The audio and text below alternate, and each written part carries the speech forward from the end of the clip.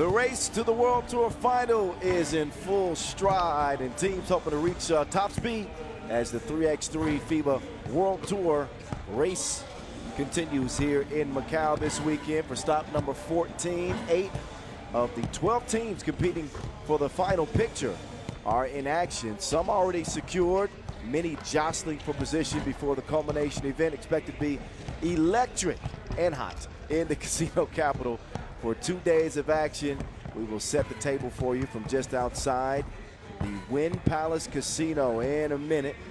But Boz Rosendahl and myself will be giving you the rules of 3x3 after you get a nice look at the city here of Macau and the World Tour standings. Here's a look at that race to the final.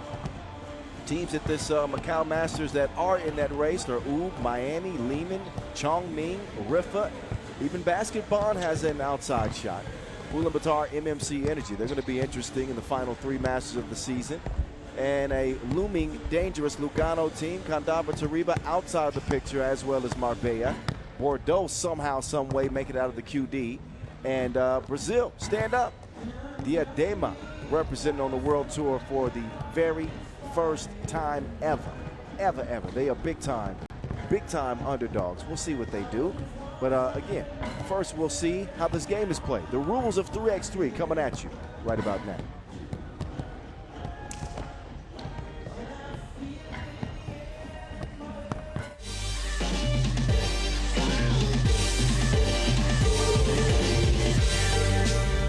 Yo, what's good? My name is Kyle Montgomery, aka the voice of 3x3. And if for some reason you still don't know the rules of 3x3, it is time to tap in. Class is officially in session. So on our half court, you've got 2 teams of 3 players with 1 additional substitute on the bench. Hey, what's up, sub? Can I check in?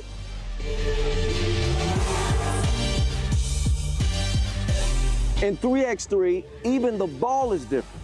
This is the official Wilson right here. Trust me, it's groovy, baby. This game is pedal to the metal.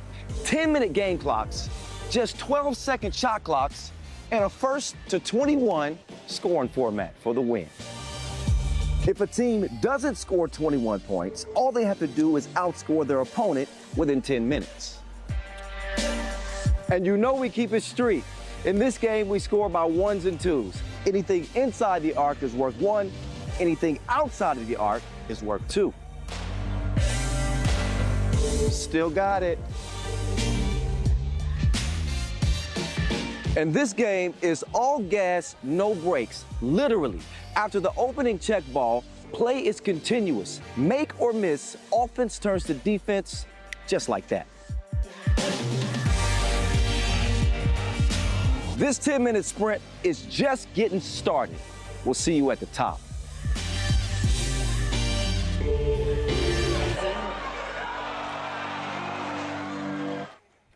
Yeah, in that rules video, I did still have it. I shot a jumper to start the day today, and I can confirm that I don't still got it. But it ain't about me. It's about the teams hooping here in Macau. Again, with that race to the final in full stride. Show you the schedule and the winners so far this year. Another season in FIBA 3x3 that has been dominated by the Serbian quartet of Oob. But it was Miami who started the year with a win in Utrecht. Varas and Toulouse have sprinkled in victories as well early in the season. Lehman got one in Ulaanbaatar. And recently, I mean, you'll see more of the same on the schedule with Oob. Up to 6 Masters titles this year, gunning for 7th. Vienna, also with a W. Miami, the only team on tour this year not named Oob to have multiple Masters wins. And a shocker in our previous event last weekend in Beijing, London, who beat Oob along the way to claim their first ever Masters crown. They're not in the mix for the World Tour final, but what a way for them to end their regular season, excuse me. And what a way for Dr. Strange to play this year. Coming off an MVP 2 years ago, his numbers this year have put him firmly in place for consideration for MVP this year, as he has Oob atop the race to the final. They are far and away the #1 spot holders and will not be caught by the end of the year. We'll see them obviously here in Macau and Abu Dhabi as well. So they get a big $60,000 bonus for their efforts this year. Top 10 spots guaranteed locks for the World Tour final. The others will be decided by host wild card and performance slots. Speaking of Dr. Strange's performance, he's #1 in the player rankings. That is for a reason. He has been top-notch all year long. Outstanding last weekend, even though they took 3rd place. Marko Brankovic, arguably the MVP of the league this year. #2 in the standings. Haven't seen Worthy de Jong and Amsterdam in quite some time, but they're here in China playing in the last Challenger of the year. So those are your top 10 players by ranking on the season. So how do your pools look like? Well, there they go on your screen right there. Pool A, Uber your favorite. Look out for Candava Tariba though. We're looking forward to seeing the Coopsy Monster again.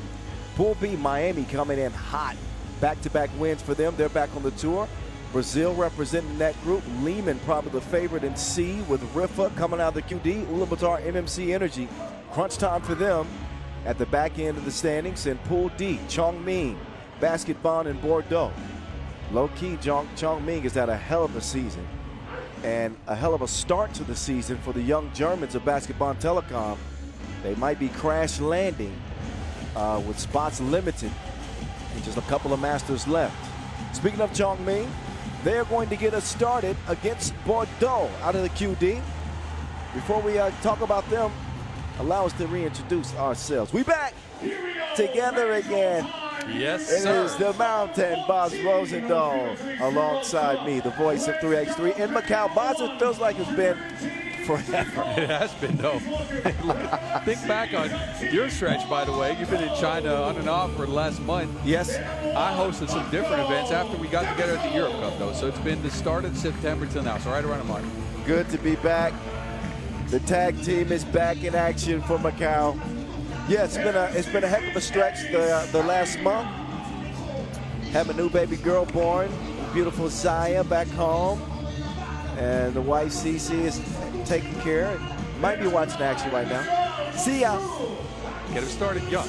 Yes. Hope Zaya's watching as well. Well, yes, she's becoming more attentive. She's definitely used to Daddy's voice. What will we see from Bordeaux? I'll tell you, Boz, that last QD game against Taipei, I turned it off. I'll be honest, I thought it was done. 2 minutes left, they're down 4 or 5 points. I said, okay, Bordeaux's out. And they came back and won the game. I didn't even see the ending of it. It was ridiculous. It was a battle of attrition as the weather out here in Macau is toasty. And Bordeaux had the most oxygen left at the end of that game, namely Alex Villare, who's quiet from 2 range all game long, couldn't find his shot. But with 30 seconds to go, knocked down a huge 2-ball that tied the game up. Taipei Wombo couldn't find their offense, and it was Paco de Mazo to knock down a game-winning putback, actually. Wow. Yep, crazy game. A very shocking result for them. But here they are. They're alive and well. Bordeaux and the black tops, pink bottoms. You saw the names representing the team. And now we'll see Chongming, quiet as kept. This has been the best team in the league this year, not named Amsterdam or Miami. That's some pretty damn good company, I would say. 5 semifinal finishes in 8 tournaments. Had a little bump in the road, got bounced day 1 in Shenzhen, but bounced back with a fifth place result last weekend, which has them 4th in the standings. They don't have the Maze North Miezes, however, in this one. They got Zichao Xiang and, of course, big Dianglang Zhang, Xinghui Wu, and Batman, Carlos Lasmanes. So, man, it seems like almost every other tournament for Chongming, they got a different iteration of the squad. No bully ball. So Cameron Forte not available for the 2nd straight tournament. But yet they remain steady, boss. You know. Yeah, and it's look, it's an attest to the way they approach the game, right? Because they have a different look almost every tournament, a different offensive focal point almost every tournament, but yet they still get it done. And I think it's because the hard work of Xinghui Wu and Dianglang Zhang under the basket. They get a lot of rebounds, they get the defensive stops that they need, and then whatever offense comes, it comes, right? So I do enjoy this team a lot. Well, we'll see what they'll do without two of their heavy hitters. You know, to think of Norris Miezes and the way that he was playing last weekend, he looked like he had some extra pep in his step. His creation off the dribble will not be available this time. So we've seen Carlos Lasmanis lead less experienced teammates to victory before. Think back to what was that, the Europe Cup 23? Yeah, 23. In Jerusalem, yeah. 15 in the game. So he's done it. Although I would say that he's surrounded with more talent on this Chongming team, especially when you look at, we've both been big fans of Jianglang Zhang throughout this season. He was great last weekend. 7.3 points per game, which was just slightly down from his yearly numbers, which is crazy. But looks like he's ready to hoop. We're ready to go from Macau. 2025 stop number 14 begins, as does Monceau, but he's told no by Batman. Kyle Montgomery, a.k.a. the voice of 3x3, rocking with you, as well as the Mountain, Boz Rosendahl. He's already got his vocal cords warmed up. He was commentating the QD for you guys. Yep. Fairly entertaining QD. Very entertaining QD. I must admit, for some of it, I was watching the back of my eyelids. There's a lot of flying going on, not a lot of sleeping. You understand? You get your rest, man. New dad, like, you got to get to sleep where you can get it. I came ready for the main draw. Here we are. Bordeaux in possession. Ooh, sneaky move. It's a double dribble. And that'll turn it over. Damazo's been a nice addition to this squad, I'll tell you. He's lengthy. He can drive to the rack. He's got some Paco powers when it comes to blocking shots, too. Oh, yeah. Couple of highlight blocks in the QD. Not a highlight for him the last possession. They got a D up right now. As here come Chongming. Jianglang running into trouble. Jianglang. He will draw the foul. This game officiated by Mima and Briggy. As we are just a minute into game number 1. Third straight year we've been here in the casino capital. That sounds odd, calling Macau the casino capital, because living so close to Vegas for so long. But it truly is. I think it has like 7 times the gambling revenue that Vegas has. Yeah. It is truly the casino capital of the world. I've contributed to that capital the last couple of years. I will not be doing it this year. Nope. 2-zip start. Chongming. Viadare. Turnaround J. Won't go. Monceau. He's got the tip, monsieur. Xingrui. Woo-ha. To the crib, through the contact, bump, and the bucket. Xingrui Wu, I think they could get more out of him. He's averaging less than 3 points a game this year. But he's in spurts, he's really shown an ability to knock them down from long range when given opportunity. And he drives hard. Yes, and he's athletic too. He's got touch on his drives. He can get up. He's a little bouncy. And again, I think for him, like, he's the steadying factor, right? So they don't count on him offensively because you already have focal points in Miezes, Lasmanis, and Forte, whoever of the 3 plays. When he does get loose, though, and we saw it on the Chinese national team for the World Cup earlier this year too. When he does get loose, he adds a new dimension. That vertical ability he has is something the other players. I mean, Lasmanis used to have that, but I don't know. Well, yeah, Lasmanis has been banged up recently. He told me last week, he said it's hard for him to even touch the rim. And I think he's 31 years old. Think about the miles that guy has. Oh, yeah. 8 years in the league. Anyway, Steiner shooting 2 free throws because of a Lasmanis unsportsmanlike. Grabbed him by the neck. I don't think that's allowed in the game. As Steiner makes it count from the line. 4-3. Chongming in front. It will turn to the beast underneath. Jianglang Zhang. The man is nearly unstoppable. 4 events this year. 8 points a game. The guy's 95% from the free throw line too, so you can't even foul him. Model of efficiency for Zhang. Can't even foul the man. Oh, and right as I say, you can't foul the man. They pick up a really silly foul on Diang Lang underneath. That was Villarreal.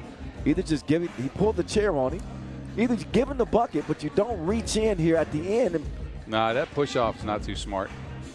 Just let him get the bucket. Now you send him to the stripe, and as you mentioned, a 95% free throw shooter. He, I mean, there's a high probability of him knocking down this one. 24 of 25 at the stripe this year. Make that 25 of 26. The math is mathing. 3-point advantage for Chong Ming. This will be the last time we see, ooh. Well, that was broken up. Nice defense. Monceau will scrap that one out. Saves the Wilson, but then gives it away. Batman saves it. Up fake. Where are you going, son? Two-piece on the way. No, it's Monceau.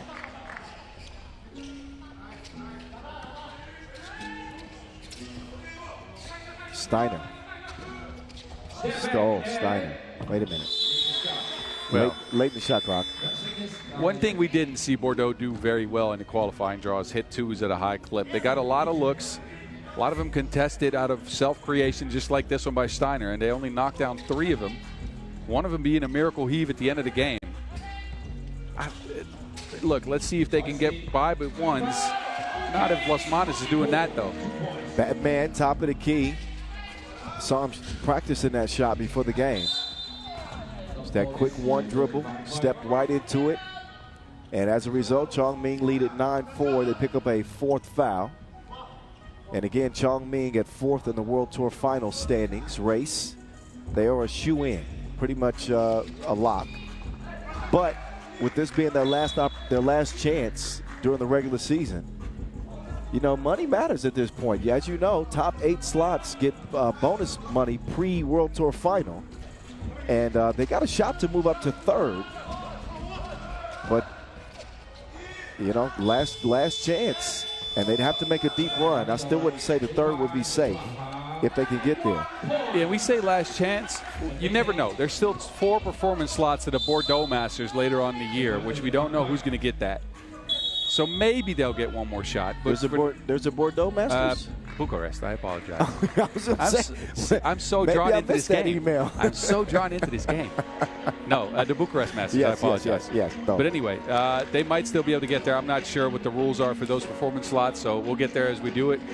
But for them to move in 3rd, they'd have to do very well here. And because Miami still have 3 events left, they have all 3 Masters locked up. Yeah. It'd have to mean Miami do very badly there. Well, they also got Lehman hot on their heels, potentially Raudon Varas, who are playing in Guangzhou at that challenger. So they're within an earshot of 3rd place Miami. But, man, the way Miami's playing right now, too, you know, it's a long shot. Yes. But a difference of $6,000 between those 2 bonus money slots. That and seeding, right? Seeding for the World Tour Finals matters a ton. Okay, that's a conversation for a later day. Yes, it is. You know, they just playing keep away from Bordeaux right now, tipping that one in easily. Chong Ming cruising in our day 1 opener. Oh, speaking of cruising, oh, he's speeding. That's Steiner, putting his foot on the gas. Now Steiner might be in trouble. Down to the back cave he goes. And he's going to whistle for the foul. Las Manos looks over here and tells me I got to make that shot.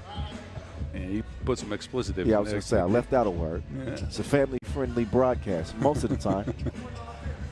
Would you say, excuse my French? Yes, excusez-moi. Basket counts, Las Manos. Makes it 12-6. And what a difference a week makes. Las Manos is looking a little bit more bouncy this weekend. Smile on his face.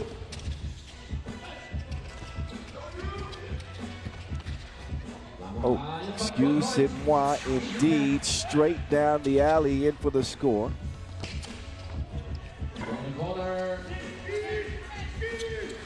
(12-7).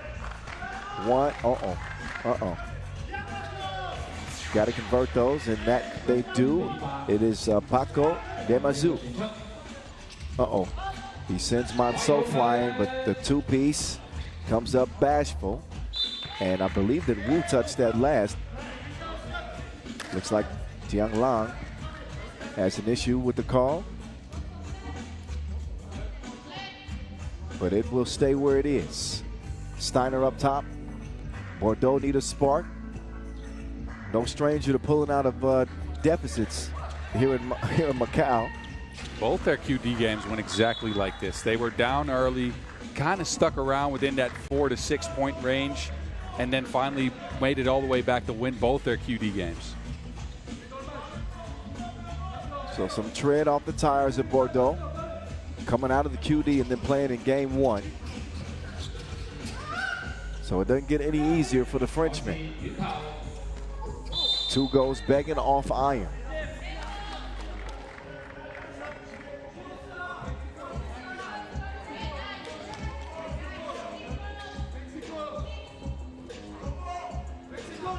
See Chao Xiang in charge of guarding Demazou.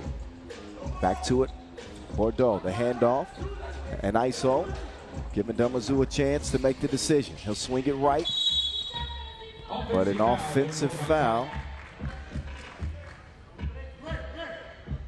Monceau checks out, Steiner comes back in. And with this lineup, you're Chong Ming, I think you go inside and you put Steiner to the test. Right now, they're testing him from the perimeter. Pick and roll game, light work.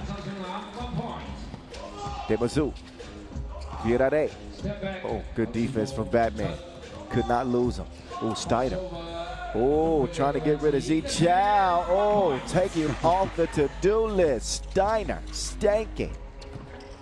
I didn't know Steiner had that. He had a little shiftiness, didn't he? Steiner's got a herky-jerky game, and he's doing a little bit of everything. Because sometimes he'll play a screener role for them, and he is undersized for a screener role, very much so. I think that emptied the battery for Steiner, though. He is completely gassed. That was one crossover too many. He says, that's it. Yep.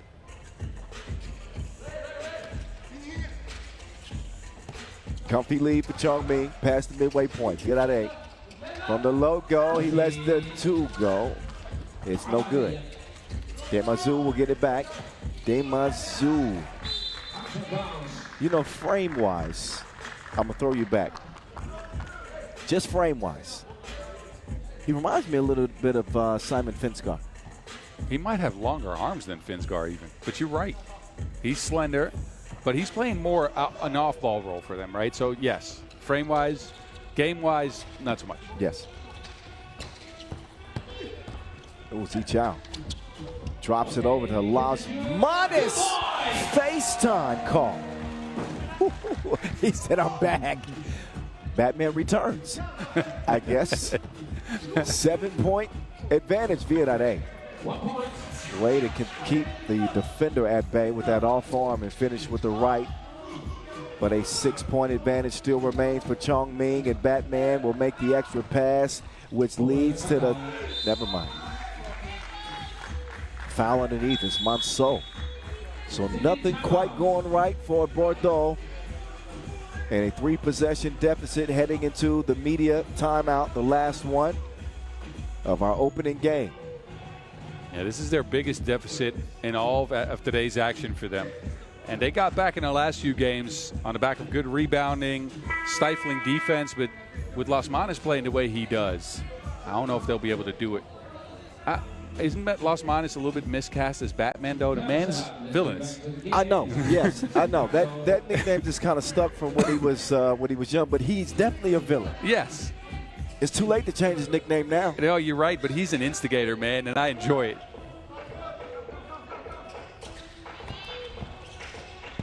Yeah, people can say what they want about Las Manis' personality. I love it. He brings character to the game. He adds a little spice to it. You never know what he's going to say in a post-game interview. I think we might never see him do a post-game interview again. I don't mind it. Seeing Grui lining up a 2-piece, no biscuit. 19-11, and we are beginning to get bored with Bordeaux, but that'll wake us up a little bit.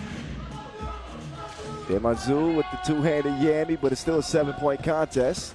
Now Monceau, took him to spin class.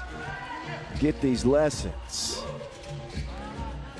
Virare, nothing but you know what. So Bordeaux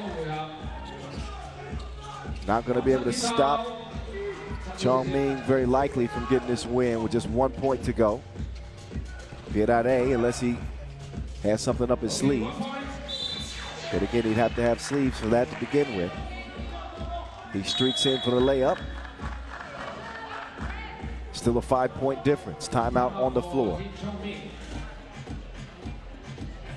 Yeah, look, the spark in Bordeaux's last game was a Villarreal 2, and he did get one finally. But the 2 balls eluded them for most of this tournament, right? And to beat this Chongming, to beat Los Manes in this form, you need at least a couple of 2s to go down. Yeah.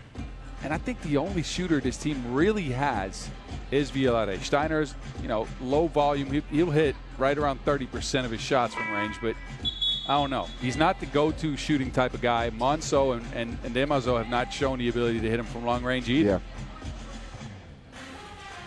Yeah, name of the game is a sprint to 21, and you need some offensive firepower. But then again, Bordeaux just here pretty much as a spoiler. Batman, excuse me. Nice move, but he can't finish the game off.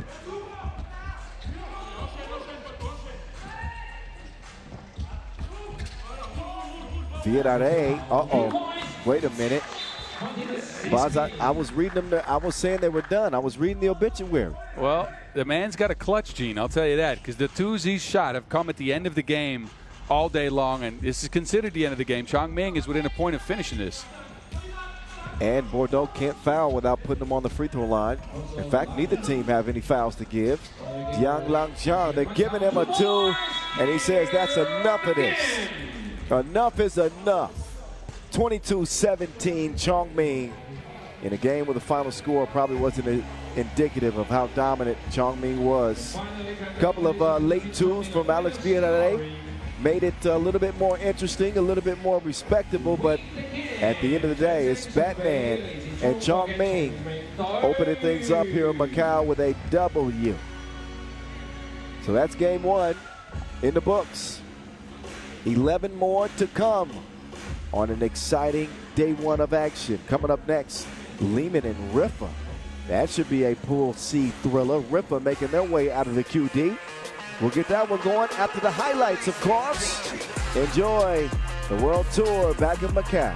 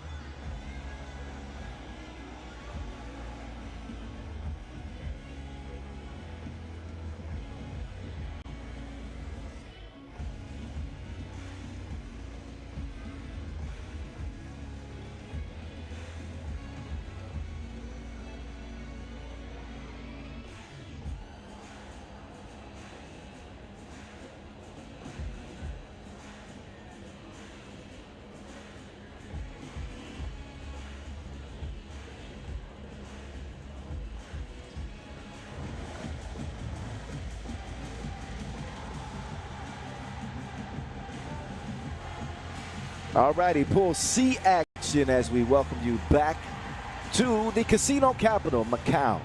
Special Administrative District of China. Raising the stakes here in front of the Wynn Palace Casino. Race to the World Tour final is in full effect. And here come the Serbians.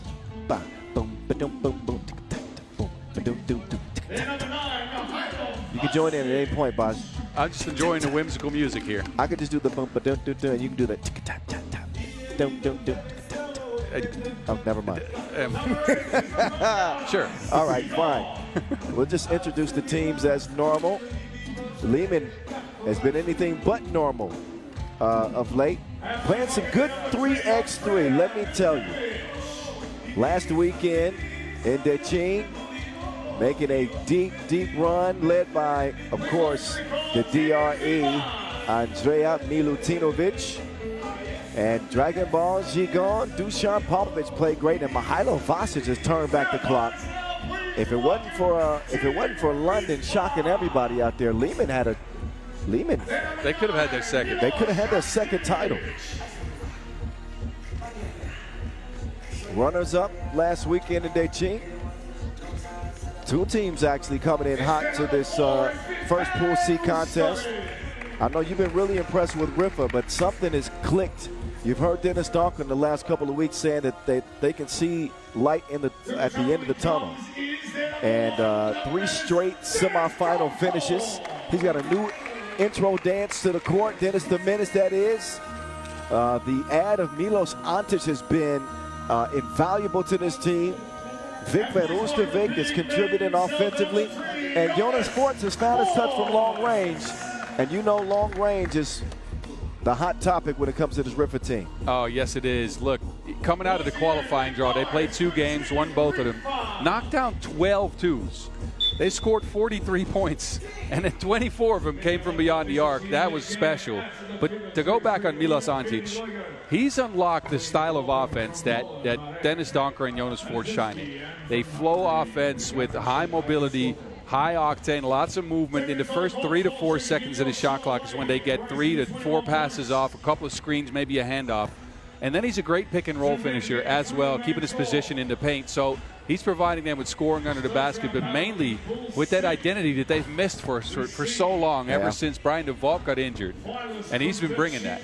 Yeah, and isn't it funny how one personnel decision can change the complexity of a team almost overnight.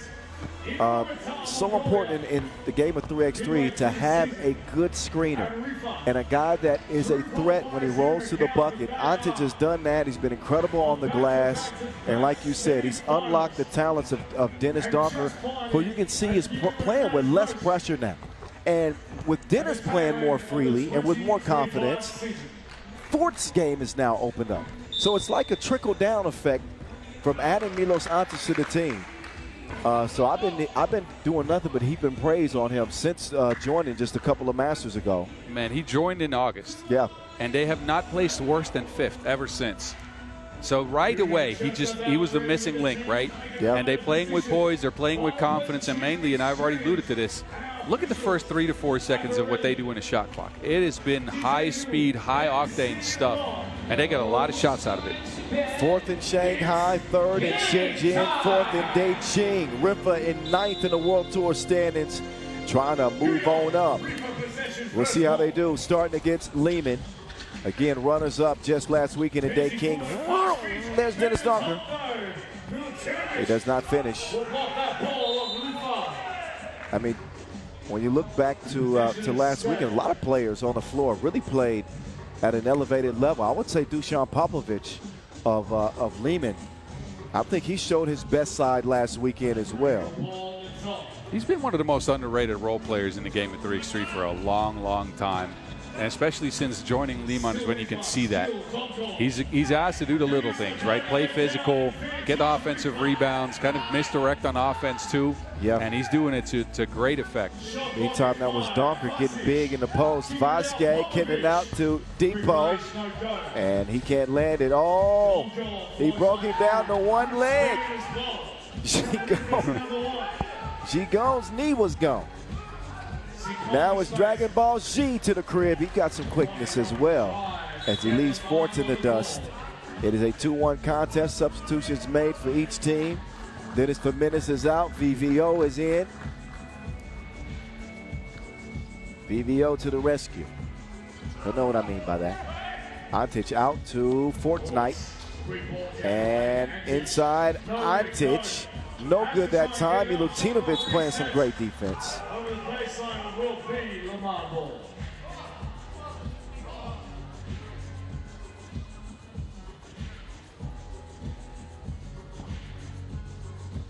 So Lehman get reset. Lehman 5th in the tour standings. 1 win this year in Ulaanbaatar, as the DRE will miss fire. And 2 runners-up finishes. 1 in Amsterdam, 1 in Beijing. It's kind of what you expect from Lehman on a year, right? I don't think they won a Masters last year, but you expect them to get maybe 2, 1 for sure, and then a couple of top finishes and kind of be at that 5th or 6th spot in the World Tour standings. Yeah. They tend to play their best ball late season, which is a good thing. But the start for Riffa this year was absolutely disastrous. We weren't being disrespectful, but we've talked about them a lot on our podcast, Word on the Streets. Replaced the E's with 3s. New episode out, by the way. Vaz and Vince Chang held it down. I could not make it because I was traveling. You did make a small appearance. Yes, but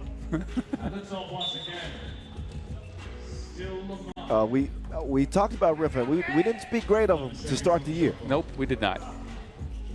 Partly because of the shock. It is something we've seen from them in spurts, though. Last year they had a similar stretch, although it didn't last that long, where they just couldn't find a bucket, were playing with no confidence. After they got out of that, though, 2 Challenger wins and a Masters win. So yeah, but they didn't make it to day 2. Look at that. Look at that defense from Dragon Ball Z. Put the absolute clamps on Dennis Jimenez. So look at the last score to the cutting Popovic in a 2-2 start. But for Riffa, first half of the season, they were bounced on day 1 in 3 separate events. And Amsterdam and Lausanne, also Vienna. And raised a lot of questions as to whether or not they were still to be considered among the powerhouses in 3x3. They are proven here late season with the addition of Antich that they are amongst the best. As Forts gets tripped up by Gigon.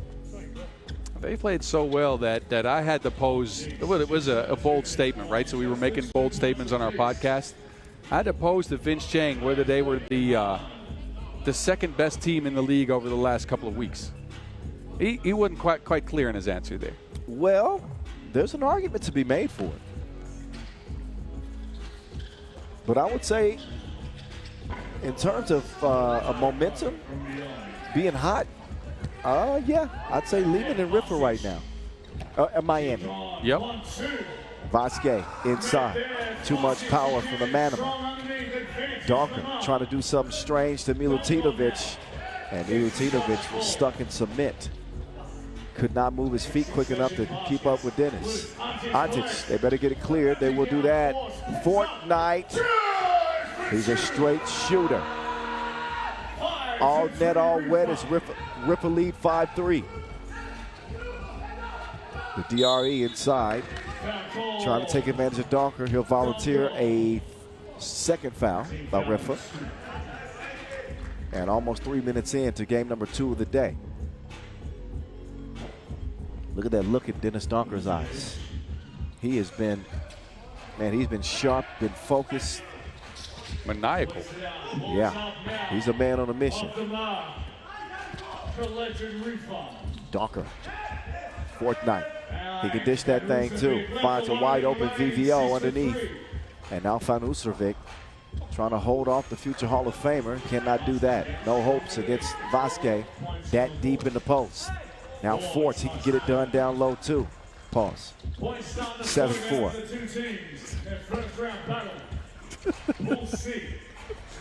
DRE. No good. glad you paused that. Yeah, now I have to think about everything that I say.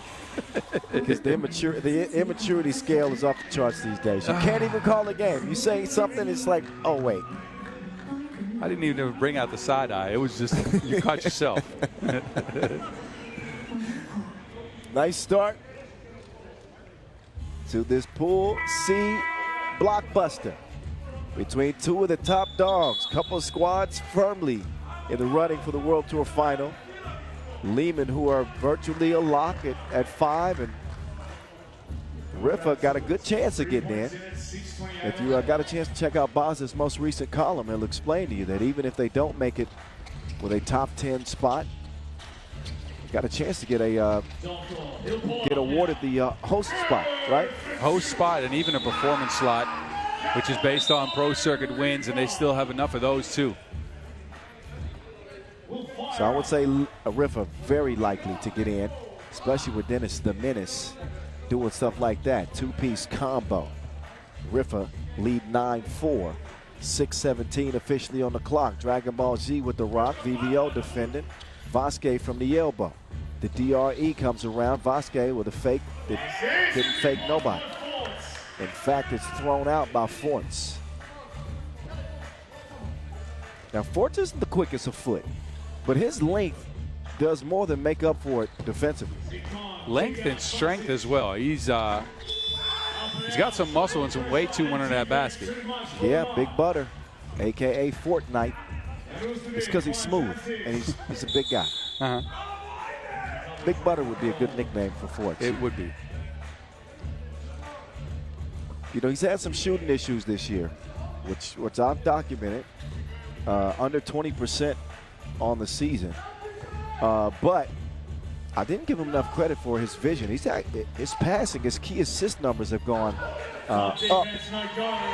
So while he hasn't found his shot, he's done a good job finding others. Yeah, and as of late in the last few tournaments, he's hit that 29 to 30% mark again, right? And that is what you want to see from him. If he gets if he's down at 20%, that deflates your squad. If he's at 30, he's at least hitting enough to where, you know, volume justifies his percentage. Yeah, he's at volume.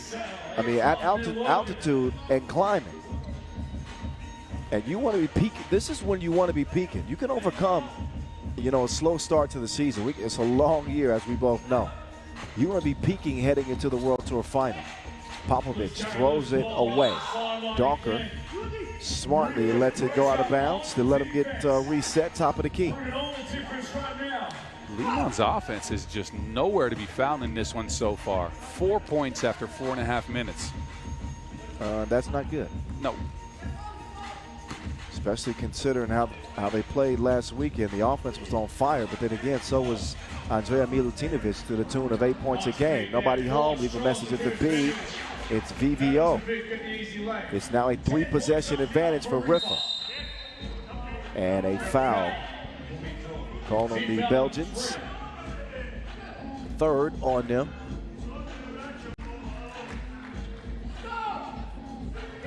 But no problem with offense last week for Lehman, who averaged 20 points a game.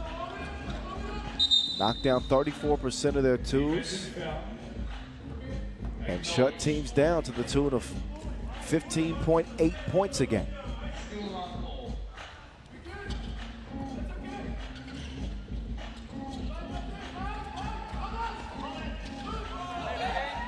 Shout out to Radomir Petrovic.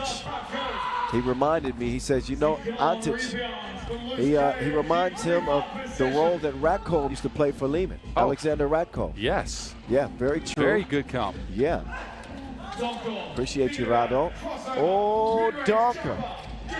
Don't do him like that, son. Dennis the Menace got that look in his eyes. And lofted into Depot, and Depot will get it to go with the contact. Donker was off his feet. Great patience by Popovich inside. Are you saying Depot got the pass deposited? I like that. You said that, but yeah, I'll take that. Yeah, well, yes, yeah. Depot. He's got the goods, like Home Depot. Popovich, this has to stop. Eventually, this has to stop.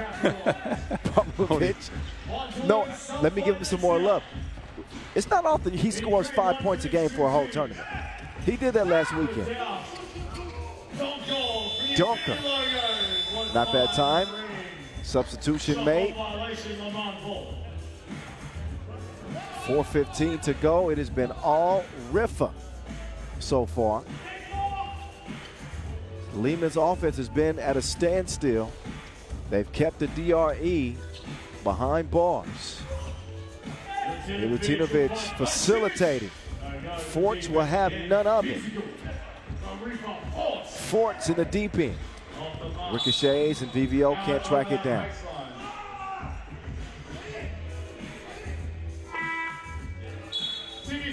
But a Riffa team that has turned the corner. They're looking like a totally new squad. Refreshed, aggressive, assertive. Yeah, and they're the perfect combination for that high movement, but mainly the ball screen game that comes after that, right? So they'll swing the ball, get a couple screens in, and then Antic or VVO will get a ball screen going for them. And look, you have to guard the two-point arc with Forts and Donker coming off that screen. Then the switch down to Antic and VVO becomes very difficult if you play a switching game. If you play a drop coverage, they'll shoot you to bits. It's such a difficult team to stop once they click. Yeah, once they click, that's the difference. They haven't clicked much this year. They are clicking in this game. That one clanks against the iron. Gigon can't find his touch. Possession back in Riffa's hands. Forts off the mark that time. 3.5 to go here in this pool C contest. Gigon throws the oop to Popovich. Won't go. Probably not the best alley-oop candidate. But no. It's what they decided to do with that action. It's where the space for the pass was. No space below to get that through. And nonetheless, couldn't convert it. Vasquez using the Milutinovic screen, kind of. But Lehman's offense just looks unsettled. Screens aren't strong, and Dennis Donker is an arsonist. He has set it on fire. And a 13-5 advantage. Dennis the Menace, who scored 8 points a game just last weekend, he has picked up exactly where he's left off.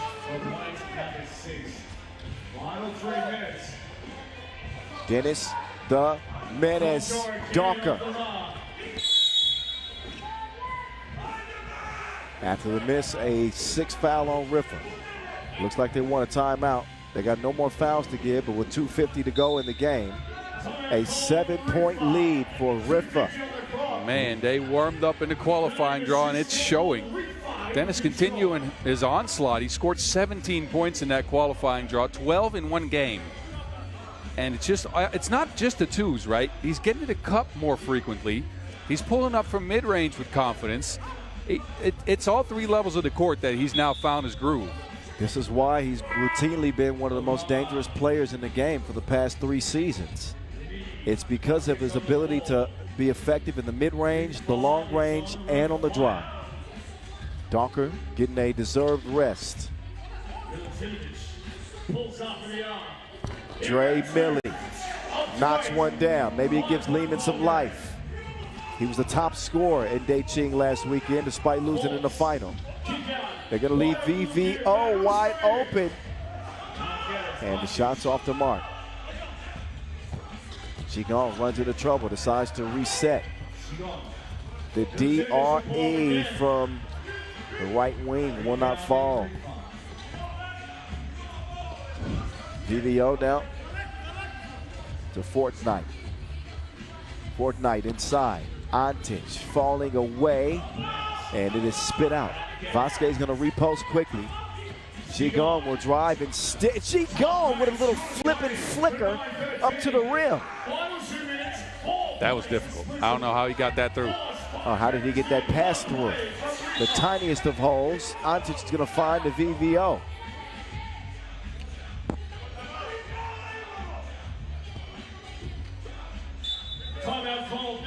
5-point lead, Riffa. $1:49 left. So Riffa will not only just play here in Macau, they'll play in Bucharest as well to cap the regular season. Could do some moving and shaking up the charts into more bonus money.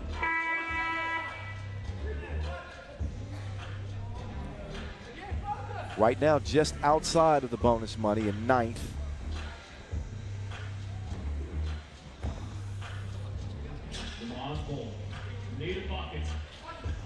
DRE being surrounded. Underrated is the deflections that VVO get. Deflections is a stat we're not keeping, right? But it takes a team out of their offense, out of their flow, and VVO is getting so many hands on that Wilson. Yeah, I agree. It's a stat that is meaningful because when you get a hand on it, it'll cost you a couple seconds in that shot clock, and that means everything. A tournament like this, in fact, the last 3 of the regular season, including this one, every possession, every game matters. In the race to the finals, Dawker will draw the foul on Gigon. He's shooting 1. Thought he was beyond the 2-point arc. Shout out to DJ Mike Lou. And DJ U, by the way, who's actually here. Mike Lou's watching from home. He wants to call Dennis Dawker Daredevil. No, Mike Lewis. He's already got a nickname. All right? Mike Lewis came up with some good nicknames, Oh, though. no, Mike Lewis has got some great nicknames and some bars. But not this time, Mike Lou. All right? Sit down and enjoy the game. And have some nice Dutch pancakes. High off the glass, meantime. Milutinovic gets the whistle on Forts, and I do believe that's the 7th on Riffa. So a chance at a 3-point play, and all of a sudden Lehman have clawed back in this with 1:23 left. And obviously a couple of free throws coming for the DRE. Yeah, don't ever count them out. They're an experienced squad. They've been in this type of situation. They're going to continue to, in every game, to look for where that offense might come from. In this case, the DRE bringing a chronic. He smoked it. The first free throw. He was ablaze last weekend. 7.6 a game, 42% from 2. Oh my goodness, and he was 100% at the free throw line, 7 of 7. Milutinovic with 2 big misses. Could have got him within 1.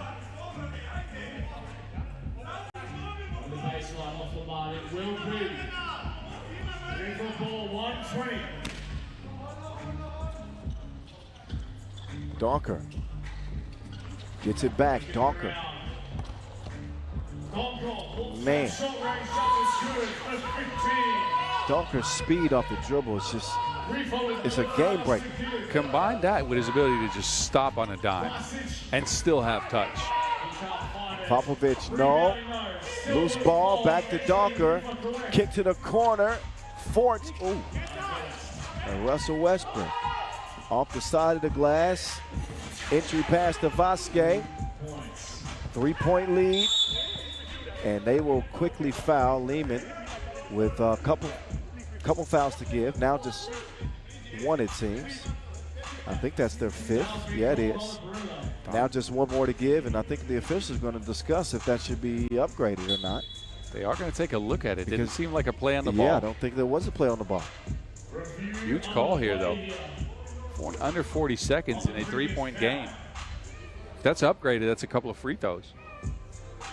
Yeah, we'll see what official Brigitte Chabai Coach Coutu will decide at the scores table, but I do think it's worth a closer look. I mean, if you're going to, if by the rules, well, I would say the unsportsmanlike still a little bit gray sometimes. It has to be an overt action. Sometimes you see that called as a clear path foul, right? No play on the ball. I think it just comes down to how aggressive was the actual foul. And what part of the court it was on, too. Yes. Once you get down below the 2-point arc, something's more often called a regular foul. But then once you get to the paint underneath the basket, they look at it sharply again. I don't know. It's all over the place. Was it a clear path? Do you think it was a clear path? Nope. Okay, it's ruled a regular foul. Donker says okay. He would have loved to have seen it upgraded. Instead, he'll get reset, top of the key. Yeah, I like that call. I think that at this stage of the game, this is the best call. See, if Dennis wanted to play it properly, he would have just fell on the ground, sold it a little bit more. Donker with 9 points, he can't make it 11. Instead, he gets sealed. And don't look now, but it's down to a one-possession game. Riffa, who led this thing by 6 points late, now down by 2. Ford, oh my goodness, from deep, deep. Jonas Forts, and then the defense. Shigar will airmail it. But it is Fort's night. Sharpshooter emoji from forever away. That was ridiculous. From behind the logo almost. How many times have we seen him hit those, though? He's got the strength to do it. And he's knocking them down at a high clip, so you're right. We've seen it a bunch. That is going to be effectively the dagger in this one with 8.2 seconds left. Right on time, two-piece. Jonas Forts.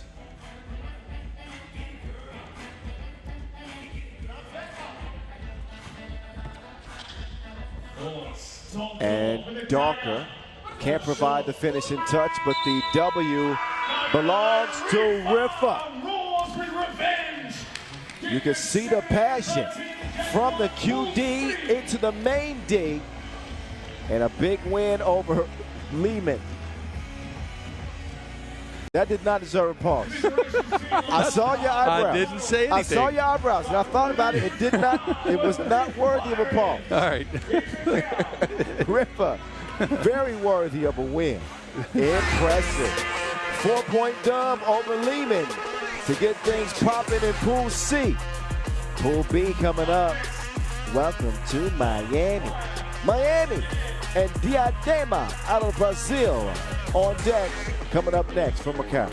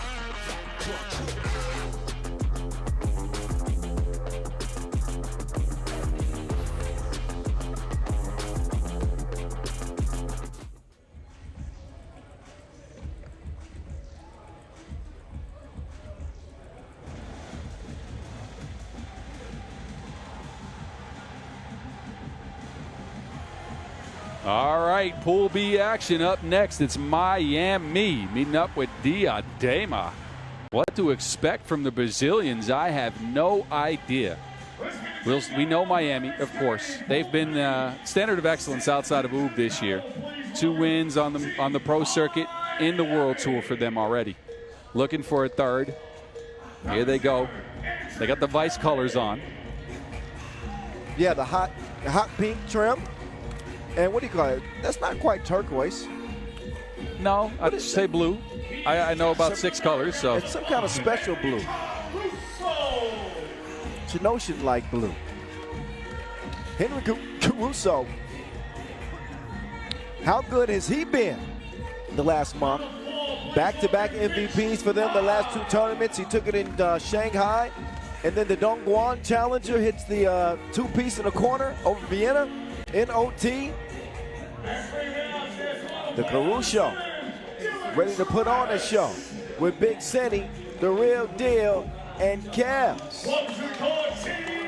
As Boz said, Miami coming in hot.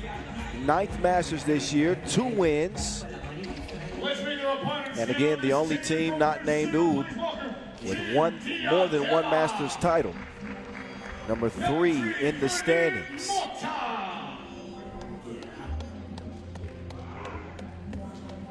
Now this is a first time for all of us here in Macau.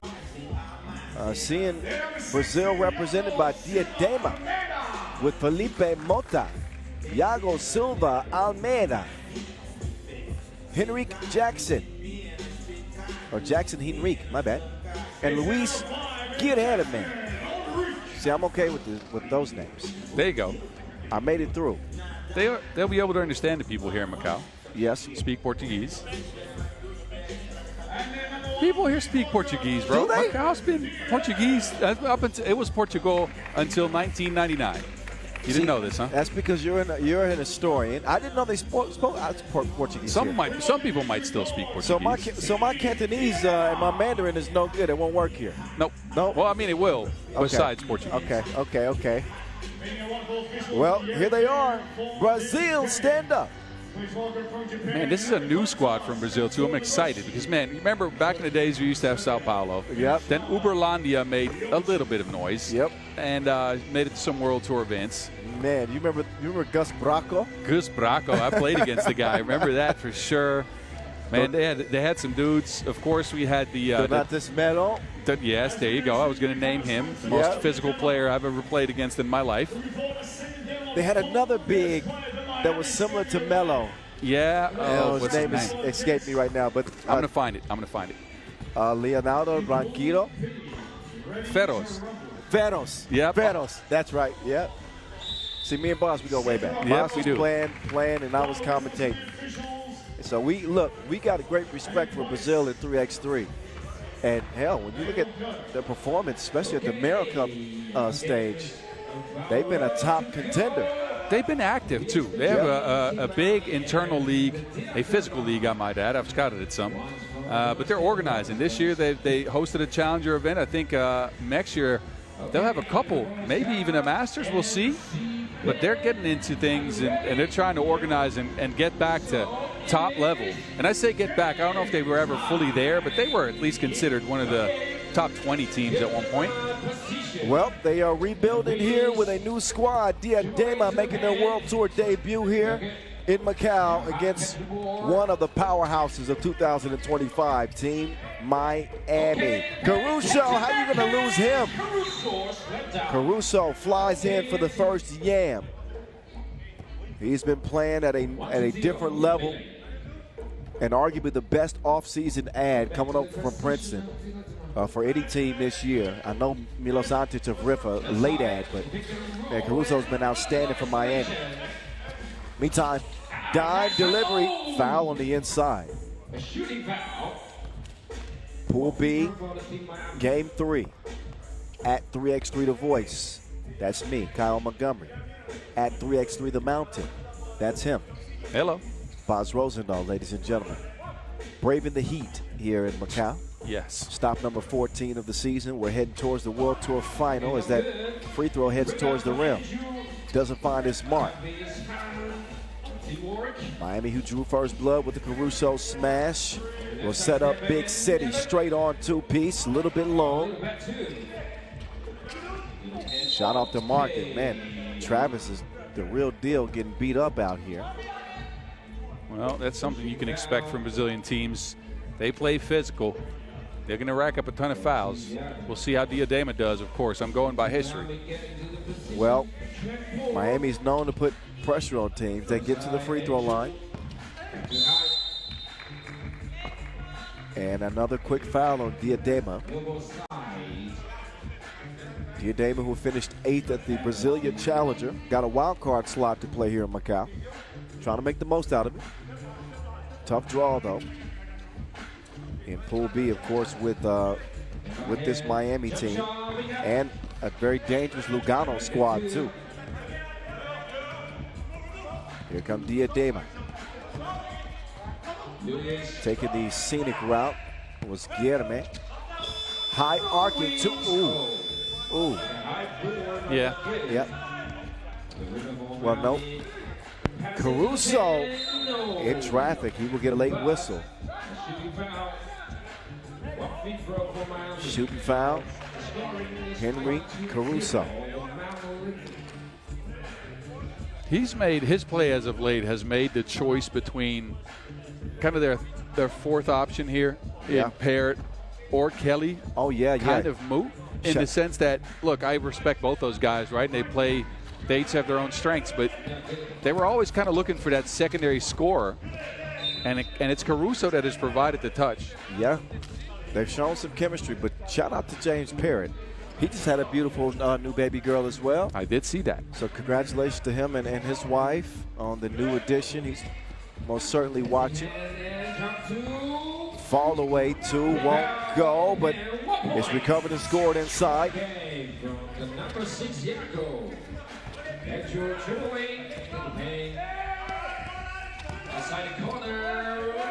Two-piece corner.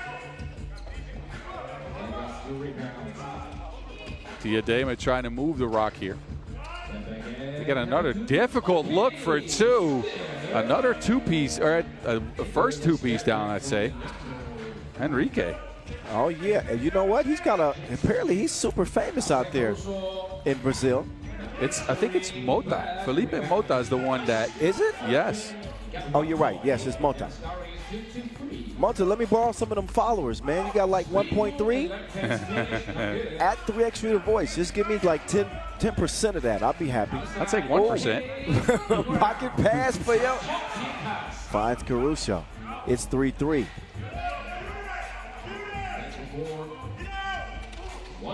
That one fed inside. Nice action here. Diadema showing themselves to be some quick studies with this 3x3 thing. Playing with the pride of Brazil across their chest.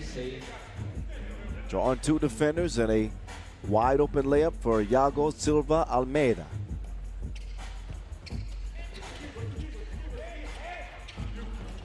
The real deal. Trying to navigate.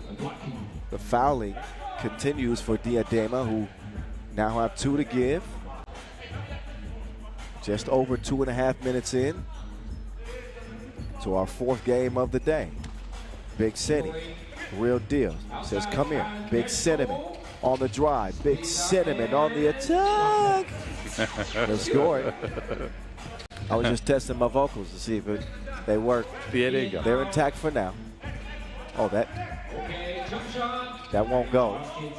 Got to be careful with that arm extension. Yeah. Lucky no offensive foul was called. Meantime, Mota. Second best Mota that I know. Okay, I see you. Nothing happened on that possession. And a timeout on the floor. FIBA 3x3 World Tour from Macau. Back once again. Last year's winners, UB, will be in action next as they will defend their crown. Top teams in the World Tour standings, lacing them up here. Every game, every possession is at a premium. You want to be playing in the biggest event of the season in Manama, Bahrain to cap the year. 2 more World Tour Masters left after this. Abu Dhabi and Bucharest. Mota won't go. Yet to give all those fans something to cheer about.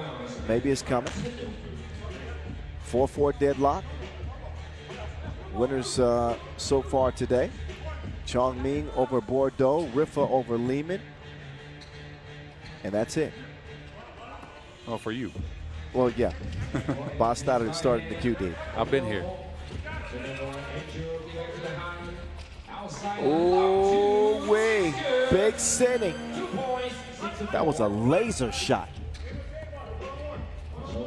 High arc. No 2 response. Motor Skies for the board. They'll try to establish some pick and roll action. No need for the pick, just the roll. And finger roll won't go. Oh, precision pass from Dylan Travis. Kelly couldn't finish it off. Motor now on the run, spinning. Going to work on Big City. Jump hook won't go. Hahn fakes the screen. Hahn, ISO, Hezzy, drive, left, pull up. With that frame to be able to pull up on a dime like that, it's unfair, man. Big Cindy's got some touch. And looking good. Big Cindy game is smooth. I think he wanted me to call him Big Sexy at one point. Well, that's not. Yeah, I decided not to. Meantime, it's the real deal. Two-piece, no biscuit. 9-5. No, Big Sexy wouldn't stick.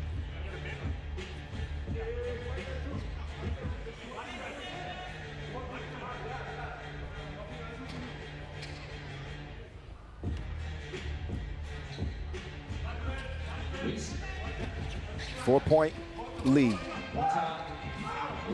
Wide open underneath. That's a defensive breakdown for Miami. We've seen that twice in this game. Silva Almeida converts it, but still a 9-6 advantage, and Big Cindy ain't stopping yet.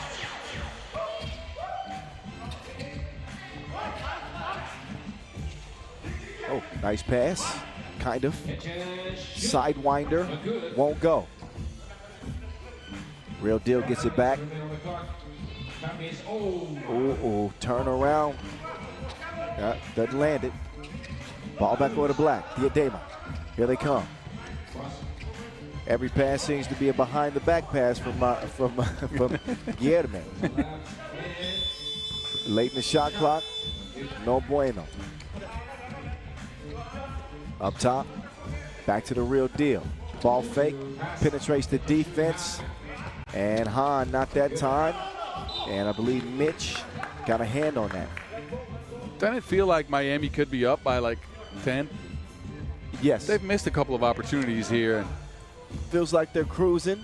But Diadema haven't really given them any reason for concern. Not yet. If they can get some of these to go, maybe things will change. That one off the beak of Caruso, it looks like.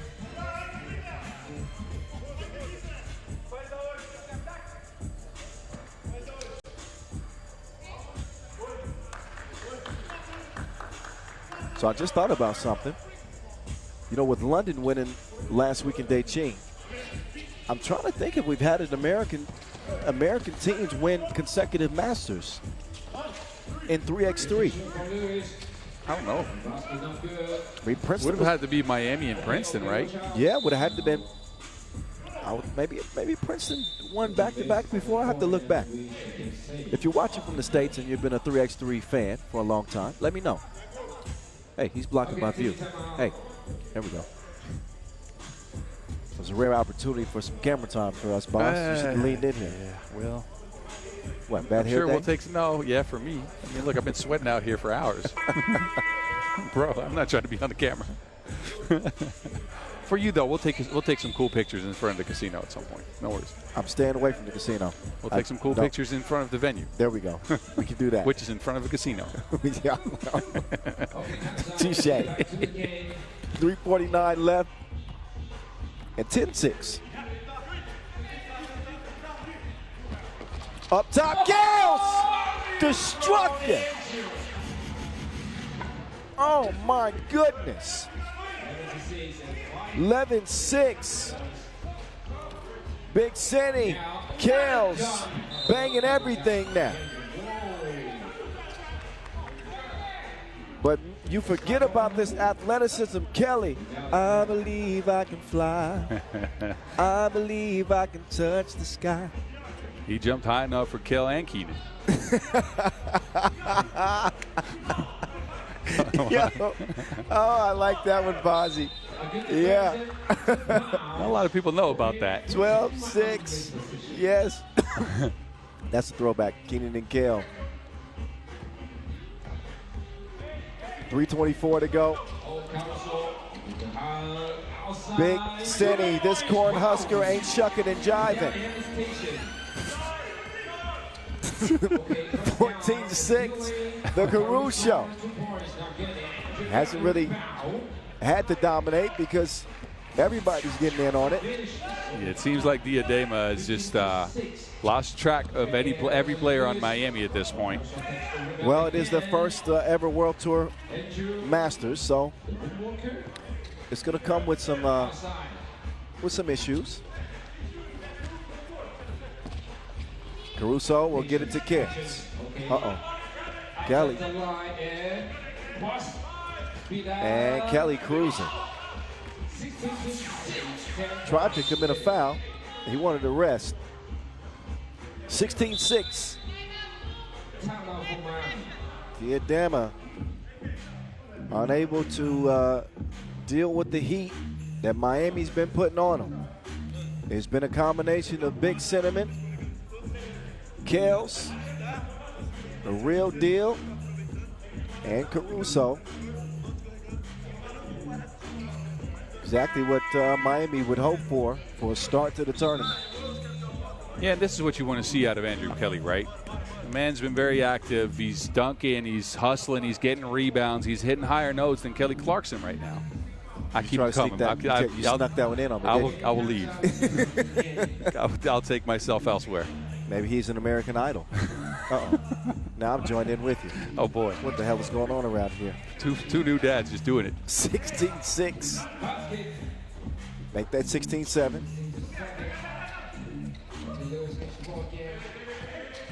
Hezzy, drive, won't go, neither will the tip. Miami's 9-point advantage, threatening to get even worse. Mitch, please. 18-7.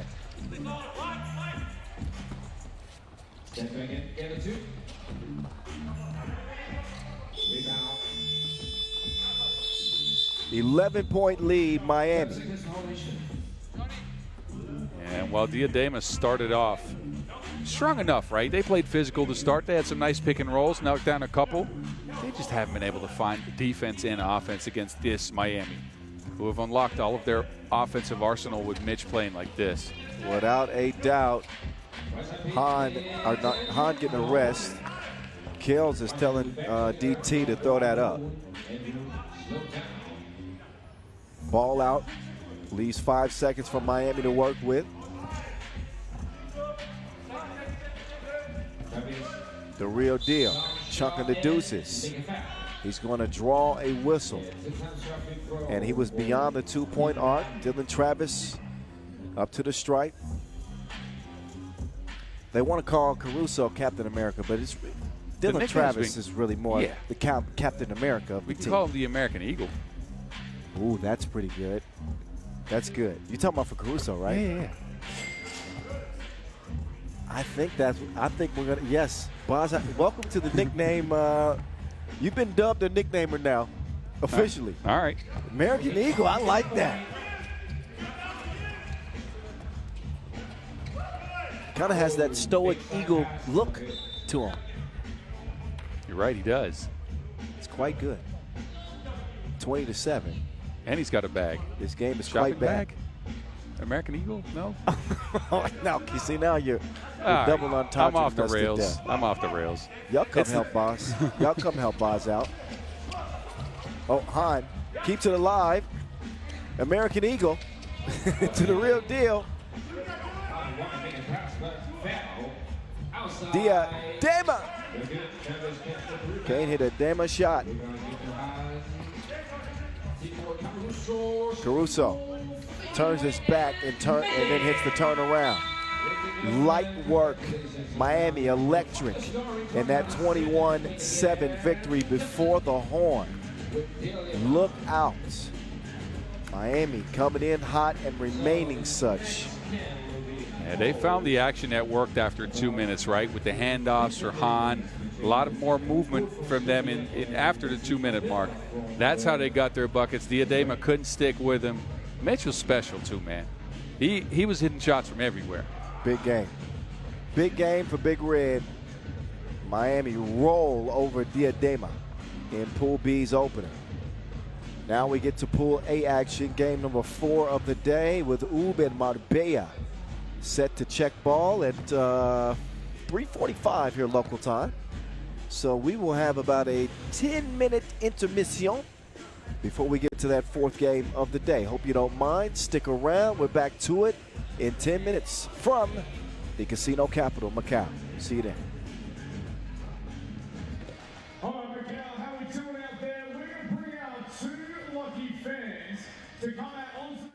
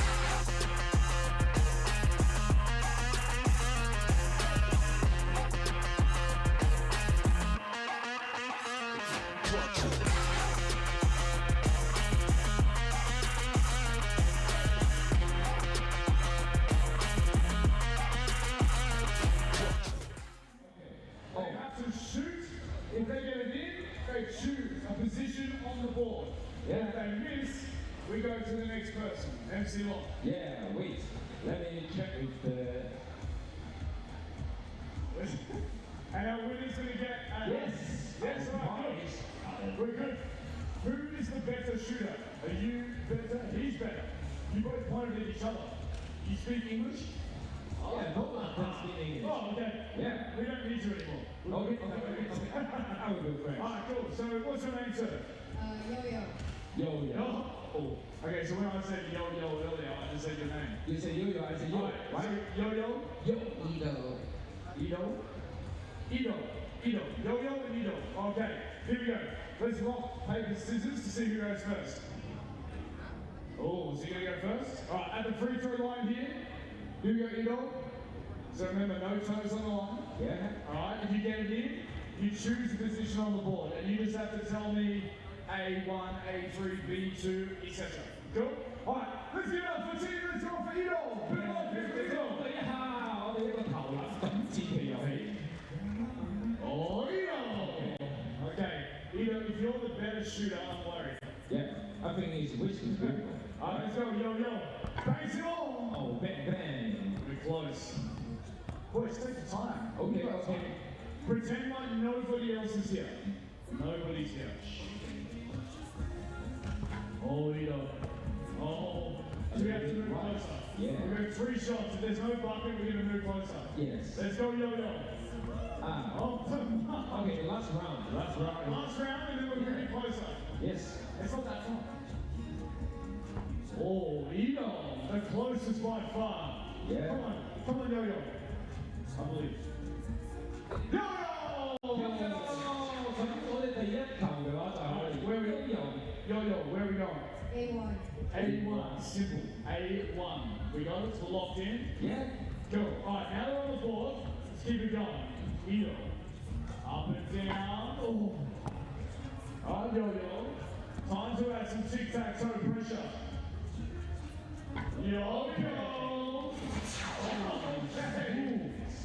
Now where are we going? Back-to-back buckets for you. A2.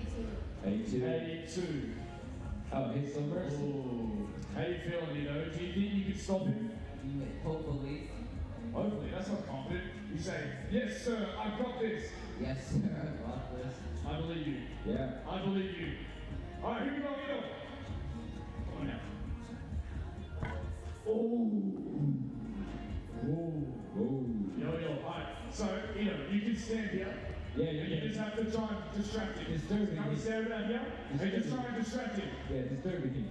So maybe not hand in the face. You can just like up and down like this, like, oh. You can miss some, right? Ah, see, you got it. It works. Good job. It But works. you can't. You can't. You have to stay here quiet. All right, let's go. You got this. Get on the board. Ido. Okay, Ido, you know where to stand. Go back there. You want to get near? Ido, go back there. Let's go, Yo-Yo. We've got the back. You can just stand. Too close, too close. But he has to shoot. Yo-Yo. Okay. Come on, Ido. Let's go. We're going to speed this up. Let's go. Kick down. Let's go. Ido, quick before he shoots. Too late. Oh, it's not happening. I'll go into the rapid fire. 2 minutes. Oh. Still nothing. Still nothing. Let's go, Yo-Yo. To get it done. For the win, no. Wait. We don't have time. We got to speed it up. We got players waiting. Hermione Ballas is waiting. He wants to get on the court. See? He's king. Maybe we get him out to shoot. We'll show you how it's done. Let's go, Yo-Yo. For the win. Finish the game. Oh. Let's go. Yo, come on. I think Yo-Yo is so Oh, Ido! All right, Ido, where do you want to go? Quick. A30. A3. Are you sure? Yeah, okay. So, A3, yeah. all right, let's go. Yo-Yo. It's going to be quick fire now. Ido, quick possession. Never stop. Keep going. Oh. Speed up. Oh, nice pass from MC. And we got it. Oh, okay. Where you go? B2. Ido. B2. Wilson 4. Okay. Go, Ido. Okay. There's no pressure. Yo-Yo, did you get it done for the win? Yo-Yo! Quick, the players are coming. There's no pressure. A little bit nervous from Leo. You got to play as a professional watching. Come on, come on. Yay! Okay, double check really quick. C3 is the call. We got a win. Round of applause for Yo-Yo. Yeah, 掌聲送俾Yo-Yo，好冇？ Thank you, boys. Eno, Yeah. congratulations. Yeah. Yo-Yo. So we stand by here, stand by here, we take a photo, right? Take a photo. Quick photo as the players are coming. Okay. We also have a little prize for Hey, no, quick photo first. our sport. Of course, we get Sport. to get these players out. You're going to get the competition going. Yes. Oh, this is for you. And look at the camera. Why are you so far away? Yeah. Here we Let's go. go. Put on a tree. 3, 2, 1, 3x3. 3, 2, 1, 3x3. All right, good job. One more time for Eno and the winner, Yo-Yo.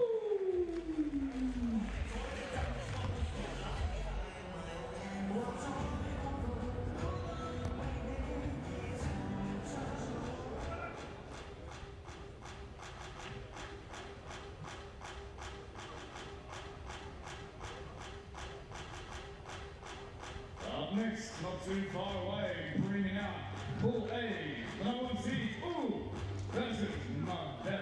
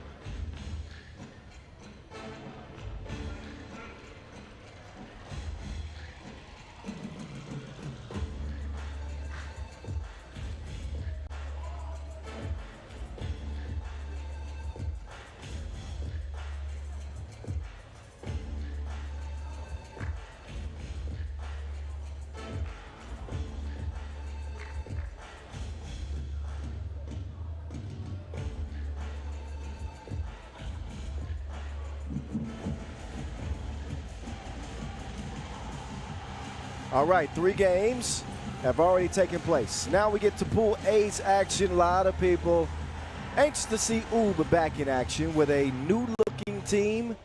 For the first time this year, but not for the first time ever, we'll get a look at the Stojacic bros. That's right. Stefan joining Erlebe and his brother Strahinja. No Dejan Majsorovic, still out with a back injury, likely not to play this year. And Marko Brankovic, Branquilla, finally gets a rest here late in the season. Mr. Robot's back. Stefan Stojacic, one of the game's greats, opened the door for his little bro Strahinja to become the superstar that he has become. Of course, Nim Diesel, ready to roll with Nenad Naranjic and the world #1. And the other doctor in the house, Dr. Strahinja. Dr. Strange, Strahinja Stojicic. Team Oob finished third last weekend in Beijing.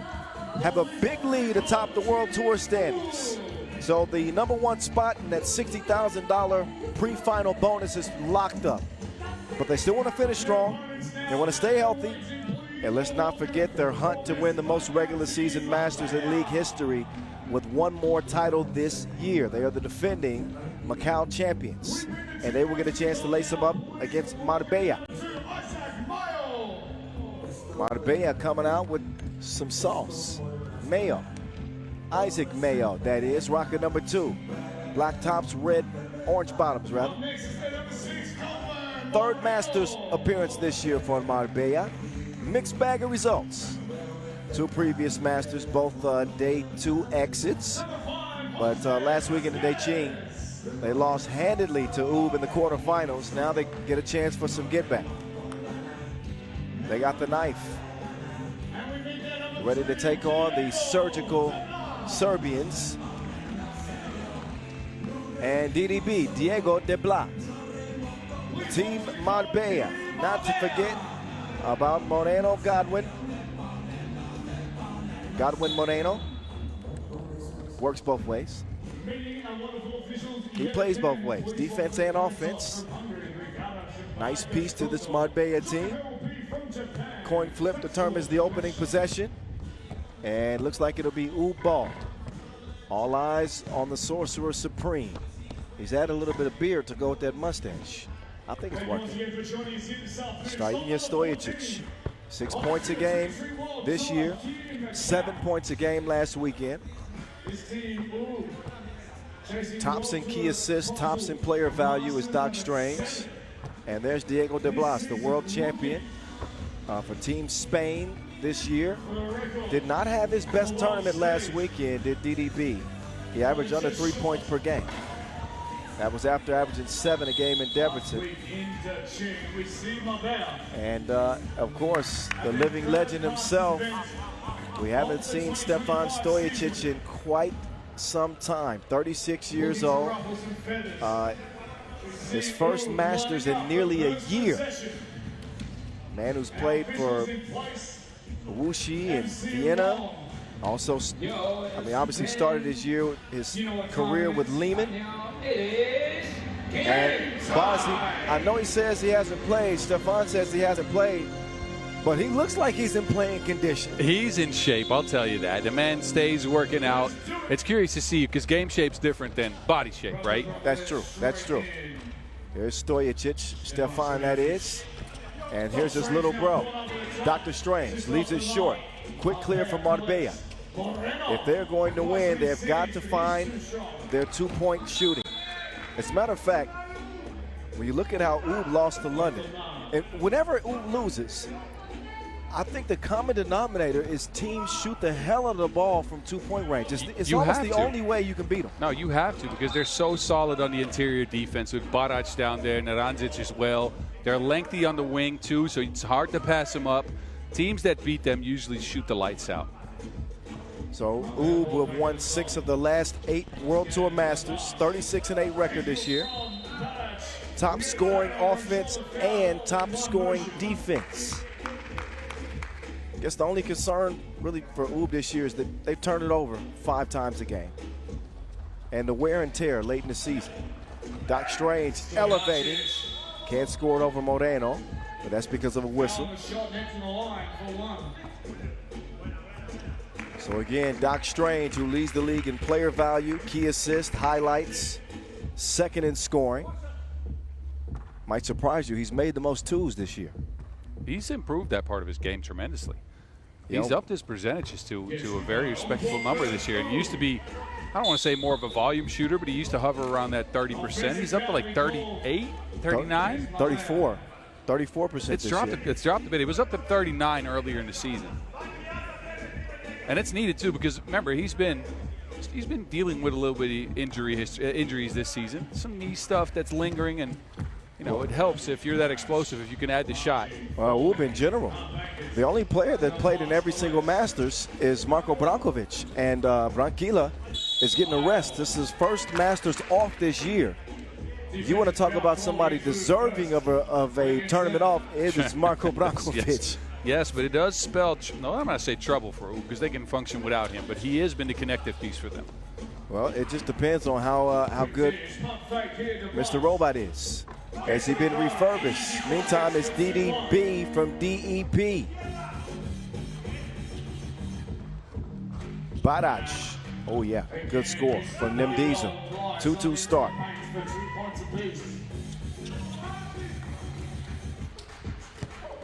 Blasquez, he will let it fly. Never seemed to have much of a handle on that shot.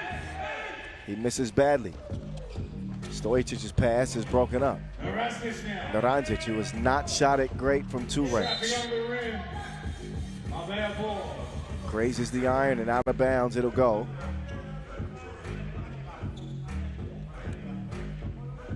But even though Ub were upset by London last weekend, I doubt they're upset about it, considering their dominance on tour all year. Mayo sets up a layup attempt at least, but Godwin could not get it to go.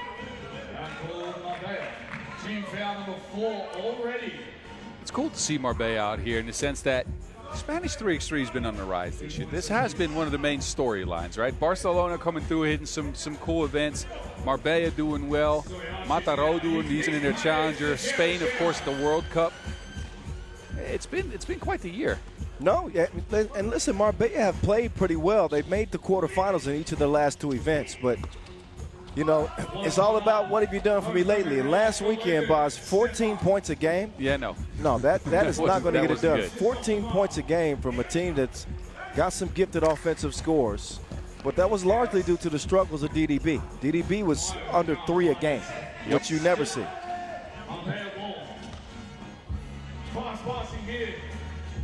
The knife cutting to the rim, past the defense easily.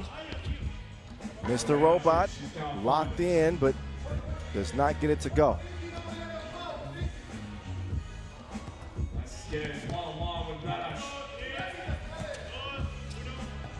That one's stolen, and Stojicic will throw it away. A little overzealous on the pass attempt. 7:16 on the game clock. The voice of 3x3 in your ear. Boz Rosendahl as well. DDB trying to put one in the ring. It won't go. Badac Hezi, baseline. Badac moving some furniture down there. You better move. Ub up 1. Got a Kandava Tariba team also in this group, Pool A. Probably favored, Ub's the favorite. Oh, yeah. Between Kandava Tariba and Marbella, who would you give the edge? Whoever finds their shot. Yeah. I mean, look, Marbella, of course, they have DDB who can shoot it, Mayo as well. Kandava's a team that lives and dies by the two. They shoot over 50% of their shots from range. So if they can find touch, then count them in. If they don't, count Marbella in. 1 point lead, Ub. Moreno swings at DDB. Streaking to the bucket. Blasquez off iron. Moreno secures the rebound. De Blas blast off. A rocket from 2 range. Connects. Strahinja gets it back. Doc Strange. A bullet to the baseline. Easy work for him. De Blas, no shot coming easy. A narrow miss for him as we're at 6:22 to play. And 5-5. So far, so good for Marbella. But you get the sense that Ub have not fully put their foot on the accelerator. No, and they have scouted Marbella, of course, and they know DDB wants to get some shots up. Well, they dismantled them just last weekend. So Ub obviously have the formula for success. And there's Mr. Robot. He's built for this. 9-year 3x3 veteran. World champion, World Tour final winner. Future Hall of Famer, all wet, all net.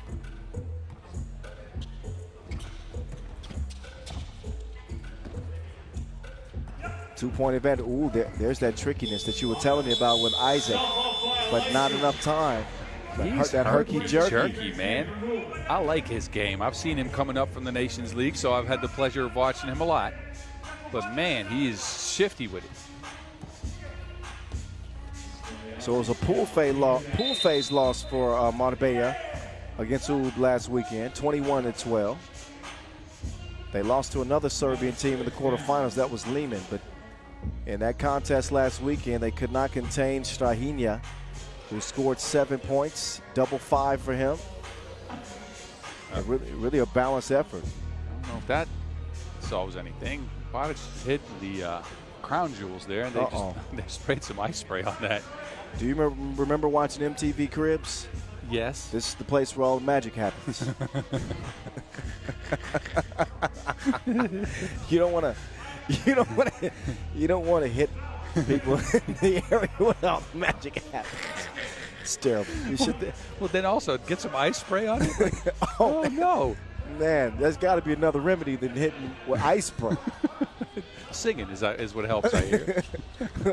I never heard that. Blaska is offline as this broadcast is going off the rails too. Mayo, no. Naranjas with a big board. Robot. Shooting like RoboCop. Two-piece, the second one for Stefan Stojicic. Looking like the other Steph with that one. He's looking rejuvenated, man. I mean, he was already good for them last year, right? He came into the finals, I think it was in Kazakhstan, where they played with 3, and they narrowly lost the finals. He looked good then, but he's taking some time off of basketball, and he's looking sharp. Yeah, without a doubt. 6 seasons with Lehman, and then he spent a couple of seasons with Vienna, then to Wuxi, and then he joined UB last year. 5 points a game in his 6 events he played last year. But I believe his last event played was Neom of 2024. Yep. Couple of deuces for Stefan Stojicic. I know Mama Stojicic and Papa Stojicic are proud. Oh, Sharon is caring. Uh-oh, that one thrown away, stolen. Bro to bro. Stefan to Strahinja. And Barac is back down. I mean, the man, he just regained his baritone, and he hits the deck again. Barac is frustrated.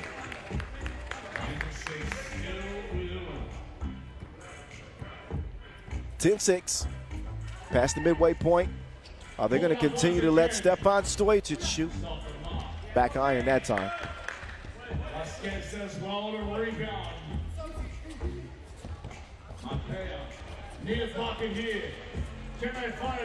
Oh my goodness, that was a disrespectful block. Ball is still alive, they're saying. 10-7. Stojicic's pass is stolen. But you will rarely see a block this disrespectful in your life. That was a cancellation. Man, he squeezed that lemon.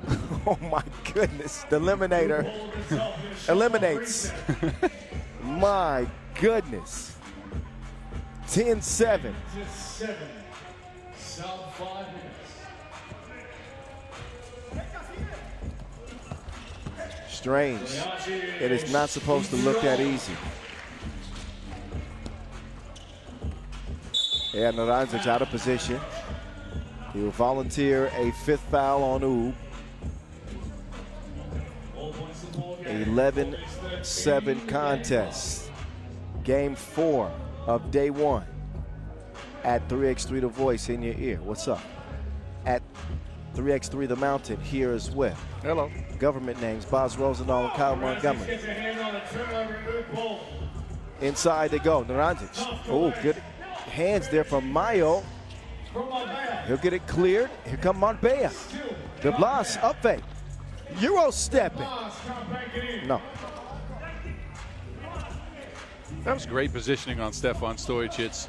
Even though that Euro step came, De Blas couldn't find the range from there, from inside the arc. Savvy veteran. And still showing some hustle, too. Sets up his bro for a double date. Worked a lot better now than it did in high school. Doc Strange put him in the blender. That is a deadly cocktail.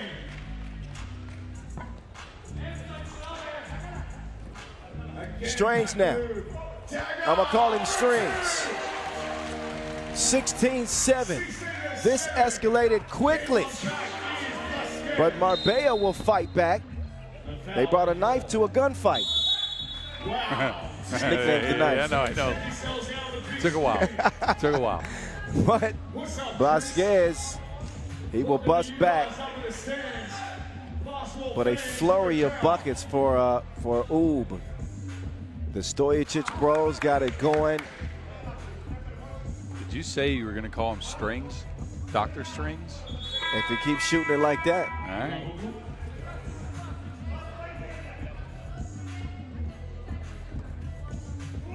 Who has the labubu? The Labubu. Did you hear that right? Yes, I did hear that right.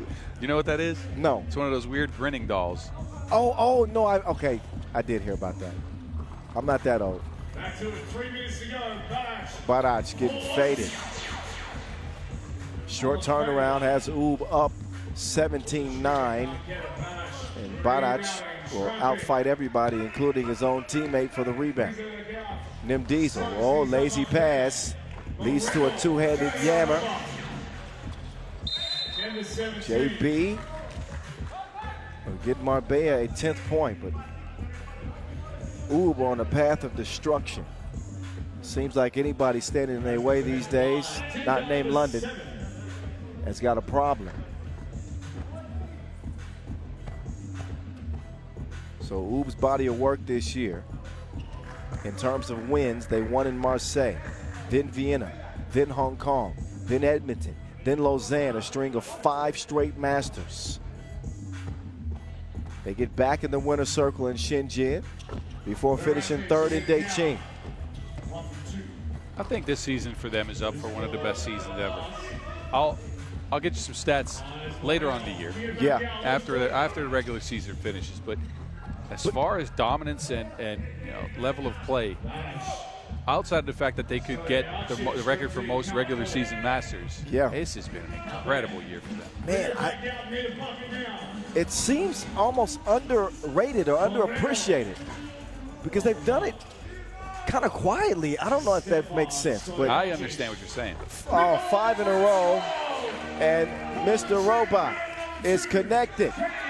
The refurbished 2025 version, Mr. Robot 2.0. Blasquez getting to it, much like he did last week. He was their leading scorer. They double dare Mr. Robot. They ain't done their research. Stefan Stojacic locked in as he's back in red with Oob. Man, they've given him a motion tracker and some shooting AI. I don't know what they did to him. I am telling you, the new update for Mr. Robot is a problem at 36 years old. He guns him down to the tune of 4 deuces in the game. And I like the confidence they had in him in featuring him in the offense. He's just not just an ornament, not just filling a roster spot. He's here to ball. He's playing like this. He's a dangerous, dangerous add to this squad that's already so good. Mr. Robotnik. Oh, that's already taken. No, it's not. No, give it to him. Do it. Highlights for you. We are a third of the way through the day. 4 games in the books. And, of course, we will keep the action rolling right along. We'll go back up to Pool D. Chongming and Basketball Telecom.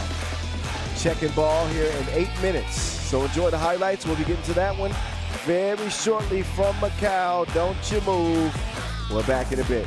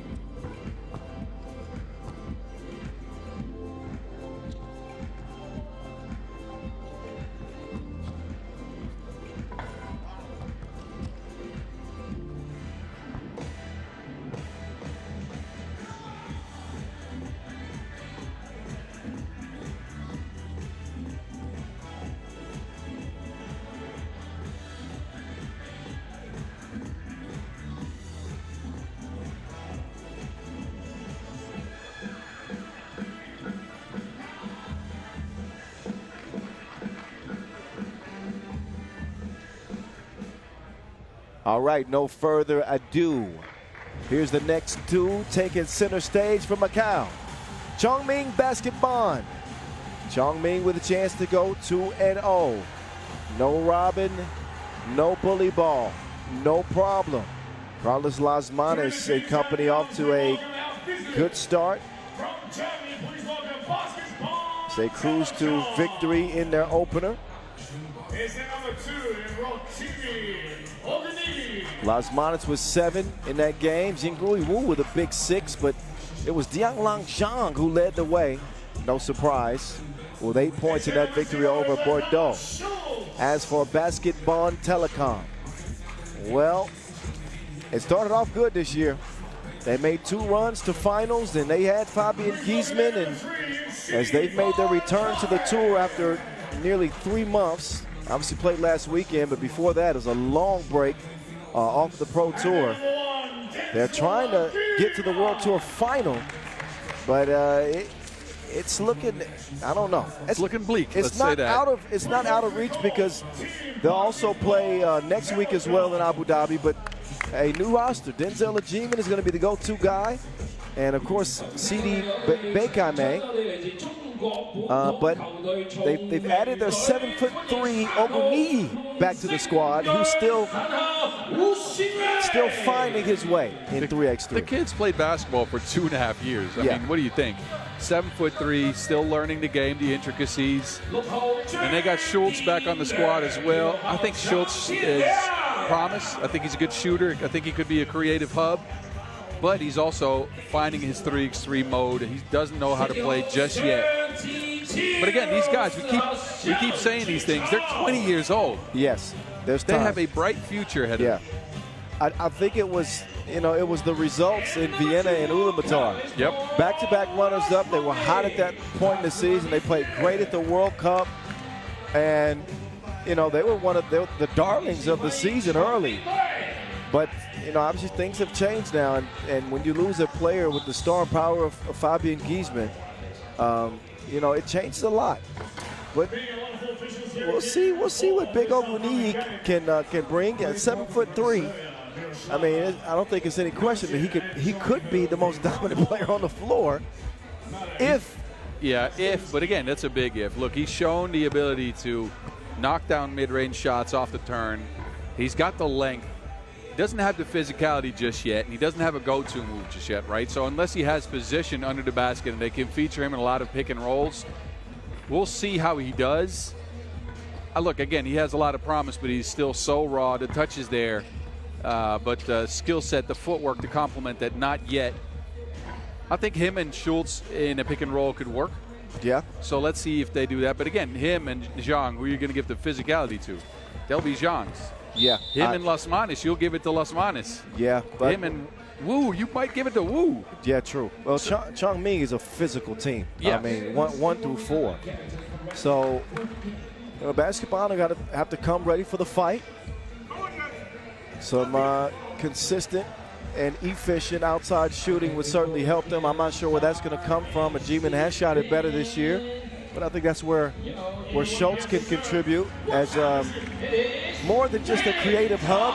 Yes. I like that phrase, by the way, creative hub. That's excellent. But to note on Ajiman, he shot it well, but I think his best shots have come out of kickouts from the post. I don't think he shot it well creating off the dribble. Agreed. Which is what he's going to have to do here. Oh, Ajiman, who averaged 6 points a game last week, was the only bright spot for Basketball and Telecom, but of course they were bounced day one, lost both of their pool play games.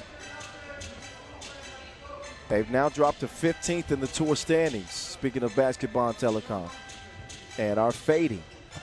They got this Masters and next weekend in Abu Dhabi to make runs to try to crack the top 10. As Lasmanes gets the scoring started. Again, 7 in the opener for Batman. He says he's going to behave if he gets another post-game interview. I believe it. I believe in second chances. Yeah, you're right. Denzel Ajiman. He's still catching flights.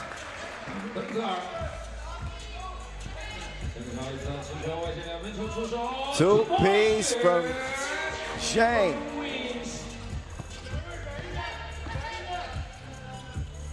Three-one start. Zichao Xiang with that last two-piece. But this is what Denzel Legiman can do. Well, that's Xiang there. He gets the replay for the most recent score. Chongming in possession and in the lead early. Uh-oh. Schultz will snuff that one out. Steals the Wilson inside. Ogunniyi! He dunked it on his tippy toes.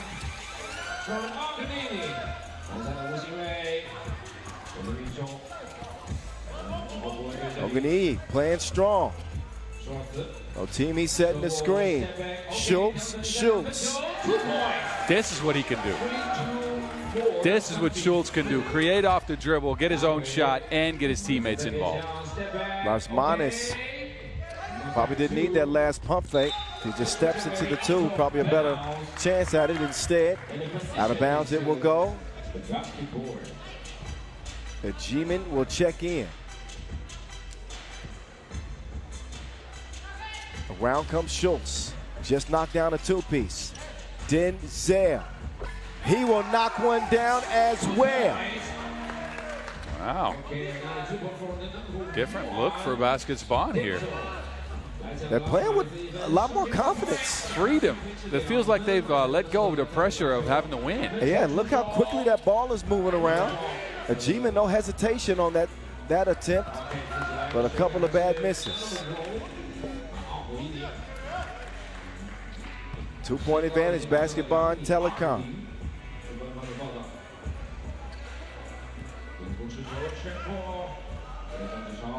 6-8 record this year for Basketball Telecom. Oh, he left it lost and afraid. Beautiful spin move by Batman.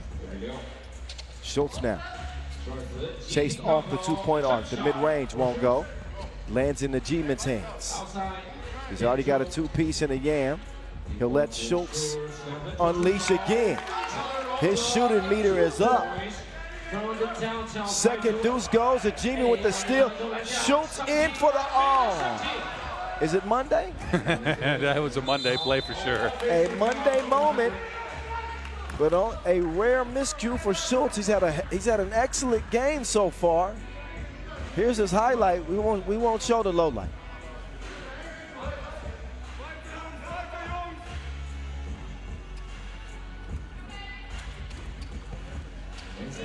CDB driving and kicking. A G-Man contested two. Those are the ones that you don't want him to shoot.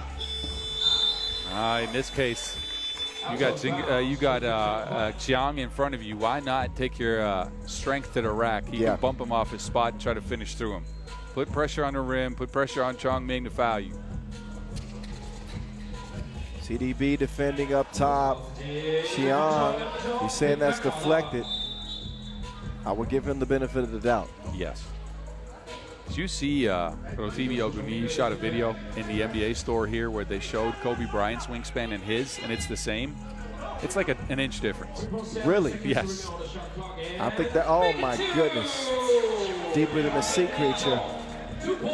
Bottoms. Xiang. Maybe an underrated contributor to this Chongming team. That was way off in the deep end.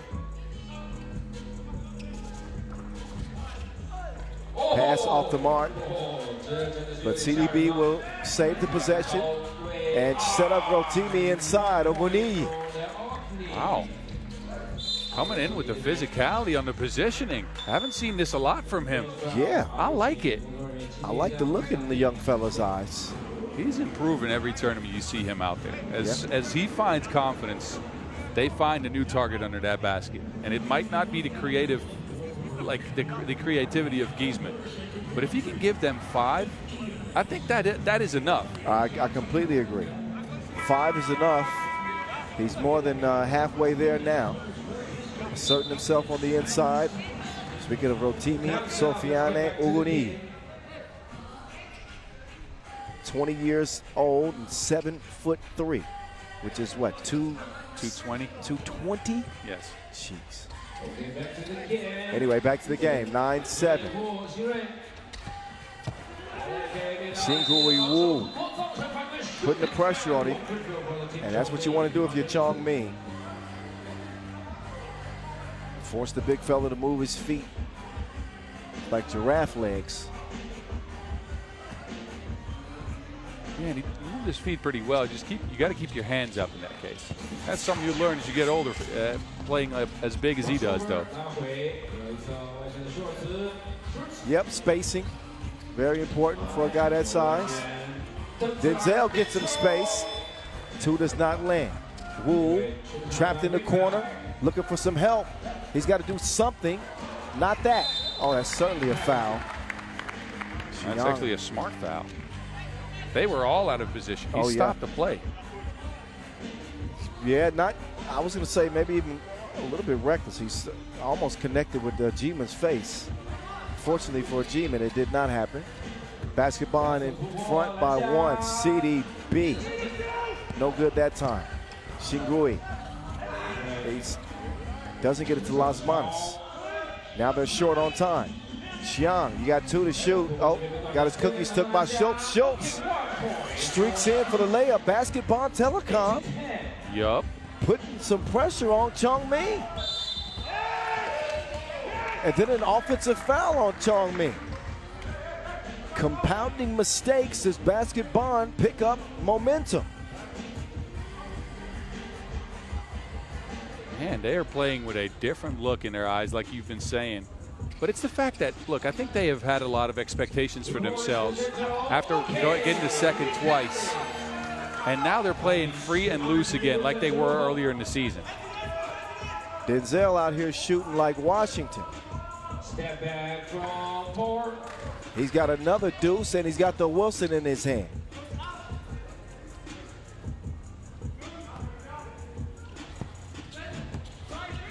Achievement. Euro step doesn't work out, but Ogunniyi will track it down. Sets up CDB. Banks it in. 14-8. Basketball Telecom filling themselves. Timeout for the team, Chong Ming. Look at the young Germans.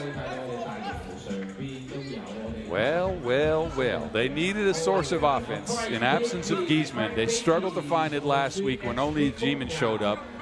Now all of them are clicking. Rotimi on the inside. Schultz is shooting. Seedy now shooting as well. All right. I like this. I'm shocked. Think about last weekend, where they averaged 12 points a game. Out of which G-Man scored 6. Right. And now here they are with a 6-point lead. We'll see if Batman can calm down the troops. That one batted out of bounds, but I think Basketball is matching Chong Ming, with actually surpassing Chong Ming when it comes to effort plays. 50-50 balls. Yep. And they're channeling that energy into their offensive attack right now. G-Man drops it off CDB. Quickly kicked out to Schultz. Schultz makes his move. He can't knock it down. Oh, no. See, that will make matters worse. Why doesn't Wu just lay it up? Denzel. No. He'll get it back. G-Man setting the ball screen. He dips down low, finds a wide open CDB, two-piece. Imagine what that, if that two would have went down, what that would have done for Basketball Telecom. Yeah, but you can already see that Chong Ming, they got their hands on their knees. It's their second game. They are gassed. They had a short break in between these two games, right? So I think it's as much as a momentum battle as a battle of attrition here as well. Yeah, good point. You can certainly see the fatigue. And Bekai May picks up a 4th foul. Both teams with 4 fouls, but Basketball Telecom with that all-important 6-point advantage.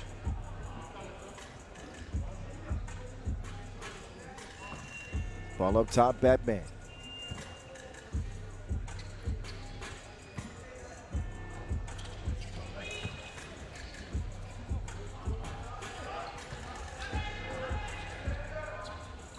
Two ball.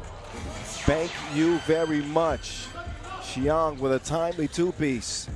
Gets Chongming back in it. Ogunniyi for two. He can't hustle down, but a G-Man can. A G-Man runs into traffic. How, Sway? I guess he do got the answers. A G-Man with a crazy make. Ogunniyi, he is not a Batman fan. More of a Superman guy. You Batman saying he batted continues. Batman? Oh wait, Batman, he recovers. Look at Las Manos though. He's half dead. That was a difficult shot. He didn't leave his feet. Went up and around the long arms of Rotimi.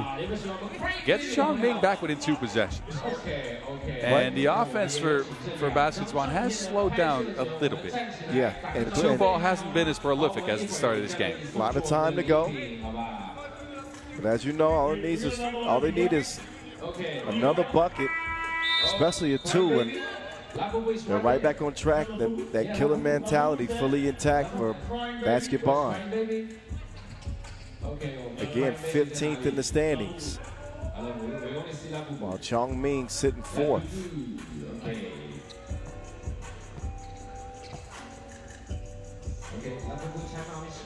Las Manos shooting 1.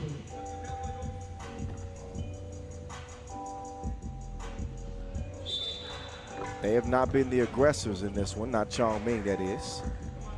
They've had an uphill climb from the start. Las Manos connects from the line. It's now a 15-12 game. Denzel will get it back. That is his hot spot. He nearly connects. Bekame shoves Batman to the floor. No more fouls to give for Basketball.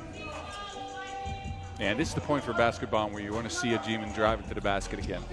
He's picked up a couple of 2s early, but he hasn't knocked one down as of late. He's such an athletic specimen. You want to see him get to the cup. Same for CD. Let Schultz handle his shooting. Yeah, but the G-Man getting a rest right now. So the offense for Basketball is going to have to come from somebody else. They leave a wide open 2-shooter. It goes long, ends up in Batman's hands, and he can't find the target either. Schultz up to Bekame. CDB coming around the mountain and kicks it to Rotimi. Still working on his touch. But an offensive rebound sets up Basketball yet again. Schultz says, stay right there, big fella, so you can do that. I like the patience on Schultz. Big shot, though. Xiang. Xiang with another big 2. It was his 2-piece that got Chongming back in it after that long scoring drought. They call his number again, and he dials up a 2-piece. It's down to a 2-point game. 2 minutes, 36 seconds left. Chongming's last action of the day. First look at Basketball Telecom. A G-Man whipping it out. Rotimi will get it back from Schultz. Ogunniyi, no good. Tips it to himself, but problem is he didn't touch the rim on his first shot attempt, so it's a shot clock violation. And now the momentum is beginning to shift with Chongming starting to dig in now. 2:22 to go.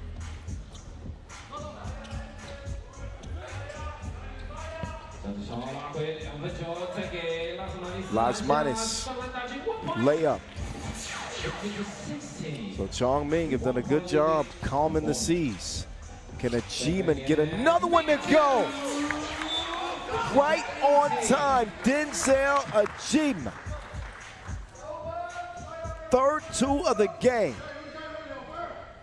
So he answers back with some fire of his own.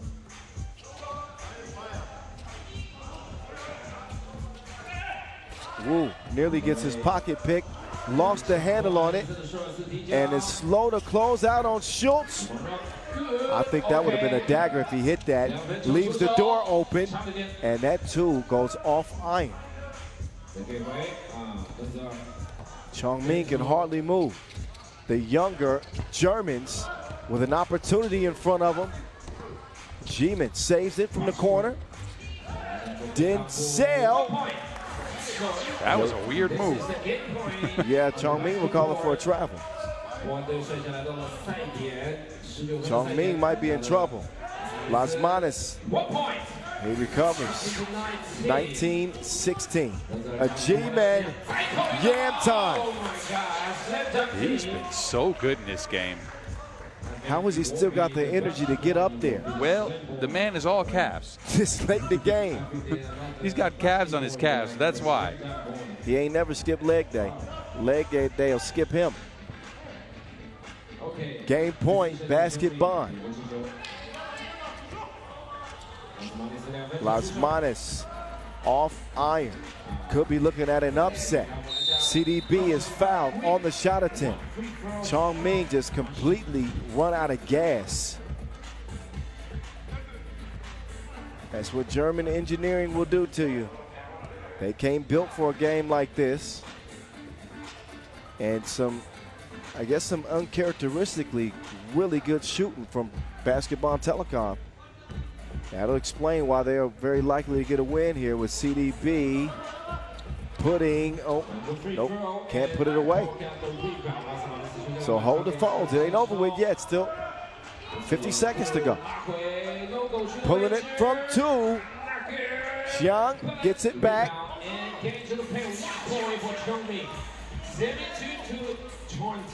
Schultz, he's double dared. And that's exactly what Chongming wanted. Ogunniyi, easy work. Big fella feeling it. Basket bond with a 4-point win over Chongming. They said we ain't dead yet. What a different look from last week. Look at Ogunniyi skying for the board, the footwork to finish things off. The big fella had a good game. This is what they needed, though. This is a confidence-building win for them over a good Chongming. And they lost their confidence as of late. World Cup under 23, they played with this exact team. They didn't play well. I'm not counting Basketball out against Bordeaux. I am not either. That is a very winnable game for them. Very winnable game for them. Especially if they play like this. Man. All righty. Highlights for your viewing pleasure of a Basketball Telecom 21-17 W over Chongming. Pool C coming up next, Lehman and Ulaanbaatar. Our last 10-minute sprint before our session break.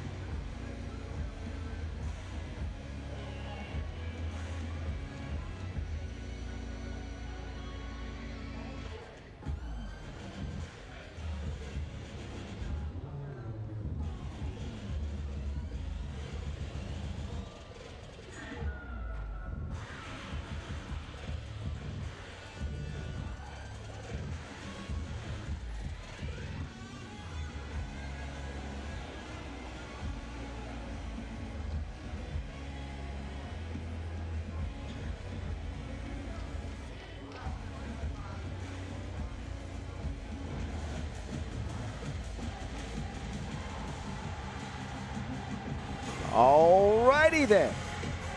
Lehman Ulaanbaatar taking center stage just outside the Wynn Palace in the casino capital. We are in Macau.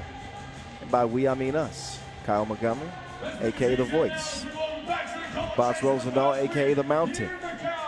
We are heading into game number 6 on the day, I believe. What do you mean, 12? Game number 6. 12. For me. All good, though. Okay, including the QD 12. It's just more 3x3 hoops for you, I'm sure. You're not mad about that. Lehman taking the court once again. Game 1 wasn't their best performance. I mean, let's be honest. They came in hot, and now they need to finish strong after losing to Rifa. If they want to have any hopes of getting to the quarterfinals, this is going to be it. Do you know the words to the song yet? I'm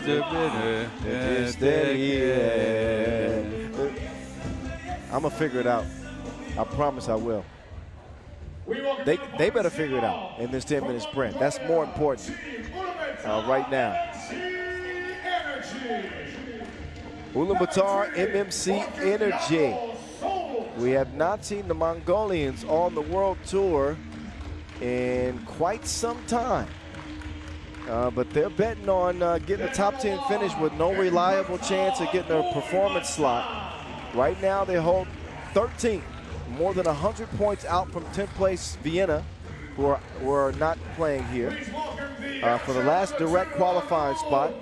The good news is they'll play in all the remaining regular season Masters. So their destiny is in their hands. Last time we saw them was Shanghai, where they placed 12th. That was the end of September. So here we go. They ready to cause some pandemonium with Panda, Groot, the Archer, and the Bull. Ulaanbaatar MMC Energy in the yellow, Lehman in the blue. I'm glad they get the Archer back. They featured some really tall lineups with the Mongol line instead of the Archer, which left an Inkbatar as the de facto ball handler. Yeah. That did not prove successful to me. Man, think about it. If Batman wasn't already taken, Botman would be a good nickname for Inkbatar or Nolbatar. Botman? Yeah, Botman. I like it. If he was a good ball handler as the Archer, he might take some ankles. Oh, I'm my done. God. All right. Dad jokes continue. That actually wasn't that bad, boss. That wasn't so bad. Thank you. There's the Bull, the wily veteran for the Mongolians. He's had a solid year, been healthy this year. But Ulaanbaatar just their 6th Masters of the season. So they just haven't been as active as usual. Got to look at Andrea Milutinovic, who if Lehman are going to win this game, you got to expect more out of the DRE. He is one of the most capable offensive players in the tournament. We've seen it. 4 points in that opener. And he's better than that. They were 1 of 12 from range. That's the main issue. Milutinovic going 1 of 7. He's the main shooting weapon, of course. And that's not enough for Lehman, but their offense in general felt sluggish. Yeah, she gone. He will let it fly. He misses, but hustles down the rebound, and Popovic will pay him off. Milutinovic whistled for the foul as the Bull got by him. Big hustle play here for Gigon, tracing down his own miss.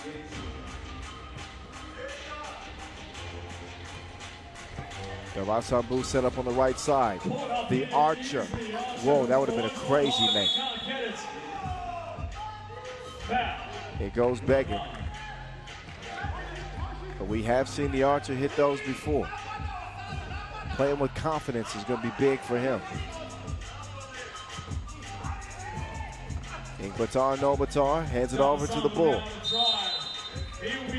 Popovic holding on for dear life. Picks up a 3rd Lehman foul. Man, that's quick. 30 seconds in, they already got 3.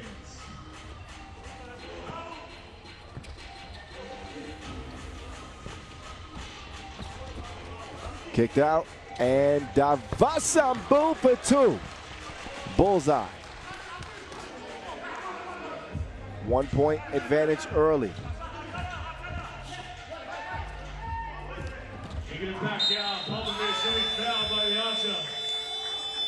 So in 5 events this year, the Bull, Delvanyam Davasambu, averaging 6.3 points per to lead his team, and has hit 36% of his 2-point attempts.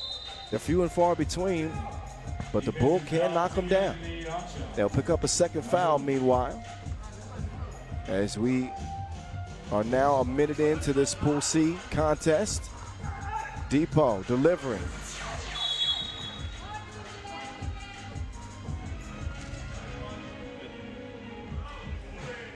Lehman runners up, losing to London last weekend in the final, and Day King came out flat in the opener. Offense was a struggle throughout the game and got gunned down by Dennis Dawker and company. A very un-Lehman-like performance given the way they played here of late. It shows you how much they depend on Milutinovic to knock those shots down, to come off those handoffs on the high post. If that doesn't work, their offense doesn't flow. Well, Gigon, they're expecting big things out of him. Oh, there's a beautiful finish from Otgonjagol Tok. Dragon Ball Z. Trying to blaze past Inkbatar. It was good defense from Inkbatar, but a nice finish from Gigon. Oh, Vasquez. He tried to meet the Bull in the ring. Bad decision. Back-to-back buckets from Davasambu. He's got 4 of Ulaanbaatar's 5. The DRE to the Manimal. And he is fouled by Tokt. Yeah, a little bit upset with himself that he didn't make that bucket. That was a finishable shot, too. Yeah, Vasquez. Did he get a warning for behavior? Possibly. I know there was a behavior warning. It's either that or Davasambu was upset that he got hit in the back of the head and they didn't get a call. Vasquez at the strike. Played well last weekend to the tune of 5 a game. He knocks down the free throw. His first free throw in a week. The Archer floating. Nice touch from the young Mongolian star. Milutinovic not looking for a shot much, more facilitating. Well, the man's a wily veteran. You know when you have it, you know when you don't. You got to get yourself going and some positive energy. And if your teammates are screening for you like Popovich is, you might as well reward him with a pass. In this case, though, an offensive foul. I get it, but I'd like to see him be a little bit more aggressive. I'd like to see him look for a shot. I'd like to see him get some Stefan Kojic in him. Maybe not that much. Kojic shooting everything. Yeah. Oh, well, Kojic is a good passer, too. No Marko Stefanovic for Lehman. To close the year. Oh, delicious dish. I did not see that coming. That was no look, too. He couldn't see him.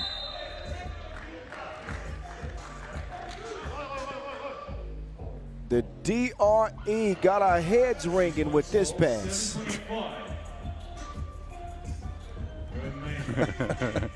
See? Didn't want to laugh out loud. I would have messed up your highlights. 6'6". Ooh, nice ball adjustment. The Archer getting to it. But you had just gotten talking about him being a good passer, and he paid you off with a highlight. Well, there you go. Making me look good. Now can Gigon hold off Davasambu? Talk can't get it to go. Gigon drives and kicks. The Manimal. No.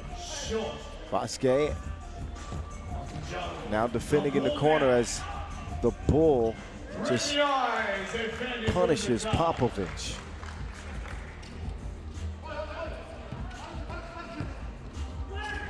Gigon, nope. Vasquez, board, yes. And we're back even, 8 apiece. Surprisingly good scoring pace to this game. I thought this would be like a defensive standoff. That's what you usually see when Ulaanbaatar takes the court, high physicality, defense. But they found their way around the basket, and it's not just been the bull. We've seen Salk finish down there, and mainly what I've noticed is that Anand Aryambold is looking to get to the basket first, not to shoot first. He's looking to attack, and I think that is an important change in his game to where he can shoot you out of games if he's just he can get a shot up on everybody, right? Yeah. But if you get the drive down first, then people will start to respect that, and you can get shots up out of the space that creates. Yeah, shifting his mentality, understanding that to be effective in 3x3, you take what the defense gives you. It doesn't always have to be a 2-point shot, even though that's what he's pretty much known for. DRE around the corner, and he will finish the layup. Oh, but then gets caught reaching in. Careless foul by Lehman, who now have no more to give. With 6:13 left in the game. Only one shot so far today, and that was the Basketball Telecom win over Chong Ming. Batar, no Batar. Back and forth, these two teams go foul. Offensive foul. I believe that would have been Milutinovic's first 2-point attempt, but it won't matter now anyway. Offensive foul turns it over to the fellas in yellow. Here come the Warriors of Mongolia. Ulaanbaatar MMC Energy working some pick and roll action. She gone, says get gone. Recovered and scored. Yeah. Was that hard to tell from our angle whether or not that was, but we trust our officials. Think about Ingvatar and Obatar now joining the one-point party. We didn't mention him in that talk earlier, and he says, excuse me. Excuse me? No? All right, never mind. I'm off. All right, boss, you're going to take a timeout. All right. You come back in 30 seconds after you thought about what you just said. I'll be back. He actually turned his microphone off. All right, coming back. All right, thank you. 10-9. Aryambold, yes. You know, also with a bigger commitment to drive into the bucket, means that he's going to get to the free throw line a lot more too. And that's for shooters. That's when you unlock your touch. Yes, and all of a sudden a 4-point game turns into an 8 or 9-point game. He's definitely capable of that. Depot out to Dragon, ball, sheet. No. Depot brought the hardware underneath. Oh, he takes a shot in the face. Ulaanbaatar swinging that off on. Ulaanbaatar with just 4 fouls. Lehman in the penalty with 8. So not only does the scoreboard favor Ulaanbaatar, the foul situation does as well. She gone. That little hitch in his get up on that spin move. Yep. Oh man, Davasamba. You know exactly what he's going to do, and there's nothing you can do to stop it. Absolutely not. Just the man is as wide as he is tall. He's going to keep away with that ball. And he's so good, just based on the floor, actually. He's not even a jumper. an absolute mammoth in the post. Ulaanbaatar lead 13-11. But it looks like Popovich is going to get fouled by Aryambold. And now Ulaanbaatar don't have the luxury to foul without free throws being the result.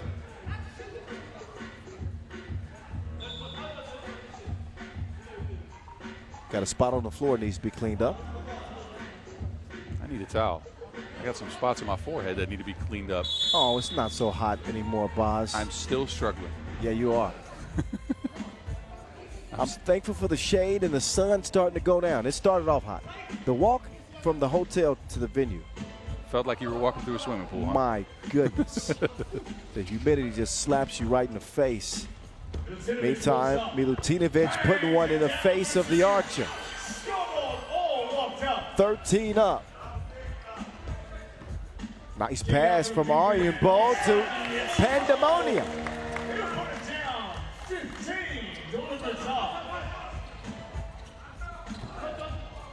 DRE to Depot. Back down to a 1-point contest. 4:26 and counting.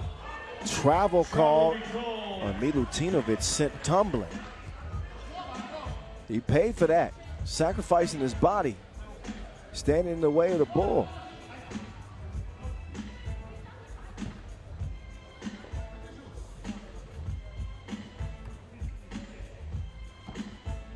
Plenty of offense for both teams in this. Vasquez with another one of those fakes. Bag work.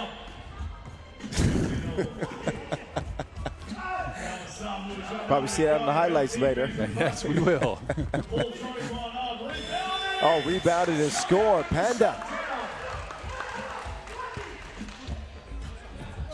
16-15. The one shot that Gigon, it looked like it was off on the release. It goes down. 16. Under 4 minutes remaining. Oh, that's an over-the-back foul, without question. Batar, no Batar trying to make the extra effort, and that is going to put Lehman on the line. And while Batar were in control of this game early, slow and steady, Lehman have now jumped in front, 1-point lead, and free throws forthcoming. Yeah, and rest assured they knew the importance of this game, right? They needed to get a win here. They need to put a bunch of points on the board. Their offense has been smoother. I think it's mainly due to the fact that they've looked for Popovic in the screening role, and they've went into that pick-and-roll game a ton. You can see Milutinovic making a point out of passing. Zigon's doing the same thing. It helps that Zigon is knocked down a 2, because that's not usually his strength, right? Yeah. You can kind of leave him out there to shoot sometimes, but he's knocked down one. Very big for him to get a 2 to go. And big free throws here for Vasquez. First of 2 is good. One to go. Big shot this one.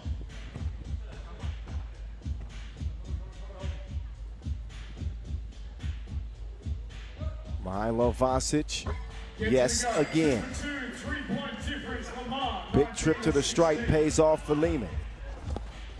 The Archer now doing his dance. Shares it with Batar.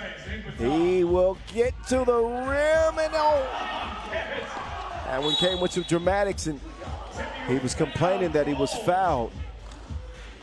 And depending on if that earlier behavior warning. No, they get a technical. Okay, it's a technical, yep. So that's where it hurts you. It's going to be a technical free throw attempt now. Vasquez can put Lehman on the doorstep of victory, game point.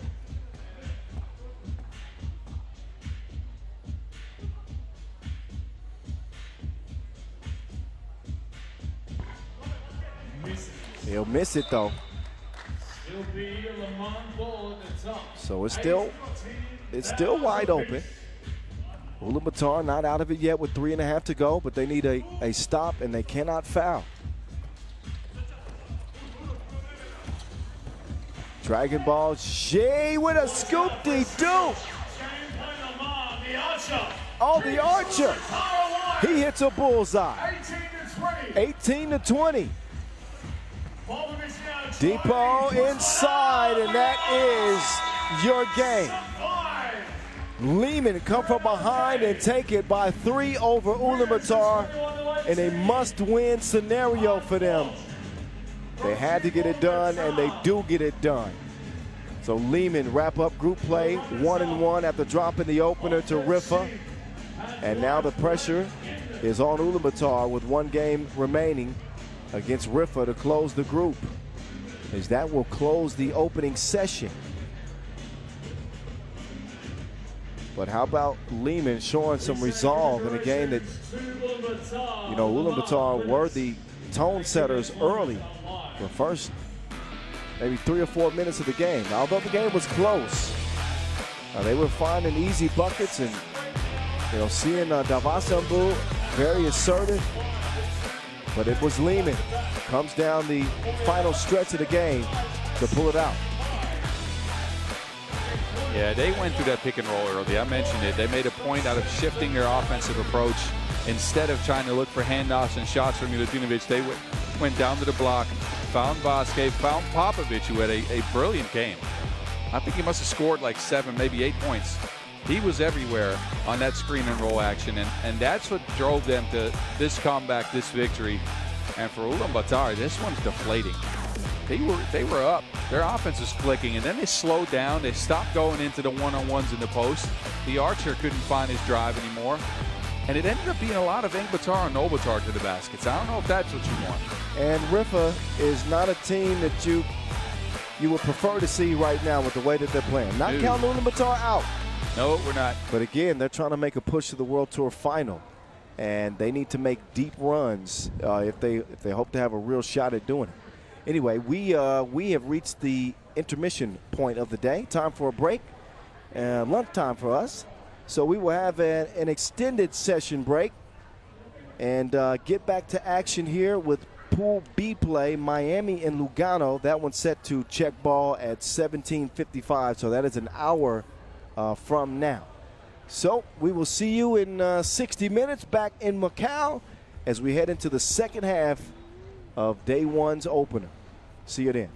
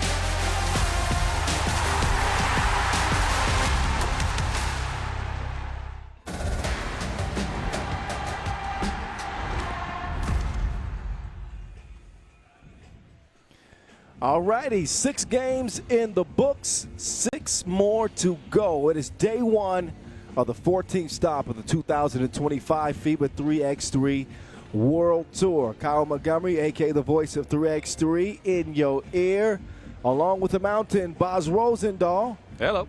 Yeah, good weather. I know we were complaining about it to start the day. That's because it was humid and hot and steamy, but now nice, calm, cool temperatures as we bring you the action in front of the Wynn Palace Casino. And again, the stakes are high as they've been all year long. Heading down the home stretch, heading to the World Tour Final. Scheduled for Manama, Bahrain to cap the year. Just 2 more Masters remaining after this one. Miami are a lock. Lugano are not. But Boz here thinks that Lugano have a good shot to actually play in the World Tour Final. Please explain. They could, and I'll tell you exactly why. Look, the performance slots to the World Tour Final go to the 3 teams that aren't in the top 10 that have the most wins, not on the World Tour circuit, but on the pro season, right? So World Tours and Challengers combined, and I do think they have a shot. Look, they're not the most favorite team to do it, right? There's a couple teams with more wins than them, but they've been trending up, and right now their win total sits at 17. They got 2 Masters left, Macau and Abu Dhabi. We know Partizan will probably get in. They got 27 wins. They're done playing for the year. Yep. They got a bunch of teams around them, namely the Skyliners, who are also at 17 with 2 events left. And whoever drops out of the top 10 will be right around that number as well. And correct me if I'm wrong, aren't the Skyliners playing in the Guangzhou Challenger right now? Let me check. We'll check on that, but okay, so well, they are not. They're not. No. Okay, so Lugano do have an outside shot of getting in. See how they fare here in their opener against Team Miami. From South Beach, bringing the heat. Mitch Hahn, the big winner for them in game 1. 10 points over Diadema from Brazil. He connected on 3 of 5 from distance. Got 4 from the Caruso, 4 from the Real Deal. And also, Kales showed that he can fly. Caught a nice yam in that game. And they will take the court once again here and now. 3rd in the World Tour standings is Team Miami. They'd love to have a shot at climbing up to 2nd in the standings, but they'd have to snatch that from Amsterdam, who currently have a 132-point lead. So that's pretty much out of reach unless Miami win one. Well, Amsterdam, they got, depending on the result in Guangzhou, of course, they got Abu Dhabi left and possibly Bucharest. Yes. So there's still some ground that Miami could make up. Okay, we'll see. Certainly looked good in the opener. We'll see how they fare. Lugano, who finished 3rd in Lausanne, 10th in Shanghai. Only the 3rd time that we're seeing Lugano this year with Liu Jianyun. Artis De Leon played a big part in Lugano's title, winning at the Manila Challenger. I like his game a lot. Scrappy, always some good energy from him. Team leader. They don't have no F's given. No Mike FF Bedha for this one. He's injured, but they do have Imhala. Malik Kalujawecki, who recently celebrated a birthday. I don't know how old Imhala is. He still looks 21 to me. He looks like he could put out an R&B song any day. He could be one of the DeBarge brothers. He's the lost DeBarge brother. With King West, Montini. Let's see how old Imhala is. He got to be maybe close to scratching 30 now.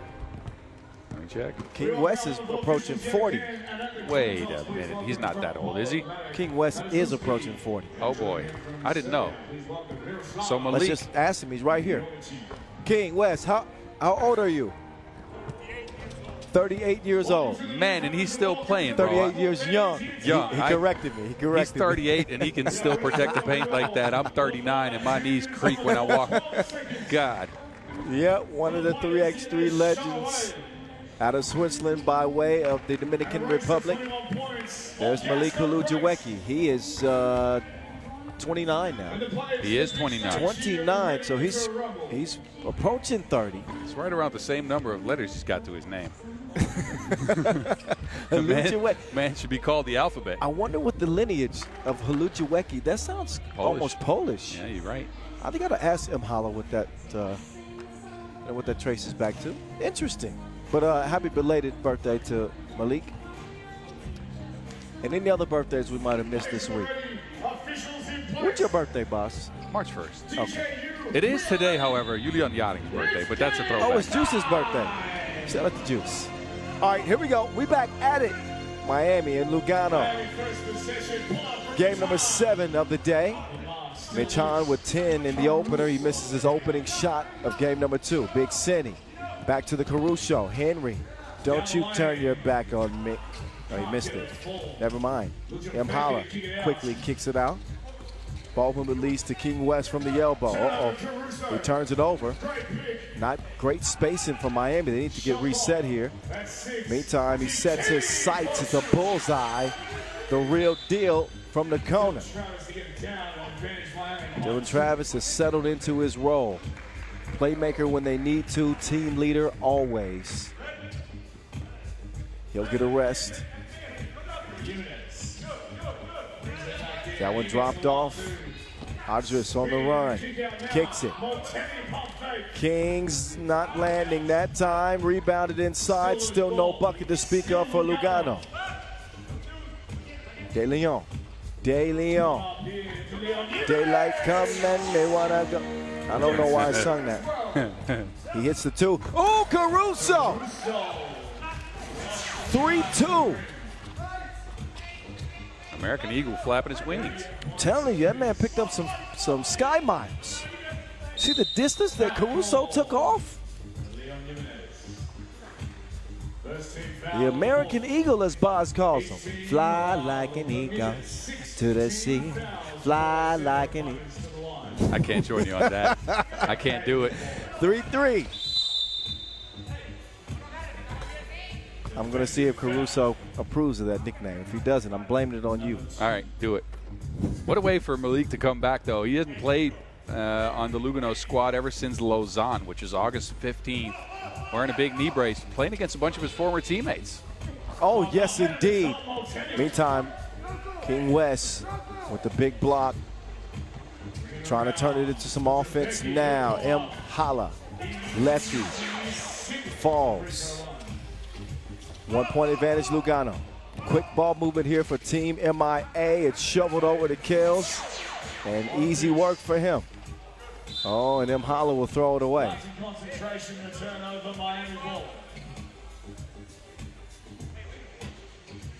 Another look. That last connection for the score. Kells from the left elbow had both the defenders just completely lost, but he blows the layup. We know that Kelly is athletic. He probably should have just yammed the thing. Instead, he'll head to the bench.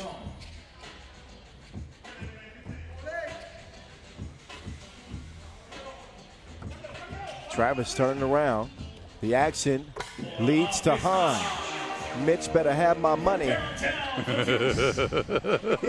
he is money from the top of the key. Did you just snort? Did you just snort? Yeah, it was funny, man. We in elementary that caught school me off again. guard. That caught me off guard. Sorry. That was a CC laugh. Uh-oh.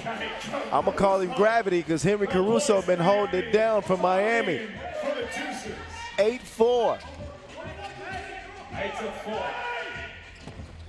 Montani running out of time, and it will be a shot clock violation. So Miami coming out of the gates hot again. And in case you didn't know, they've won the last 2 events they played in. Shanghai Stop, as well as the Dongguan Challenger, the Caruso. Starts off the offensive possession, the real deal, driving right, pulls up, misses it, gets it back. And then Caruso, whistle for the reach in, the first foul on Miami. All new Miami team this year. You think of the Miami teams of old with Kareem Maddox, Jimmer Fredette, Canyon Barry, of course Dylan Travis, one of the originals. Ooh, Maltini getting big underneath on Big Senny.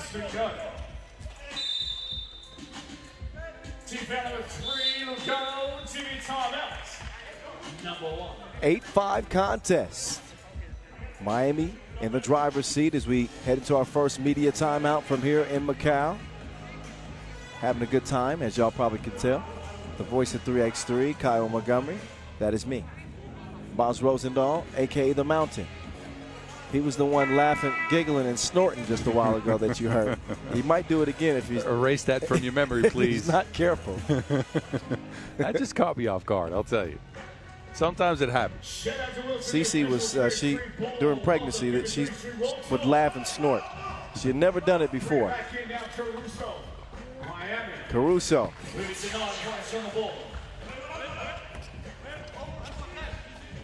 9-5. M. Holla. Ill-advised attempt from deep there. Quick ball movement leads down to Kelly, and he'll have it poked away, which leaves 7 seconds on the shot clock. Team Miami, who averaged 21 points per game in that Dongguan Challenger, shooting 75% from one, 30% from two, and 85% from the free throw line. That's what you want to see out of Miami, though. Again, in that flow offense, a bunch of twos have to go down. As long as they hit a high percentage, they'll get some looks at the basket, too. That is good for West. They need that, though. In absence of Mike, they need to get some buckets from the outside, and it's up to West and maybe Malik to do it. King's Landing, look what a pass. You got to finish that, but I guess you don't got to finish that. Well, can't have them all.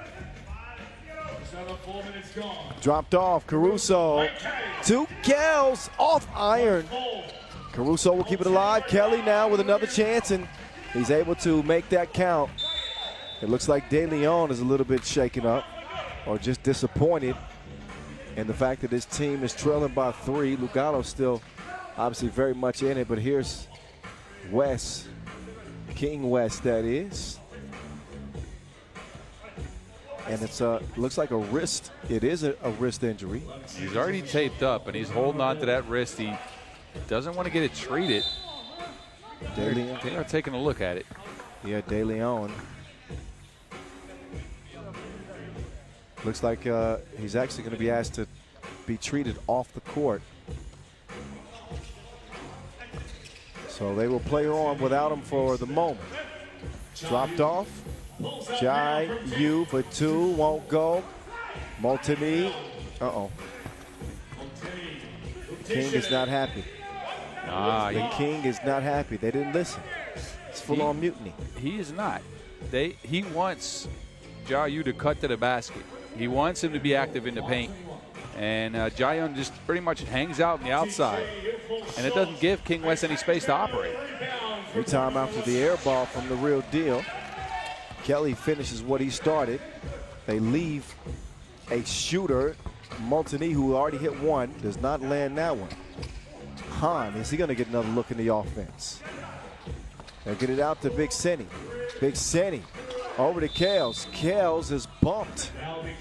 Bad foul late in the shot clock. That'll put Andrew Kelly on the line. Already a 4-point lead. Lugano haven't showed a lot of teeth in this game.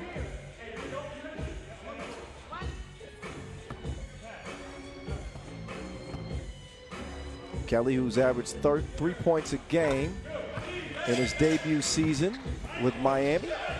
He's had to take on a largely different role from last year where he was on Wuxi and was asked to do a lot more scoring. But I haven't minded his addition, right? He's a defender too. He can rebound. He finishes strong under the basket. And he's found a way in that flow system to be effective. Yes. And I'll be honest, when they added Caruso and Kelly in the offseason. You didn't see it, did you? I thought to myself, I said, they pretty much are adding the same kind of player. You know, athletic, rebounder, good defender, offense that is kind of spotty, right? And I thought that they they'd ultimately have to decide between Kelly and Caruso. But I think they complemented each other, and they both have complemented the team. You are right. And that's the reason why I'm not a 3x3 general manager or coach. I can talk on the microphone. No, but you're right. But I think what they found, what a lot of teams don't use, is they put Kelly in a dunker spot on a pick and roll. Yeah. And teams are automatically helping off of him on a drive, which leaves them with a 1-on-2 under the basket. And they were able to finish those at a high clip. De Leon with their last bucket. Travis had way too much heat on it for Caruso. De Leon for two. No, won't go. De Leon now drives and kicks. Jai-Young! Two-piece makes it a two-possession game. They fell asleep on Caruso. De Leon with the quick hands still can't stop the score. TV timeout number 2. Scoreboard check at 15. Second media timeout. QR code on the big screen now. All you have to do is Lugano getting a big bucket from Jai-Young. upload the best photos and images here and up for a chance But still, a lot of work to do against a Miami team that's come out of the gates quick, fast. It was Mitch Hahn, game 1. A balanced effort here, game 2. And a 15-10 game, back to it.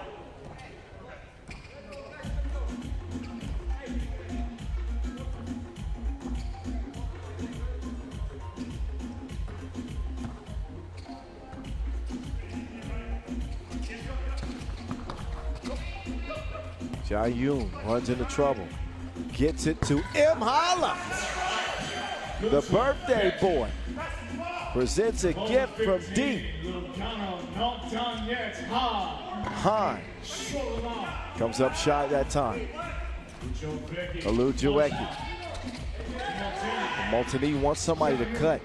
Everybody's outside. Again, I think that should be Jai-Young's role. I don't think Malik should be cutting to the basket on that, but the big fella wants to shoot. Yeah, he's got lost a couple times in offense. And he's getting barked at by Maltini. And he's still telling him, come on, cut. You're open. Ooh, De Leon. Snatch back, 2 attempt. Won't go. Kelly now hits the deck. Nearly threw it away. Finds his feet. 4 to shoot. Real deal, no. Alujueki playing against his former teammates, De Leon. Oh, they didn't clear it. They didn't clear it. That's a challenge, however. And De Leon looks pretty confident that they got that cleared. I'm not as confident unless I get a replay. Now let's see. Looks like Alujueki's in the way. Well, challenge lost. That wasn't close to a clear. Not at all. For Szymanaszewski, all over that. 2.5 to go. 15-12. Miami aren't out of the woods yet. Hahn with 1 2-pointer made. Now Hahn will drive. Hahn will not finish. Caruso, though, there to save the day. He will get it to Dillon, and he is hacked. That is what a combination of Caruso, Hahn, and Kelly can give you. And Travis is not a bad rebounder either, but this Team Miami and this iteration of Team Miami can just dominate the glass against everyone. Caruso, a super good rebounder, right? Kelly is a plus level rebounder. I think Hahn, for his size, might not be a plus level, but he's at least a competent rebounder. Yeah. And think about Dillon's scrappiness. Yeah. They get themselves so many extra possessions. And as you know, possessions at a premium in 3x3. Sprinting to 21. If you can get 2 or 3 extra in a 33 to 40 possession game, that's a huge number. That's without a doubt. Miami averaging 15.5 rebounds per game. King West says, who goes there?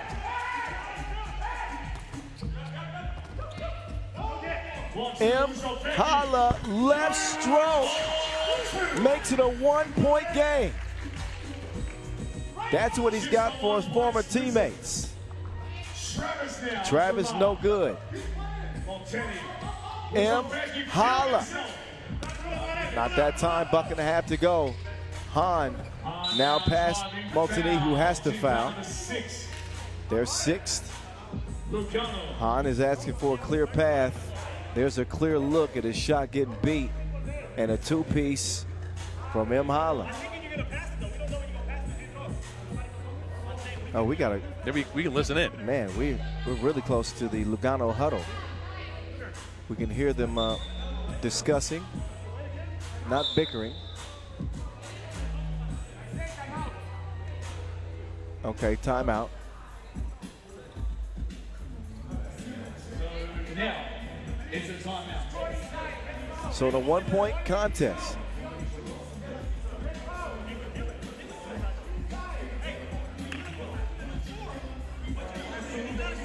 He said, see, this is the intel that Halujuweki brings to the team.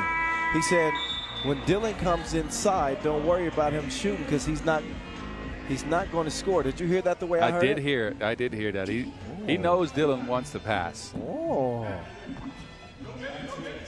I like being a fly on the wall in the huddle just then. That was cool. See, but the problem is Dylan's not even on the floor. Step back. Han. No. Kelly keeps it alive. Those type of plays, the extra possessions. Caruso. Not that time. Big City, though. That's back-to-back offensive rebounds. Oh, Kelly, did he lose his footing or was he tripped up? Not sure. Well, doesn't matter now. There's no whistle, but there is a bucket from M. Holla. Even Steven, 15 all. It's one of those games where it feels like Miami is out to a big lead, and Lugano has scrapped and clawed, and it's been a lot of individual creation, but they're right in this. But isn't that who Lugano has been all season? It has been. It's just their identity.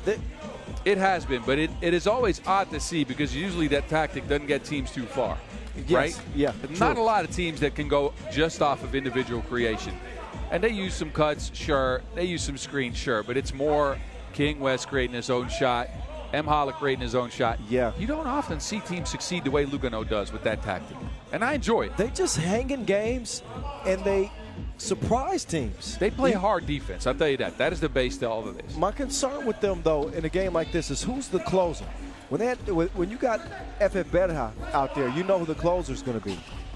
I'm not sure they have a closer. Oh.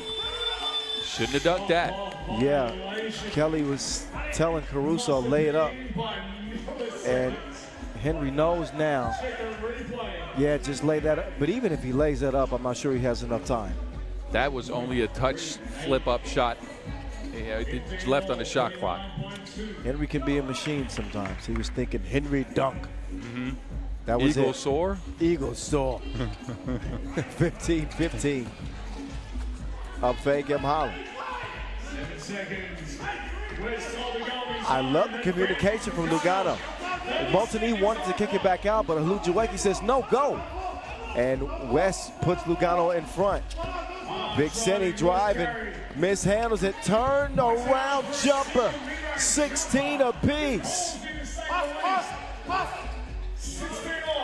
6 seconds separate the shot clock and game clock. De Leon up top, M. Holla, no.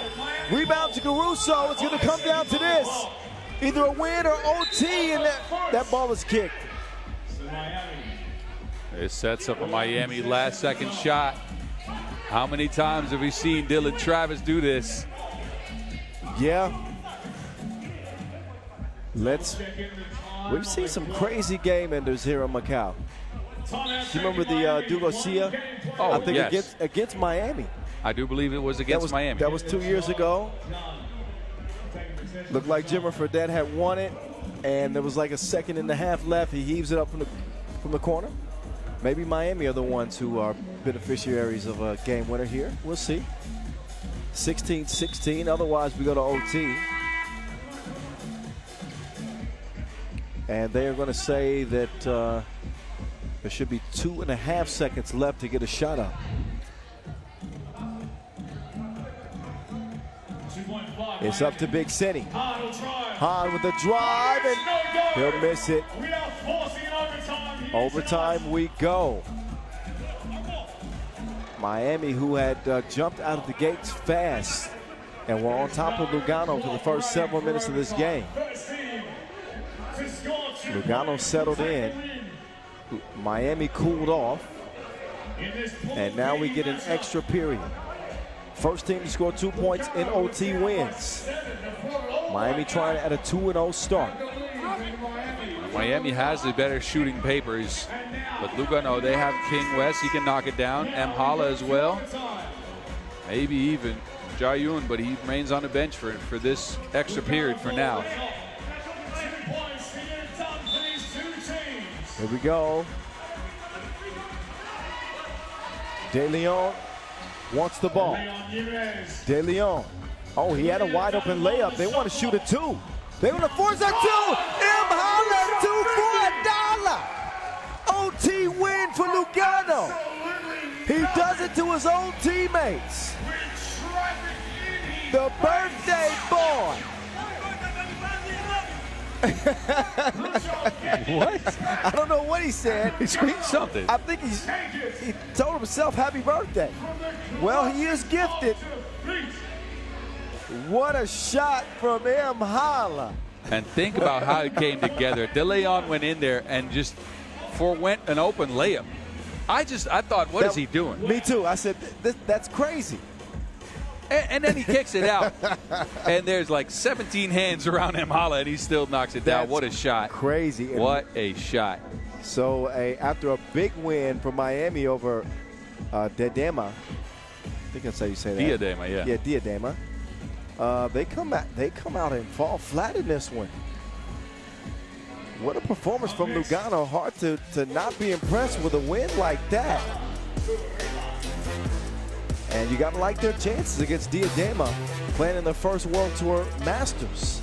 So, what a way to start off the second session, huh? Yes, indeed.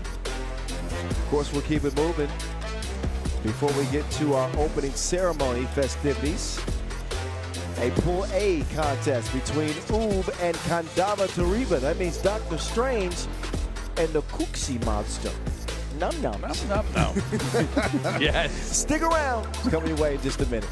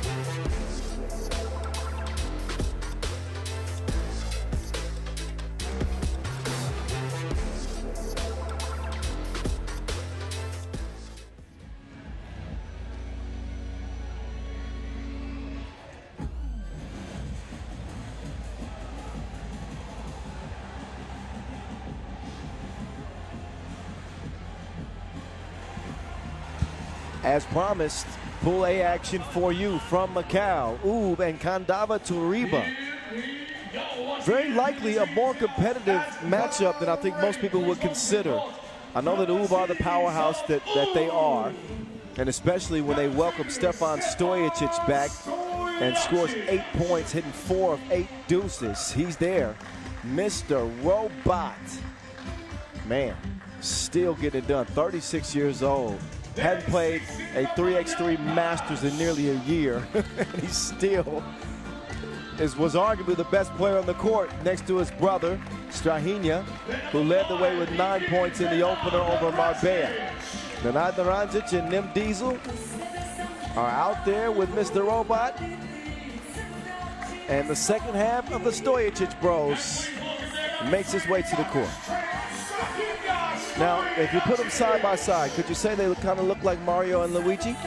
Well, yes. A little. Isn't there a little bit of Mario and Luigi? Strahinja's stash definitely does it. Right. You're right. If Stefan would grow a small stash, then I'm all for it. Let's get him a green hat. Yes, give him some mushrooms to step on. Ready for action and ready to become the first team to go 2-0 today. Miami had their shot. They blew it. Now it's Kandava Turiba. The Latvians making their way to the court now. The legend himself, Olympic gold medalist, Edgars Krumins, the ultimate warrior. This team has been quietly competitive all year. I don't think people realize, because they haven't been on the Masters all that much, but their lone appearance there was Hong Kong, where they came in 4th. But on the Challenger circuit, they've been top 5 outside of ever since the start of the season, right? Yep. So they got a 2nd place in Poitiers. Then, of course, 8th in Bordeaux, which sucked, but 2nd in Mataro, 5th in Kaohsiung. So they've been a highly competitive team. They're a team that shoots a bunch of 2s, though.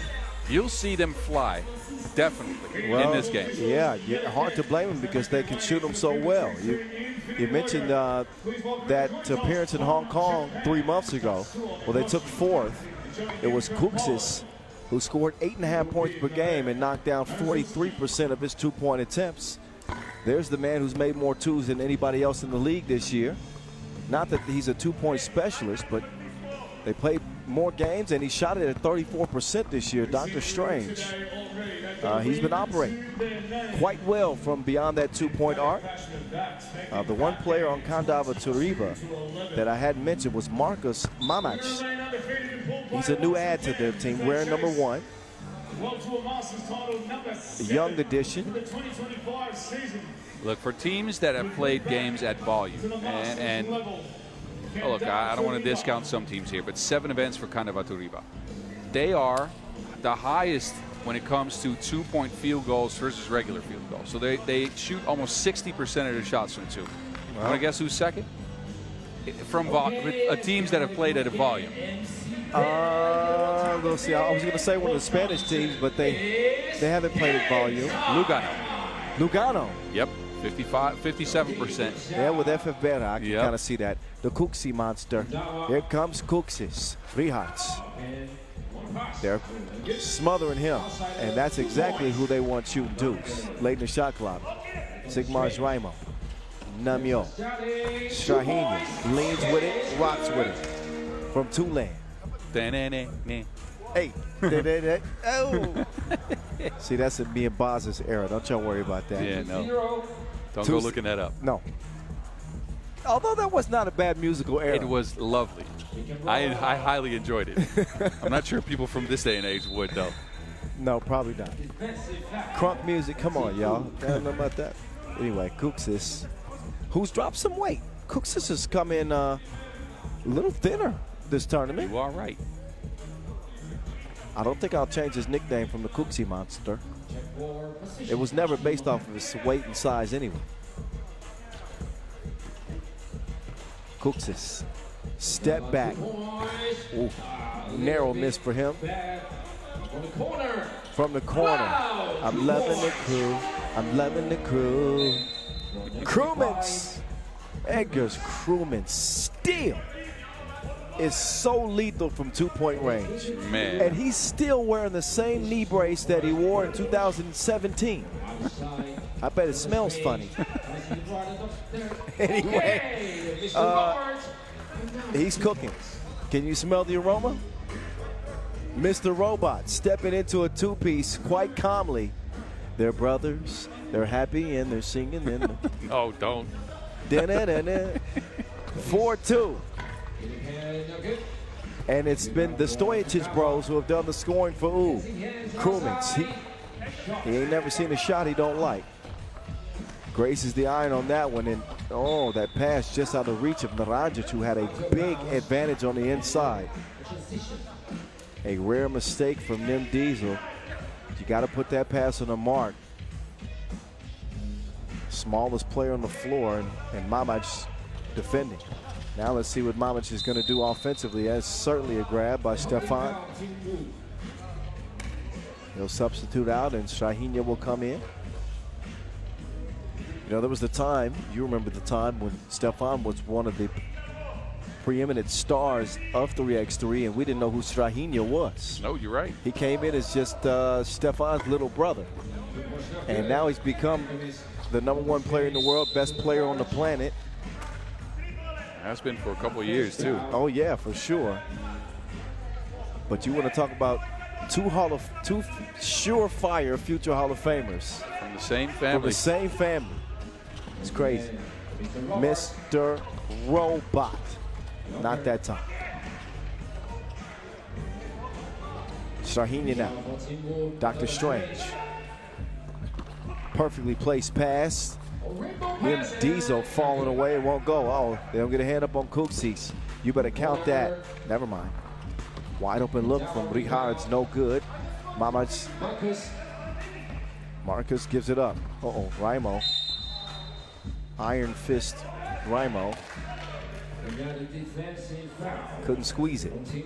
Matchup between him and Bodic is a fun one, I'll tell you that. Oh, yeah. But even him with Naranjic, too. You're right. He got his work cut out in this game.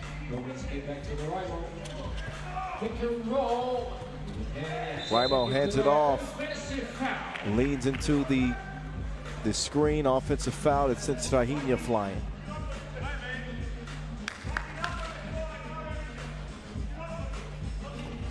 Now Strahinja will drive. Strange. Friendly bounce for the doctor. Now Kuksis, with a slimmer frame, decides to make a run at the rim on Strahinja and draws the foul. So just the second sighting on for Kandava-Toriba on the tour this year. Boss mentioned there's 7 events, but the others all in challengers. They just haven't found a lot of success. That's why we had not seen them on the tour. But Kuksis connects at the line. It's a 5-3 game. Naranjic's D'd up inside by Raimo.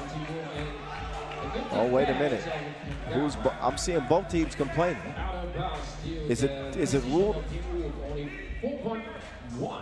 Oob's ball? It is. I think it is, yes. 4 seconds to shoot. Oh, that's a travel for sure. So Oob end up giving up the possession anyway. Back over to Kandava-Toriba.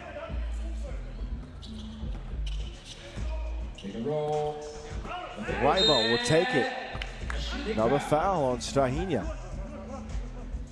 I think the more aggressive that Raimo can be attacking the rim, not settling for twos or even mid-range shots, but the more aggressive he is, I think the better it bodes for Kandava-Toriba.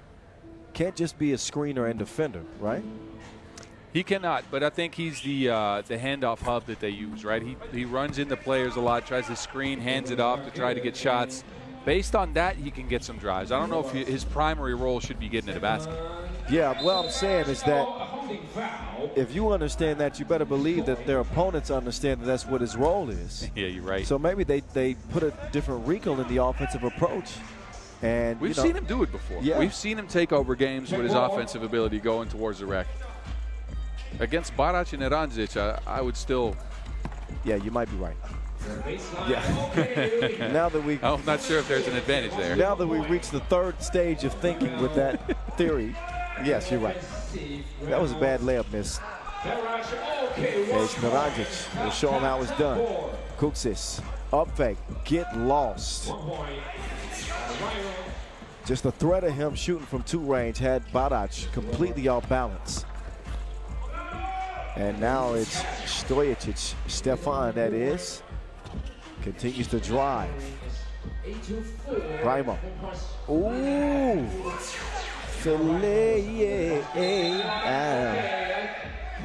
Wait, Stojacic is signaling for an unsportsmanlike. He's not an official, obviously. But the officials are going to take a look. But I think that he needs to be careful because maybe that unsportsmanlike should be against Oob. I'd like to get a look at the replay to see how that, that whole thing came together.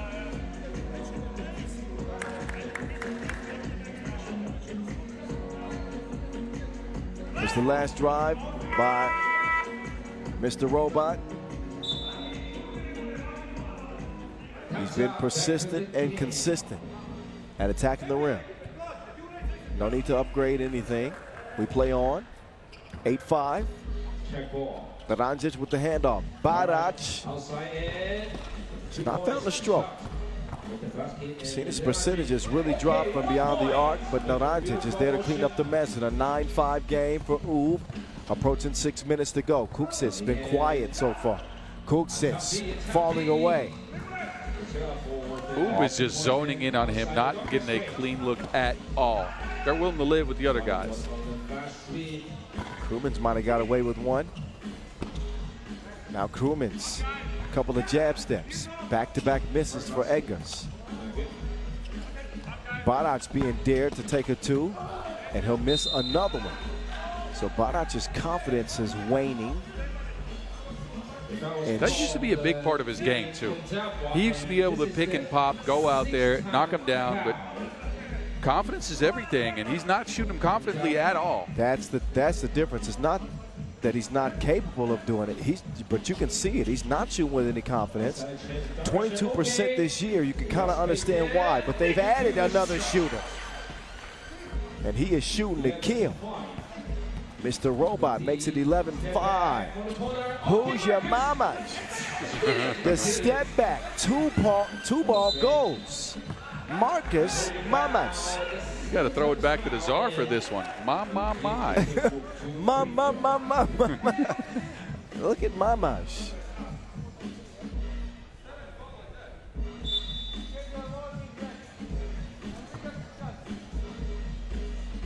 (11-7). Naranjic shooting 2. 7 fouls on Kandava Tariba. Oh, Naranjic. And that is where he has struggled this year. Naranjic has seen his numbers dip a little bit. He's under 60% from the free throw line. He's 0%. That trip didn't hit a 1, but they're going to leave Mr. Robot open. Mr. Robot. Did Elon Musk build this version? He's different here in Macau.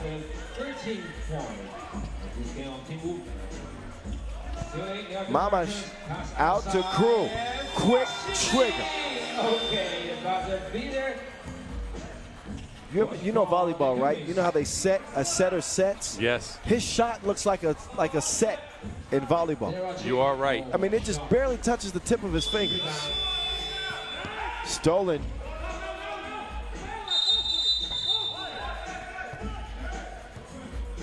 Technical call on Krumins? Not sure on who. Looks like it. Oh, Krumins was, well, that's the 2 that he made, but I think he was complaining. He felt like Ub didn't clear it or something. I don't know. I'm not sure, but he was a little bit belligerent with official Matuszewski, who quickly issued him a technical foul. And Stefan Stojicic, who scored 8 points in game 1, is back cooking in this one. He scored the last 3 for Ub.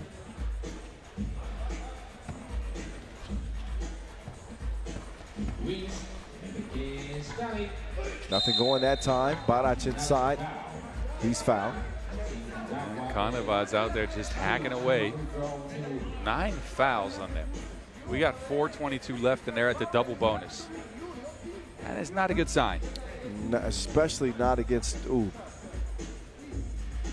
I'd say the odds are in their favor to be going 2-0 in this game, already with a 5-point advantage. Yeah, but all credits to Ub for being able to shift kind of on a dime here, right? In the sense that you add Stefan Stojicic, you got to kind of play to his strengths instead of having him be an integral part of your system. Of course, he played with them last year, so you know some of it. Sure. But you got to kind of shift your offensive approach, and they have done just that. They have given him the ball. They've given him the freedom to do whatever he wants. It's paying off. Well, I think with his skill set, you can use him almost like you would use a Majstorovic in Ub's system. But Majstorovic shoots more off of a screen. Yeah. And I think Stojicic, Stefan that is, can create off the bounce. Yes, he's a better creator off the bounce, but he can certainly catch and shoot like you know, like Mike Stordovich You're right. can. So, over the shoulder sets up the Cooksey monster. He has not got it going in this one. Now Dr. Strange looking at his patience. And they've lost patience for plays like that. Jesus blew a gasket. Barac with a Monday moment. You don't see it very often from him. But a wide open layup missed. I think Uba's played very well in this game so far, outside of maybe that Barac miss. But I think they've been sharp enough.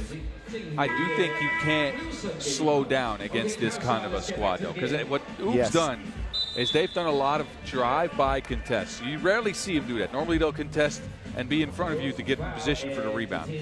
But they have flown by all the shooters on Kandava to make it tough on them to get their first attempt off the mark, and then they've rebounded with 2, which is high level. But it's only a 4-point game. I would say the other thing that Uba have done poorly in this game, oh my goodness. He is a lethal weapon. A lethal weapon. Edgar's Krumens. Look at the pep still in the step of Mr. Robot. Well, he didn't just go to the garage and get a shooting arm. Apparently he got some good legs as well. I'm telling you, his dude is a machine. They added some Nas to the system. 15-12. Oh, Cooksey. In and out. 15-13. Barac. Still Baroque. Up top. Mama's already hit 1. Does not get another. Stefan, who's looked comfortable. Looked like he's played all season. His first tournament since Neom of 2024.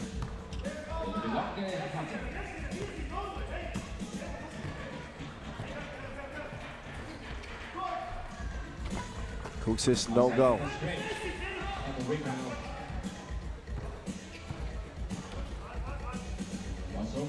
And Strahinja, the jumper, continues to fall. Just in time for autumn. 17-13. We're not even close out here in Macau. We're on the equator. We're close to it. But technically, it's still autumn. You're right. Right? I don't know if they go by that 4 seasons here. Okay. Everywhere else, then. 4-point advantage, though, for Oob. They do get some breathing room. Krumens nearly made it. Close ain't good enough.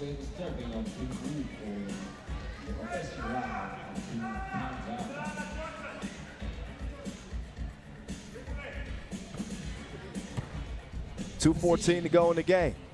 Voice of 3x3, Kyle Montgomery in your ear. Boz Rosendahl, a.k.a. The Mountain, here as well. 120 seconds left in the game. That Oob lead by 4, but it's not safe with the shooters that they have on Kandava Tariba.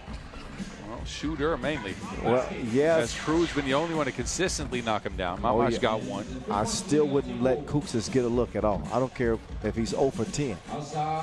I don't know if this man has missed. 19-14. Mr. Robot looking like the 2018 league MVP version of himself. 36 years young. He'll misfire that time, and Ranjic will not get to it in time.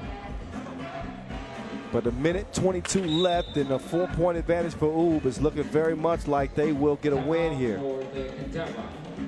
As we look at the top scorers in the game, it's been Krumens with 6, and Stefan Stojicic. Turn the clock back to 2019. Mr. Robot 2.0, you right. Back to the game. Look, not touching a 3x3 basketball for, I'd wager months, maybe even half a year. To step on the court like this, I don't know, man. It feels unfair. That is unfair. Edgar's Krumens is a flame. He's also an OG. leading his team in scoring. He's got 8. Krumens, get the man the ball. Raimo can't do it. Cook says, look, my one leg. Another one just betrays him. In and out, under a minute to go. Ooh, have to take advantage of the possession. Krumens called for the foul in the landing space of Barac. It hasn't been a lot for Barac there that's gone well in this game, including the free throw shooting for Oob in general. But he can make things right now. Look, we're on camera. I'm dancing. Are you dancing? You're not dancing. I'm not. That was your chance. They're going to do it again. Okay. Get ready. All right, get ready. Here we go. Okay. Here's our chance. There we go. This feels like a This weird looks dance. bad. I This don't is know. bad. Yeah. Barac misses the second one. Man, Boss is a bad influence on me. I want y'all to know that. Are you He's saying back. I threw your rhythm off? Yeah, threw my rhythm off. It's been off for a couple of months. We got Oob needing just 1 point to score. Oh, nice connection.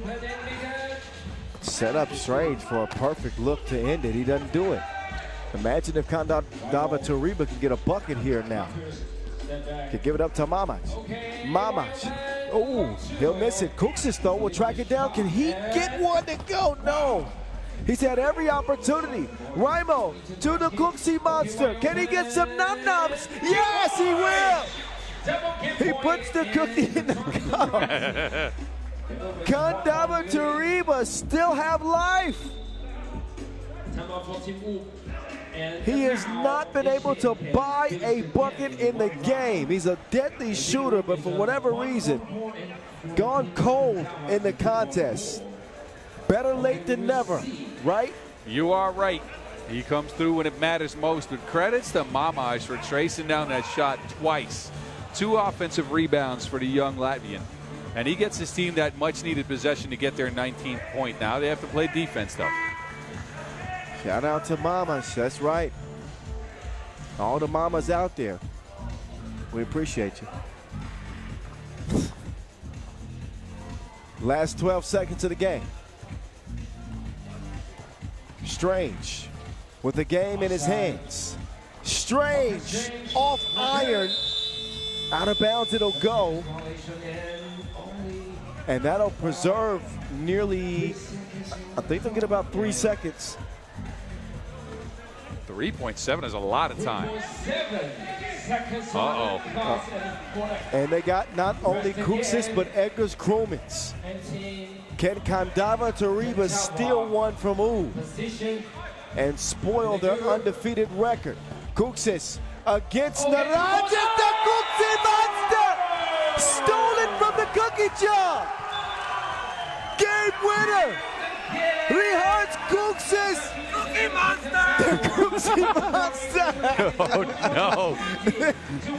That was Raimo that came over to the microphone. Look again. He ain't a killer, but don't push him. The Cooksy monster. Num-nums. Oh, my. What a shot, too. Stepped into the defense, fades away with a make. Super high degree of difficulty. Oh, that was a crazy finish. The Cooksy monster. He got Oob feeling like Oscar the Grouch now. Enough. 21-20.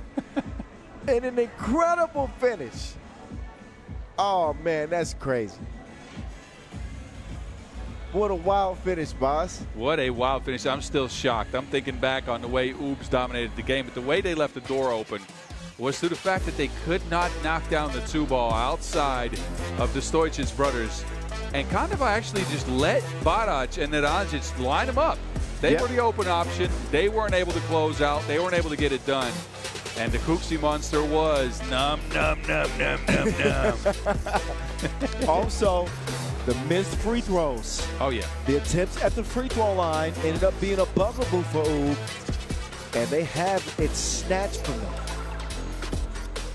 Unbelievable finish. Kandava Tariba come out of nowhere and pick up a W over the world #1 and spoil an outstanding individual performance from Stefan Stojacic. Wowzers. I think we all need a breather after that one. It's the opening ceremony festivities coming up next from Macau before we get back to the action with Pool D play, Basketball, Telecom, and Bordeaux scheduled for 1935. So just about 50 minutes from now from the next tip, or check ball I should say. So feel free to stick around and enjoy the opening ceremonies from the casino capital here in Macau. And let that Kandava Tariba win simmer for a bit if you're in Latvia. All righty. See you guys in less than an hour. 1935. We'll get back going. All right, cool. Let's do it. Let's bring out one person at a time. MC Long. Yeah, Let's go out there and do it. from the audience and we will play games. All right. All right, you. Shoot somebody. You want to win some prizes here in Macau? 我哋想嘅你品嘅觀眾朋友舉手，我哋上嚟玩遊戲啦。我哋有請你嘅先生。This one? Just one more? Yeah, only one time. 我哋先有請一位先上嚟。好，慢慢行，得。Alright, so the game is simple. Yeah. Can you have a look? Yeah, I can lose. Can you have a look? Can you have a game? Yeah, I know the game. What's the game? Explain it to me. Hello, sir. Lucky View 非常之簡單一個牌本啦。抽題，抽咗咩題嘅話，完成嗰個標誌，如果完成得好嘅話，你就可以獲得我哋嘅 prize 非常之好睇嘅我哋 3x3 嘅籃球碼，好唔好？咁我哋開始啦。Alright. Over here. Oh, here we go. Over here. Okay. Oh, you dropped one. I dropped one. Yeah, you dropped one. Let's take yours down. Alright, so over here. Okay, free throw. Free throw. So, pretty sure all we have to do is make a shot, then we spin the wheel. Yeah. And that's the challenge given. Correct? You complete 3 challenges, shots are yours. 即係完成3次挑戰嘅話，我哋呢個碼就屬俾你。好第一個挑戰就係我哋嘅 free throw。Yeah， From the free throw. 係投一個發球，準備好未？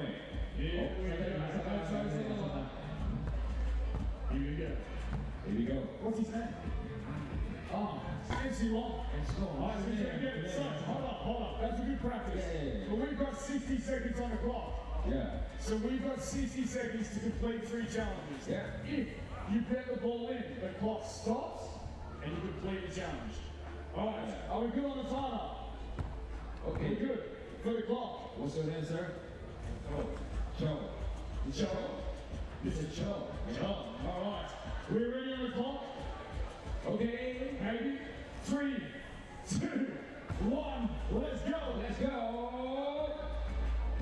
Oh, it's up and out. We're going to help you for rebounds. Yeah. Let's go, Joe. Let's go, Mr. Joe. Oh. What's the camera? We will help you to ball until. Clock is not quite ticking. Maybe you've got all the time in the world. Yes. You're that efficient that the clock didn't even start. That's how good you are. All right, let's spin that wheel. Yes, spin the wheel. And the second challenge is. First challenge. Oh. Apartment dance. You know that? Oh, look at the camera. Oh. Yeah, there's the cameras. Yeah.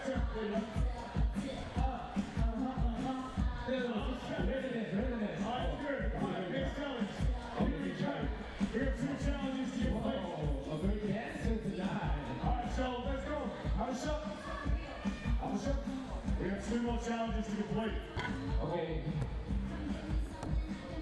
Come on. Up and down. He gets his second spin that wheel. I wonder what we'll get you to do next. Yeah. 我哋睇下下一個挑戰係咩 Maybe the wheels disappeared. We can make up a challenge. Yes. 100 push-ups. Okay. We got the wheels still? Yeah. Maybe not. Lewis. Ready? If you do 5 push-ups, that's challenge number 2 done. Alright, but the whole crowd's going to count. Here we go. Down. And 1. 一齊數 1, 2, 3, 4. It's all for the show. Yes, it's up for the show. And just a moment. one more challenge. If you can still lift your arms. You good? Yep. Yes. Here we go. What's those toes? Oh. Into the line. Up and down. Oh, A little bit. again. One more chance. Yeah, one more chance. One more chance. One more chance.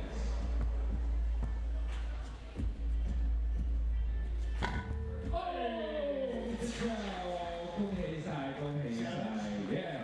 Challenge. Alright, the wheel. Are we going to spin it? Yeah. Maybe. Waiting a second. Technical difficulties. There we go. There's the wheel right Okay, there. the last challenge is It's a layup. Layup. It's a layup. Don't mess it up.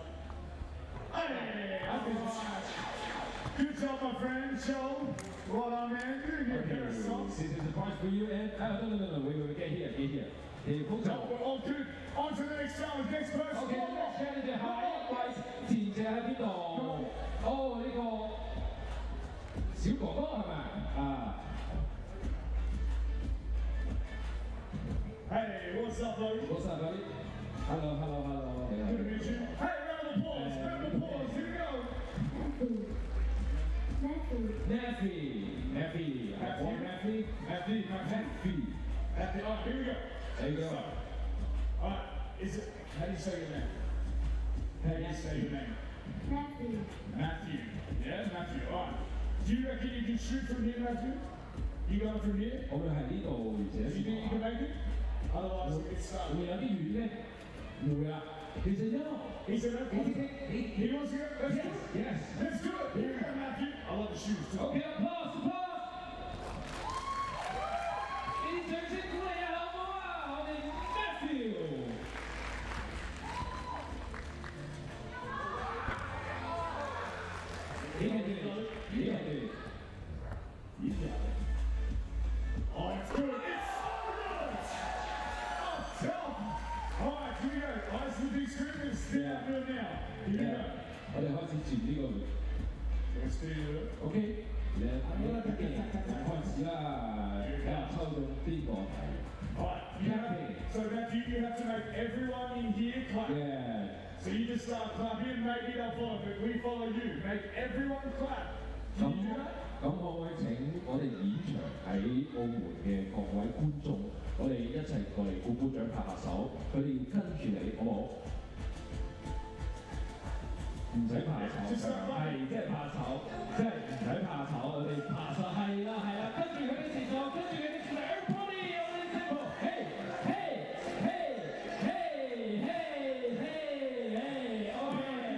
good job Matthew， 哇好叻啊！ Okay, here we go. Matthew! Oh! Here we go. We'll spin that wheel once again. Here it comes. Here it goes. High five. DJ. I'll tell the ball. Do you know what the DJ is? 你知唔知我哋今次比賽嘅 DJ 喺邊度啊？睇下係咪個姐姐？如果係嘅話，過去同佢係啊握下手啊，一個獎好唔好？誒，人家我哋 shout 叫 DJ Yu 啊，就 challenge is done. Okay. Alright, so I don't know if we should count that challenge because you showed him where she was. No, he pointed. No. Okay. Alright, one more Matthew. One more Last challenge for a pair of socks. Here we go, Matthew. Matthew. Okay. All off to the side. It's good. Here we go. One more chance. If you guess this, completes the challenge. The socks are yours. Yes. Oh.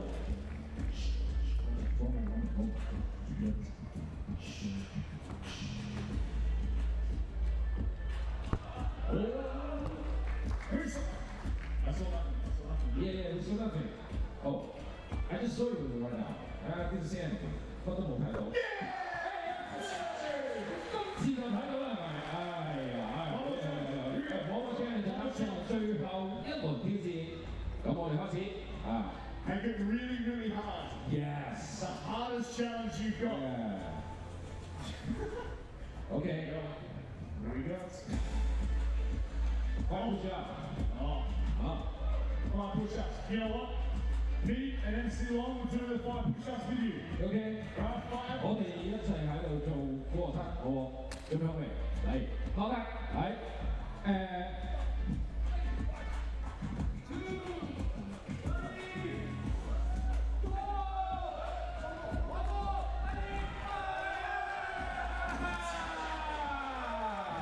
哇！哎呀，又投得又做得，哇！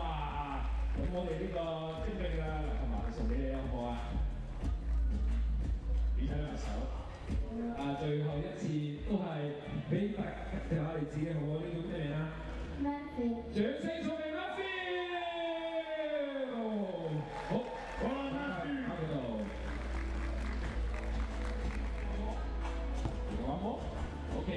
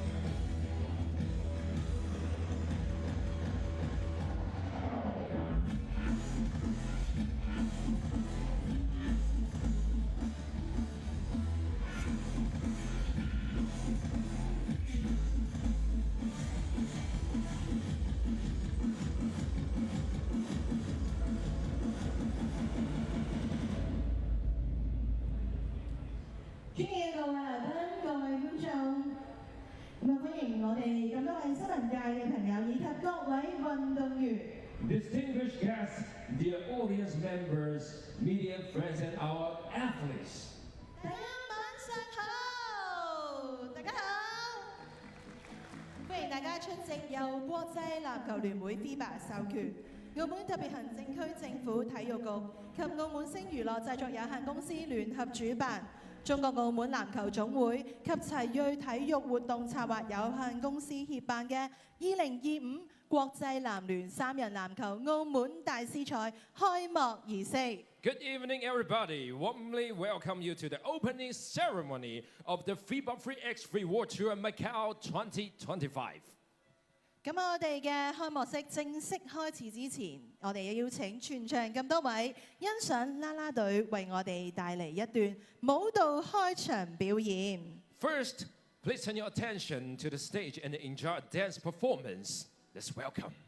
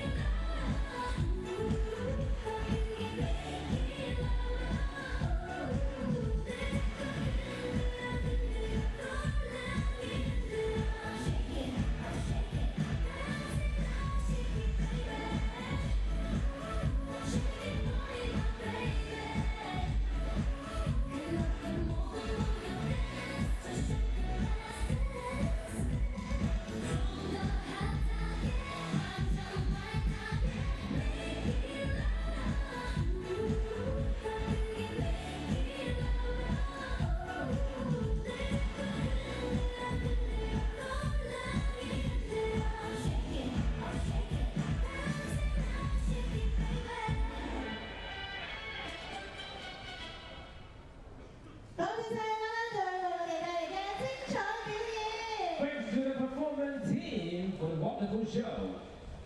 咁接落嚟咧，我哋將會首先為大家介紹今日嘅主禮嘉賓，歡迎第15屆全國運動會及全國第12屆殘疾人運動會暨第9屆特殊奧林匹克運動會澳門賽區籌備辦公室主任潘永權先生。歡迎澳門特別行政區政府體育局澳門界欄飛箭大賽車及大型體育活動廳廳長黃家權先生。歡迎澳門星娛樂製作有限公司行政總裁魯傑龍先生。Welcome, FIBA 3x3 Head of Event, Mr. Ignacio Soriano. Welcome. 歡迎中國澳門籃球總會理事長胡松輝先生。歡迎永利澳門有限公司營運總裁兼執行董事羅偉信先生。Welcome, Mr. Gregory Lumisotto. Welcome. 以及教育及青年發展局教育資源廳廳長鄧偉強先生。再次歡迎嘅各位嘉賓。接落嚟咧，我哋將會有請澳門星娛樂製作有限公司行政總裁魯傑龍先生為我哋致辭，有請。With full applause, may I invite Mr. Logan Long on the stage to give us a speech. Welcome.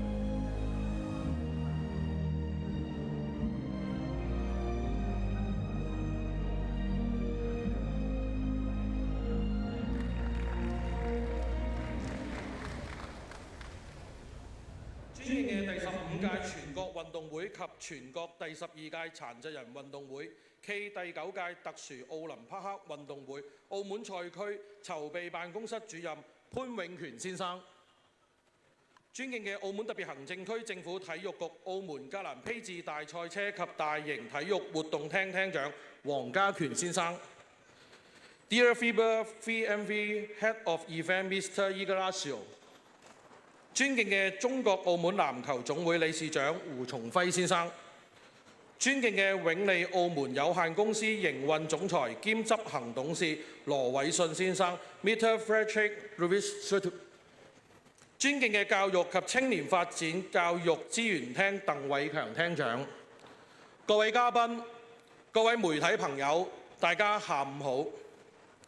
今日我哋齊聚於此，共同見證一場充滿激情與活力嘅籃球盛事2025國際籃球3人籃球澳門大師賽嘅隆重舉行。首先，請允許我代表賽事組委會向所有支持本次賽事嘅政府部門、合作單位、參賽隊伍以及辛勤嘅裁判員、工作人員，以及到場嘅每一位觀眾朋友表示最熱烈嘅歡迎同最誠摯嘅感謝。就今日現場大家所見，本次比賽嘅參賽隊伍匯聚全球多支頂尖隊伍，競爭激烈。三人籃球已正式成為奧運比賽項目，係一項節奏更快、對抗更激烈、觀賞性更強嘅運動。佢唔單止考驗個人嘅技術，更考驗團隊嘅默契同智慧。喺呢一個戰場上面，每一次精妙嘅傳球，每一個果斷嘅突破，每一個精準嘅投籃，都令到我哋對更快、更高、更強、更團結嘅奧林匹克精神最完美嘅演繹。相信今次高水準嘅球隊將會為所有觀眾帶嚟一場精彩絕倫嘅籃球對決。適逢今年第15屆全國運動會澳門賽區3人籃球項目，亦喺下個月喺今日同一個場地永利皇宮南門戶外草坪進行。希望今次嘅賽事可以為全運會率先打響3人籃球嘅氛圍，深化體育文化，讓嚟自各地嘅觀眾朋友感受到澳門體育盛事嘅熱鬧氣氛，共創精彩紛呈、煥發活力嘅體育盛會。我相信喺接下來嘅比賽中，我哋將看到各位運動員揮灑汗水、展現風采，用你哋嘅拼搏同激情點燃整個賽場。同時，亦都希望所有觀眾能為場上嘅每一位拼搏者加油鼓勁，你哋嘅喝彩將係運動員最大嘅強力動力。最後，希望可以同大家一齊喺呢個充滿活力嘅球場上度過一個愉快嘅週末。多謝大家。多謝晒魯傑龍先生。Thank you, Mr. Low。接下嚟，我哋有請國際籃聯3人籃球賽事執行官 Mr. Ignacio Soriano 致辭。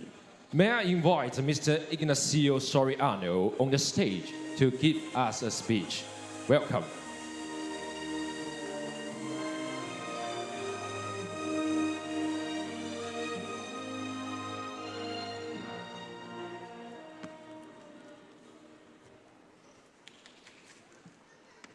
Hello everyone, dear basketball friends.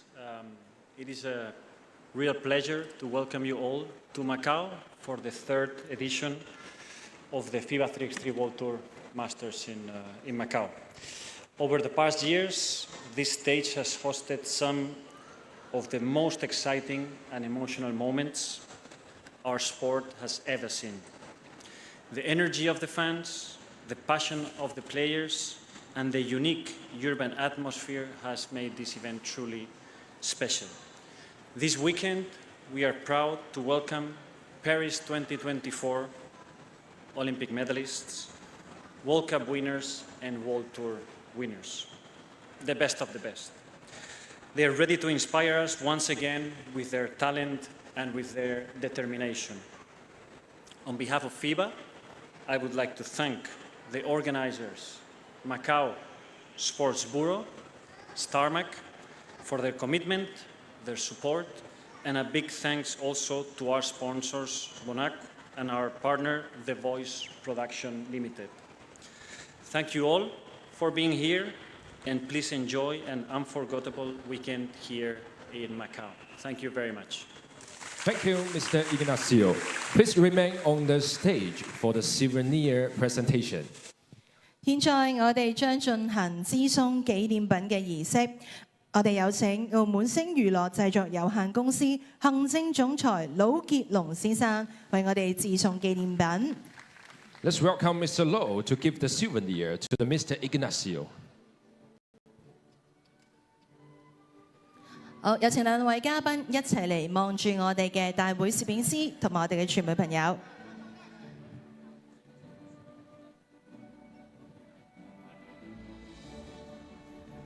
好，唔該晒咁多位，咁啊繼續請兩位留步㗎，因為接下嚟咧，我哋將會有互送紀念品嘅環節。And now, may I invite Mr. Ignacio to present the souvenir to Mr. Low. 好，有請兩位嘉賓望住我哋嘅大會攝影師。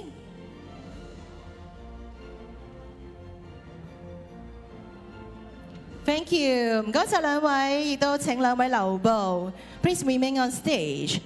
接住落嚟，我哋將會進行開球禮。咁我哋呢個時候有請主禮嘉賓，有請15運會及殘特奧會澳門賽區籌備辦公室潘永權主任、體育局黃家權廳長、澳門男總胡松輝理事長。永利澳門羅偉信營運總裁兼執行董事 Mr. Frederick Louis Soto 以及教青局鄧偉強廳長。And now we are going to kick off. 咁我哋主禮嘉賓呢已經嚟到我哋嘅舞台上面，接下嚟我哋有請禮儀小姐為我哋送上籃球。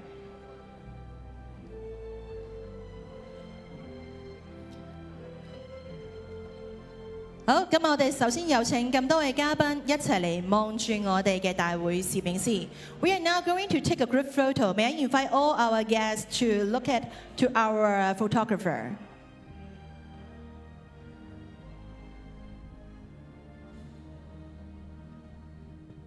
以及我哋一眾嘅傳媒朋友。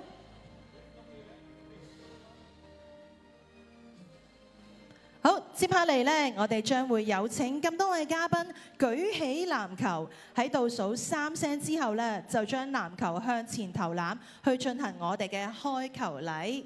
And next, please raise your basketball and shoot it forward after the countdown. 3, 2, 1. Please get ready.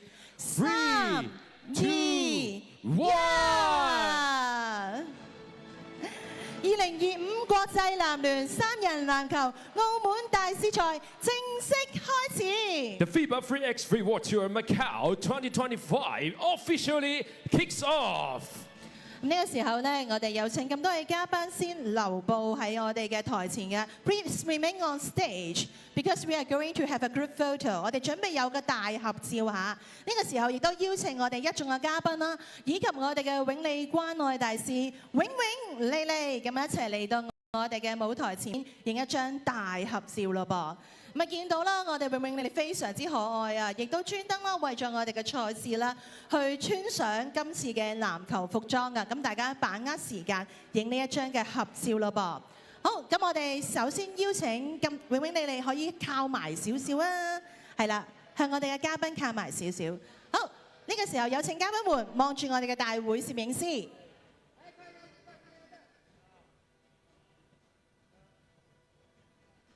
好，以及我哋嘅傳媒朋友，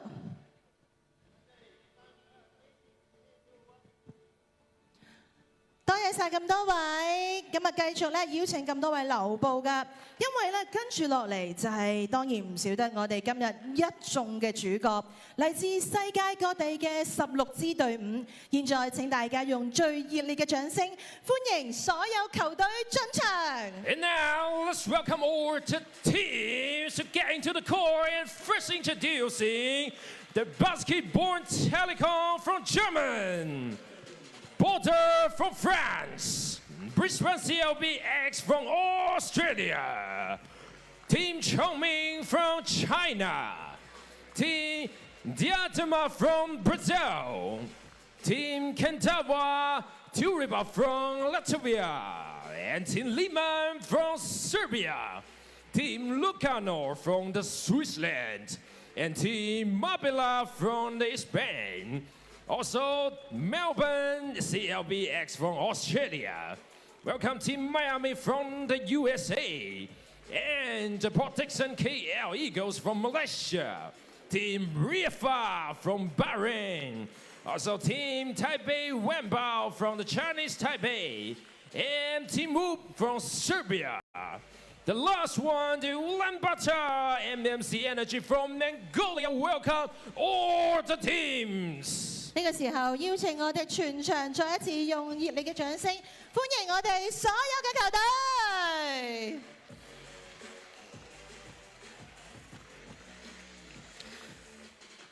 咁接下嚟咧，我哋所有嘅球隊咧都嚟到舞台度咧，同大家亮相噶啦。咁所以咧，現場嘅觀眾們把握呢個機會，咁啊一齊咧望住我哋嘅呢個大會攝影師嘅鏡頭，一齊嚟影張合照咯噃。OK。 好，我哋攝影師們呢個排位 OK 嘛？夠唔夠靚呢 ？OK， 好，咁我哋呢個時候，我哋 everyone we are going to have a group photo together. Please look at our photographer. 好，我哋呢個時候咧將會係影張大合照嘅，有請咁多位望住我哋嘅大會攝影師。 Okay, we now invite all the guests to take a group photo with all our teams and look at the photographer and countdown 3, 2, 1. We all say 3x3. Get ready. 3, 2, 1. 3x3. Woo!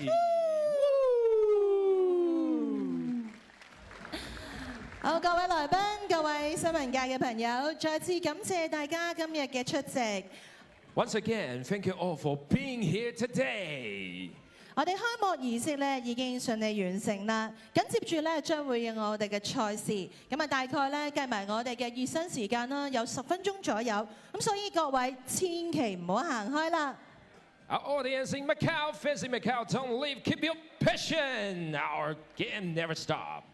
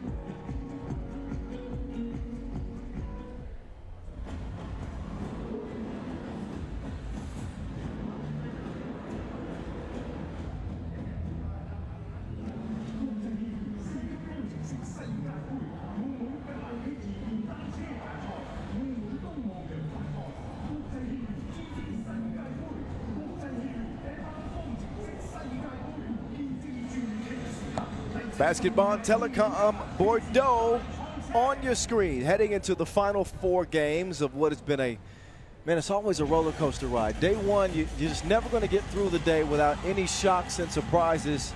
Kandaba Tariba giving us one against Ub in our last contest before the opening ceremony festivities. So now we are back to work, Boz and I punching the clock and getting ready to see how this day finishes. As you know, top 2 from each group advance to the quarterfinals. Leaves one team on the outside looking in. Basketball Telecom, they started off this competition the right way. Indeed, a shocking victory that gives them a chance to be 2-0. One against Chongming, who will be watching this game very, very closely. And going up against a Bordeaux team that comes from the qualifying draw but did not look good in their opener.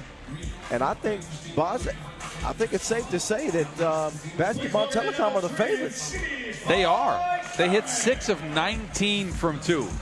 You rarely see this team take over 10 twos a game. They went 6 for 19, which is nuts. And they beat the undersized Chongming team, who didn't have Zhang for that one, on the boards as well. And look, Denzel Jimin, he was special. 3 of 10 from range, 4 of 5 from inside the arc. He was everywhere on the court. Look, and if they keep playing like this, if he can sprinkle into twos, if Schultz can keep hitting them, CD even hit one, that is good news for Basketball. But the main thing to keep in your head for all of these games is the 2 tiebreakers, because all of the games coming up are either a team going 2-0 or a 3-way tie, as all of the top seeds in the pool have now lost a game. So Bordeaux, they could still get in. If they win here and they score enough points, that means they might even be, well, they can't get the first anymore. They could get the second though. It's insane. All it takes is one upset in the group. It looked like Chongming was going to kind of run through it, and it would come down between Basketball and Bordeaux for the number 2 spot, but that's not how things shook out. Denzel Jimin with 10 points in that win, and that team is feeling confident and looking good coming into this one. Bordeaux coming out in the fuchsia. In the Bordeaux? No, it's not Bordeaux. Is Bordeaux a color? Yes, it is. Wow. It's more reddish, though. Red purplish. Okay, well, look, Bordeaux in the Bordeaux. Alex Villarreal, Emmanuel Manso, Eddie Steiner, and Paco de Mazur. That is Team Bordeaux out of the bleu. So the French and the Germans stepping between the lines under the lights, just in front of the Wynn Palace Hotel here in the casino capital. Yes, the casino capital. This is Macau. 3rd straight year we've been here in this incredible city and enjoying some nice weather and a light breeze here in the evening hours. Denzel Jimin, all smiles, good vibes, as he hopes to continue to climb the world ranking numbers, but more importantly, right now he wants to help get his team into the World Tour final. And they have some work to do, and if they don't win this one here, I think that'll pretty much spell disaster for any remaining hopes that were already slim to get to the World Tour final. Emmanuel Manson, how do you say? He's a bad boy. He's a bad boy in French. French? I have absolutely no idea. I thought you were a linguist. No, I'm not. All right. Dutch and English. That's You're what a historian, not a linguist. Yeah, factual guy. All right. But my French classes were not great. All right, my French friends, hit me up at 3x with the voice. How do you say bad boy in French? What's up, Sonshu? Bad boy, tell me. How big of a shock would it be to see Basketball go 2-0 out of all the top seeds, the big time teams here? It won't be Ub. It won't be Miami. It won't be Chongming. And it won't be Lehman. It won't be Lehman. Could be Rifa. Yes. But yeah, that'd be quite a shock. We'll find out. We are underway. Pool D's finale. Emmanuel Manson. Manson says, so what? To CDB's defense. Now it's CDB taking the feed. That's a grown man bucket. CDB. Bekame is going to take the feed. He's got two defenders flying at him full speed. Elevates and scores. Could be an X factor in this game. We haven't spoken a lot about Bekame today. That's with G-Man's heroics and some improved play from Rotimi. But keep an eye on Bekame, I'm telling you. He's clearly very much improved this year, right? He added some muscle. He's lost some of it again, too, because of the long season. But he's up, and he's upped his finishing percentage. He's actually shooting some twos now. He's slashing off the ball, cutting to the basket. Most improved player, maybe? He's up there. He's in the conversation. He's up there in the conversation. For certain. Bekame gets called for the foul there. But in a lot of ways, he reminds me of my soon-to-be 18-year-old son, Macau. Macau is 6'10", by the way. Might be a tad taller than Bekame. But some of that versatility, and my boy can step out and shoot it, too. Main question coming from this is, when is he stepping on a 3x3 court? We're going to see. Y'all give my son a follow. Nobody knows ski. Yeah, nobody knows ski. Macau Montgomery. 2-1 start Bordeaux. Steiner pulls up, but probably shouldn't have. Misses the mark and checks out. That will allow Villarreal to come back in.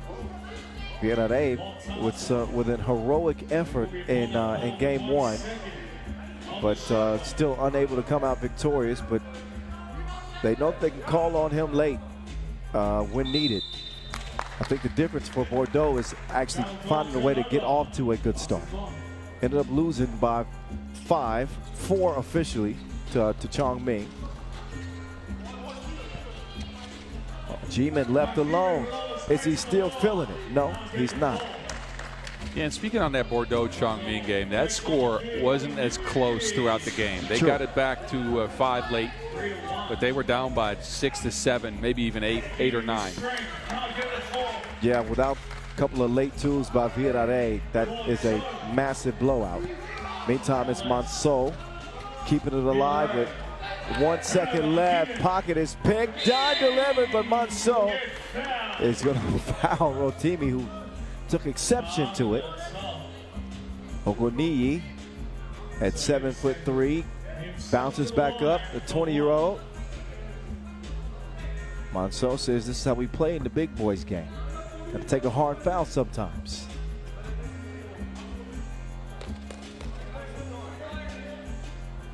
You don't often see a player as big as Ogoniyi is at 7'3", or as big as Boz is at 7'1". You're on camera, that's why I did that. Well, thank you.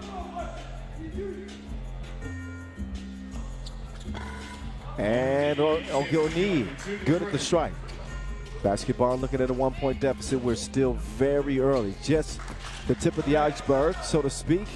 Demazu told no as he tries the entry. If you want to get involved with us, by the way, please do it.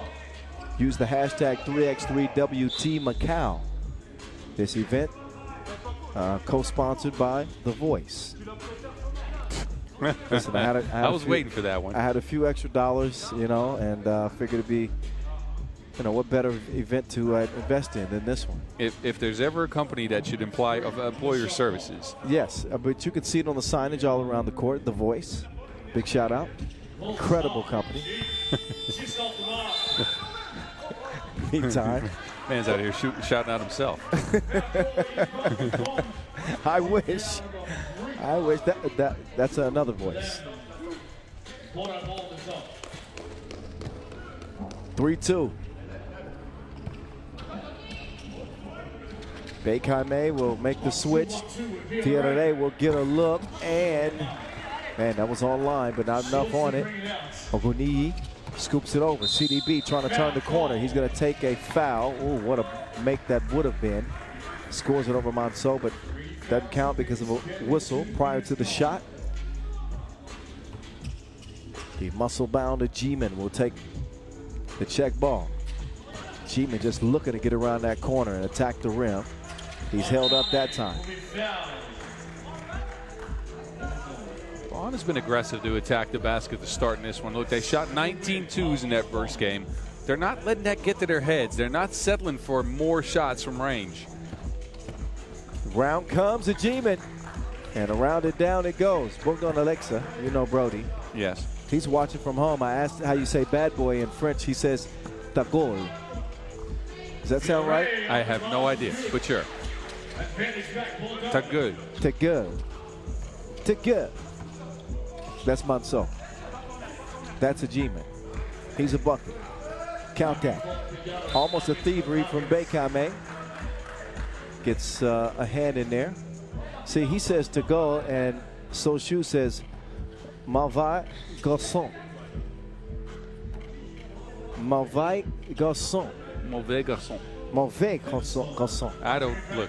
I don't know who to. No, I think I should believe Kareem Soshu. He is from France. Yes, not not the Romanian who learned French. Okay. Thanks, but no thanks, Brody. 4-4 game. Shot clock violation. And a shot clock violation.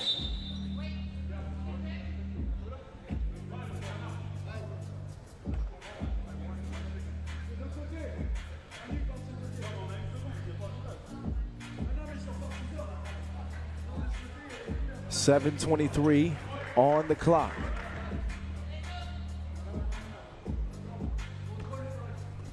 Ajiman up top. Gets it back. Ajiman, oh, good defense from Manso. I think they're well aware that they love to drop it down to Oguni.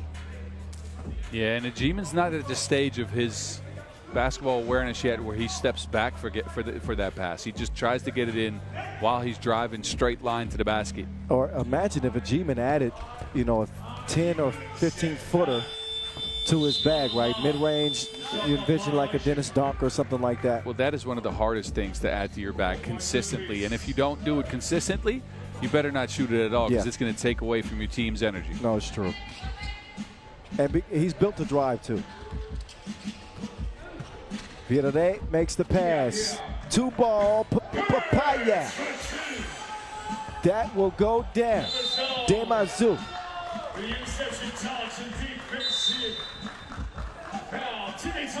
And a TV timeout. Basketball trailing by 2. Not off to the start that we saw in game 1. So the resolve of this basketball team will be tested. It's not like it's a big lead right now. It's a one-possession game, but... Yeah, but it's been Bordeaux who's been the aggressor to start the game. Here we see Demazo line one up. Paco's been a nice addition to this squad. I've liked him. He can screen and hand off. He can drive a little bit, as we can see here. He's got the left-hand finish. Now he's added a two-ball as well. Multifaceted guy. We saw him on challengers on Team Poitiers in the past. I think he's well suited for this game at 3x3. Man, this is completely off topic, but do you see Stefan Dan's shorts over there? What do you think about those? Reverse Waldos? Those are interesting. I wouldn't have even known about it if Bogdan hadn't told me, but yeah. He might be going to the beach after this or something. Swimming? Look, the man's been in China for a month. I mean, you know, that clouds your vision maybe. Yes. It's clearly affected his decision making, fashion-wise. In any case, Manso up to the line and will connect and add one more to Bordeaux's lead. Early, Schultz passes up a chance at 2. Bekame. He's on the line if that goes. It doesn't anyway. But Bekame's got to become more than just a straight line player too. I know that he's got a little Euro step in the lane, but he rarely takes a 2 attempt. You're right. He did take 2 of them in their last game, knocked down 1, but he's not as confident in his shot as you want him to be, right? He's not a bad shooter at all, but it's hard to balance that with the cutting he does. Ooh, Demazu floating and flushing. Yeah, but as we get another look at this, the left-handed spike from Demazu. But obviously, Bekame is still young, but to add more to his bag, have some more finesse.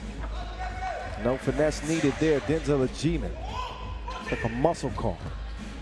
He put two hands out straight in front of his face and dropped the ball in the rim. Did you see that? Yeah, I mean, I think anytime he takes off, he can dunk it. He just decides once he gets in the air. But right past the defense, goodbye and good night. The athletic phenomenon, Denzel Ajiman. No Fabian Giesman for Basketball Telecom. Monceau, no good.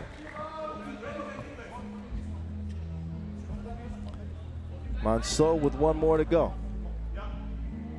AKA Mauvais Garçon. I hope I said that right. Dieng to Ogoniyi. A little strong on his attempt. Now Monceau is going to take Ogoniyi on a test drive. I don't think he's buying that one. 10-5. Now it's a G-Man. Euro stepping through Asia. Denzel Ajiman starts off showing a horsepower, then he downshifts and lands the lay with the foul. Oh, that's a thing of beauty. He's a different man this week. I'm telling you, he's not just relying on his strength and his speed. He's got his touch going. He's got the shiftiness to the basket. This is a different version that we've seen from him in a while. Well, I think that, you know, obviously, not do I think it, I know that they're asking more of him without Giesman. And they're expecting him to take over the leadership role and likely the primary scoring role on his team. And he has been game ready, misses the two. Oh, a lot of flailing and flopping and acting. And it's a double foul. That's the right call to make.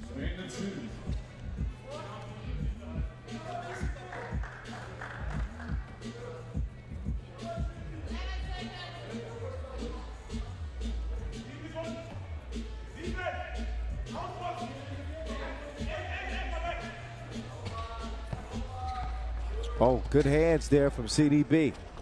Pokes it away, gets it to the post office. This is where Oguniyi should be aggressive, I think. At that size, 7'3", they end up settling for a turnaround 12-footer by Bekame. Just to defend the big fella, though. I see what you're doing. I see what you're saying. Yes. He has no go-to move just yet. He has not. You know, he's not fully grown into his body. You know what his go-to move should be? Go to the basket. You know, go to the rack at that 7'3". Well, okay. You sound like an older gentleman trying to tell people how to play basketball.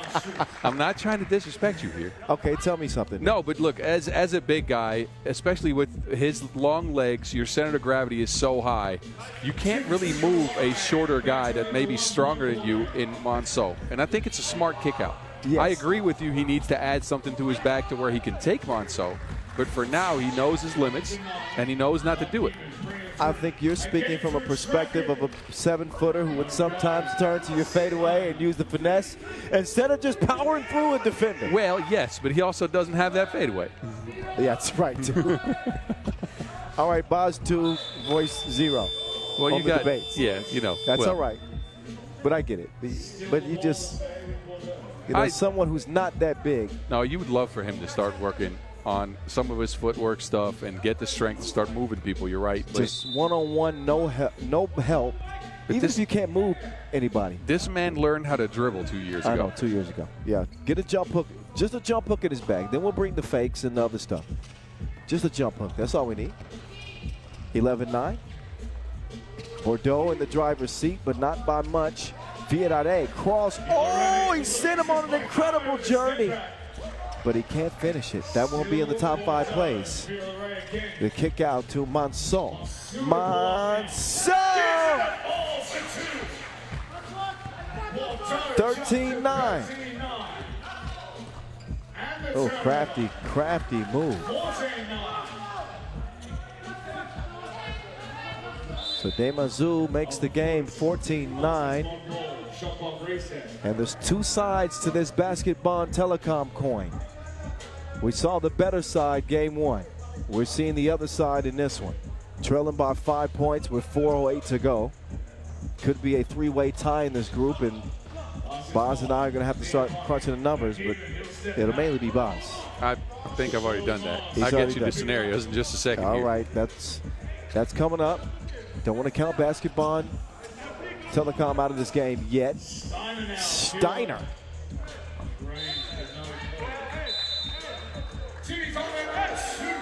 All right, since we've hit the TV timeout. All right. Let me get you the scenarios. Bordeaux. So in case of a Bordeaux win, we'll get a three-way tie. First tiebreaker is points scored. Chongming's at 38. Coming into this game, Bordeaux's at 17. And Basketball's at 21. Which means even if Bordeaux scored 21, they can't pass up Chongming. But if they beat Basketball by more, as they are the lower seed, if they beat them by more than 4, so 5 points, is when they will get through. And they'll be in second in the pool. Basketball will be out. So virtually, as we stand right now, it'll be Bordeaux who moves into the second place, and Basketball will be out of contention. That's crazy how things start out so far, because they've been the most impressive team in the group. Right? Yep. For now. But they could still be out, and that's what well, yes. I did see that. 14-9. Ooh, via that 8. 3.5 left.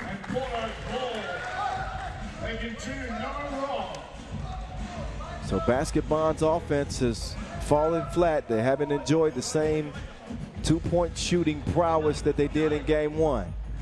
So now they are struggling. Via Rare. Ooh, that would have been a nail in the coffin. Look at Monceau staying active, but Ajiman won't let it.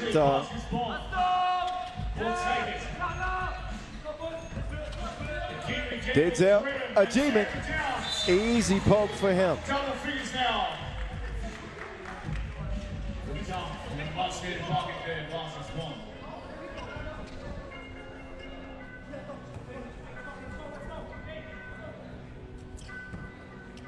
3:07. Demazu, speed demon. And look at the passion that Bordeaux is now playing with. It's reminiscent of Basketball's passion in game 1. CDB won't go. Bordeaux's putting a lot of pressure out on the two-point arc. They're not giving the young Germans any shots. The ones aren't going that well for Basketball either. 10 points after over 7 minutes of action, and again, all they need to do is stay within 4 points. If they get the deficit to under 5, they're still safe. But the way they're scoring right now and the way Bordeaux's been going, especially now with Demazo on the stripe for 2, and Basketball at 9 fouls, I don't know. Don't look good. Low scoring contest for Basketball. And you go from the highest of highs to the lowest of lows, or at least that's what they're on the brink of. Demazu will line up another free throw, but it looks like it's a lane violation. Oh, but it's against Bordeaux. So the time for Basketball Telecom is now. If they want to have a chance at advancing here, sitting at 10 points.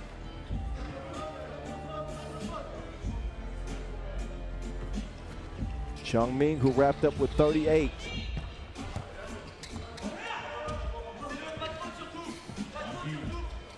Jimin gives it up. Bakeman. Yeah, fouls on the floor.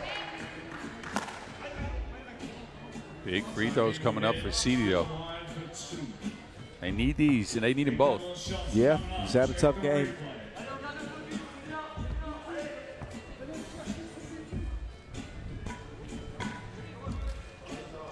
First of 2 is missed. You know, poise is something that is going to have to develop with a team this young. Late, he splits a pair, 1 of 2. Bordeaux looking comfortable with the Wilson in their hand. Getting directly into that action. They got 3 to shoot. Monceau for 2. Won't happen. Jimin telegraphed his pass. Contact with the line. And Saw it coming. But 7 seconds left for Basketball Telecom to do something with it. I like for them to put the ball in Schultz's hand more and let him operate out of the pick and roll to see what they can get from that.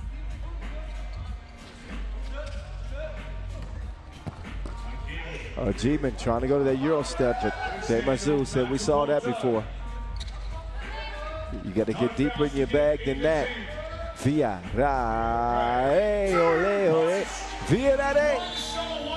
that is effectively the kill shot, the dagger. 19-11. The knife was already in, and he just twisted it. With a flick of the wrist, Alex Villarreal puts Bordeaux up by 8. And Basketball's hopes that were bright after that opening win over Chongming have now dimmed considerably. And a lot of time left on the clock with the way Basketball are scoring. I don't see him make up 4 points before Bordeaux end the game. No. I don't see it happening. And again, I think it's down to, and this just show you how, I guess, volatile the game at 3x3 can be in stages. Because when they find that 2-ball, this Basketball team looks like they're unbeatable. If they don't find it, everybody can beat them. And that's no discredit to Bordeaux or Chongming or whoever. Not even a Basketball, but that 2-ball is so important in this game. Well, it's so important to them in particular, because the truth is, it's a rarity for them to shoot 2s at the volume that we saw in game 1, or even to make that many 2s. So, you know, they aren't what you would call a 2-point shooting team. So maybe that performance was an anomaly, and this is more what they are. Without Giesman, they, you know. I think we've seen both ends of the spectrum in the sense that usually they'll get a couple down. They just haven't gotten any down here, right? And they knocked down 6 and 19 in their last one. That is an overshooting of what they usually do. But none. I mean, with Schultz on the team, who's a capable shooter, a G-Man who's an improved shooter as well. Usually see him knock down 1, maybe 2. Well, they are falling fast. 15th in the standings, and it's looking like obviously they're going to be out here on day 1. Manso, excusez-moi, he's in there. CDB, no. The stroke is broke for all of Basketball's players. Villarreal can't put the game down, or put it away rather. Shot won't go. Schultz has it, needs to get it cleared. He got a little confused with the shot clock horn. G-Man drops it off. CDB going to the spin move. Will score it past Manso. And it'll be Bordeaux ball. They want a timeout and just 1 point to score. What a day by Bordeaux. Started in a QD. We're down in both their games. Counted them out almost. Yeah, you facts. did. You went and took a shower on them. And then they come back, punch their ticket into the main draw. And now with this victory, they get in. Yeah. I mean, they get into the knockout rounds. Them and Chongming and Basketball Telecom, despite that upset victory, sitting right now with 32 points combined and on the brink of taking a loss here. They are not going to make it to day 2. Back-to-back tournaments.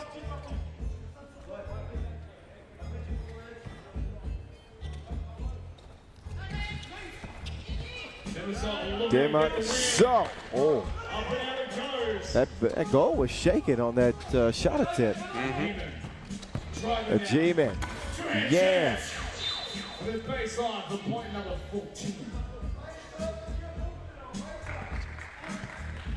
Now remember, and look, we were saying Basketball are out.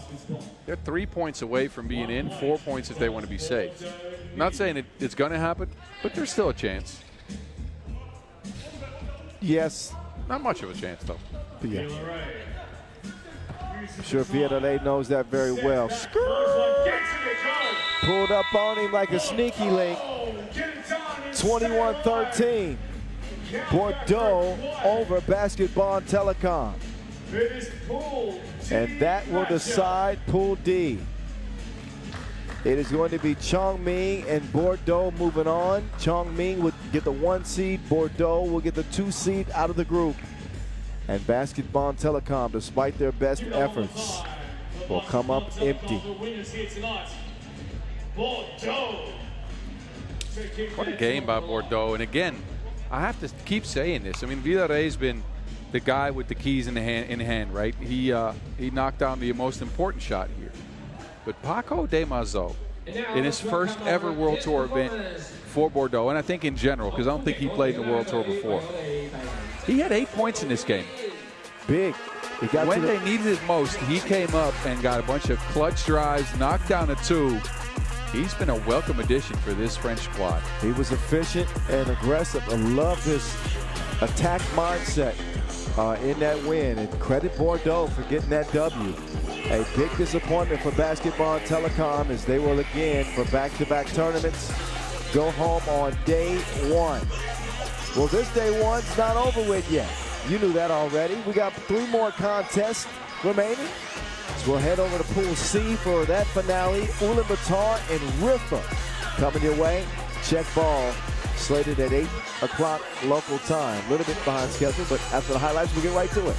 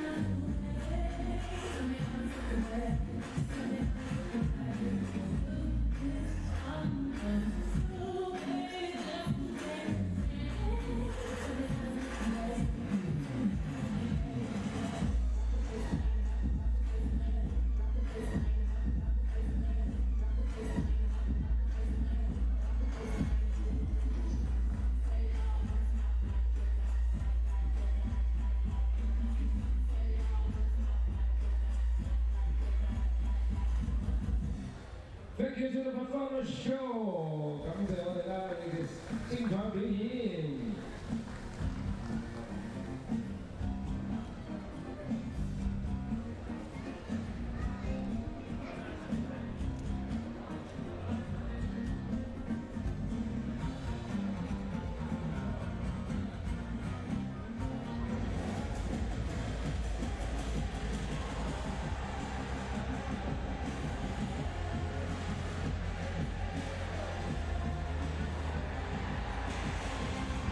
All right, Rifa and Ulaanbaatar MMC Energy. Contrasting styles in this particular matchup. And Rifa coming in hot from the qualifying draw as well, 2-0 in the QD.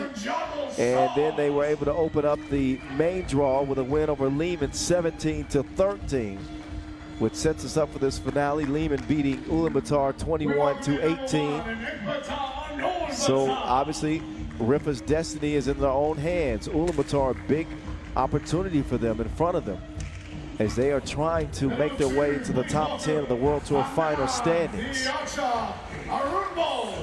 If not this tournament, they'll play in the last 2 regular seasons, but you want to take advantage of the opportunity in front of you. Rifa, without question, the hotter of the 2 teams. But do you think that Ulaanbaatar can slow the game down, number one, and can their physicality outduel the speed and the movement of Rifa? Well, look, I think they can, and of course, we can't forget they did lose to Lehman, but they were up through most of that game until right down the stretch, right around the 4-minute mark is when the game turned. But they were physical. They were going towards the basket. That was all working out. You remember the archer, he was trying to attack the rack. And I think that's an important piece here. But what they're going to have to do is not only slow the game down, they're going to have to guard the two-point arc. Because this Rifa team, they've been shooting today. I know, but you know, when you have to guard the two-point arc, so you think of Ikbatar, Nobatar, and Davasambu in particular, they're probably the best rebounders. You take them away from the ball. You take them out of the paint. I mean, take them towards the ball, away from the paint. So it could have an effect on them on the glass too, but that's all predicated on if Rifa continue to shoot it well from beyond the arc. Yes. We will find out. We will find out. And look, even this game, just like the last one, there's a scenario brewing in which Ulaanbaatar could even, they could still be the #1 seed coming out of this pool. Yes, you want me to explain it to you? Well, wait until we get into the game, and then the floor is yours. Then you can explain it. I will. There may be some people tuning in late. They skip the intros and they wait for the game. Oh, okay. We want them to all be informed. Tell me when to go. All right. Tell me when to go. Tell me when to go. Go, dog. Anyway, Dennis Donker, he went dumb against Lehman. 9 points in that game. 5 of 6 from the floor. Knocked down a couple of twos. Forts chipped in with 5. There's the Bull, Derganyam Davasambu. Already a legend in 3x3. A basketball god in Mongolia. Top 50 player on the planet. And longtime heart and centerpiece of Mongolian 3x3 for the men, Dennis the Menace. Got some recovery tape or something on his neck for this one. Got to ask him about that. What is that? I don't know. It goes into his shoulder as well. Yeah, maybe a little bit sore, but he has not looked like he's been banged up in any way. Dennis Donker is on an absolute mission. Surprising stat for Rifa. We talked a lot about Milos Antic, and I mean he's been a walking double 5, right? Yeah.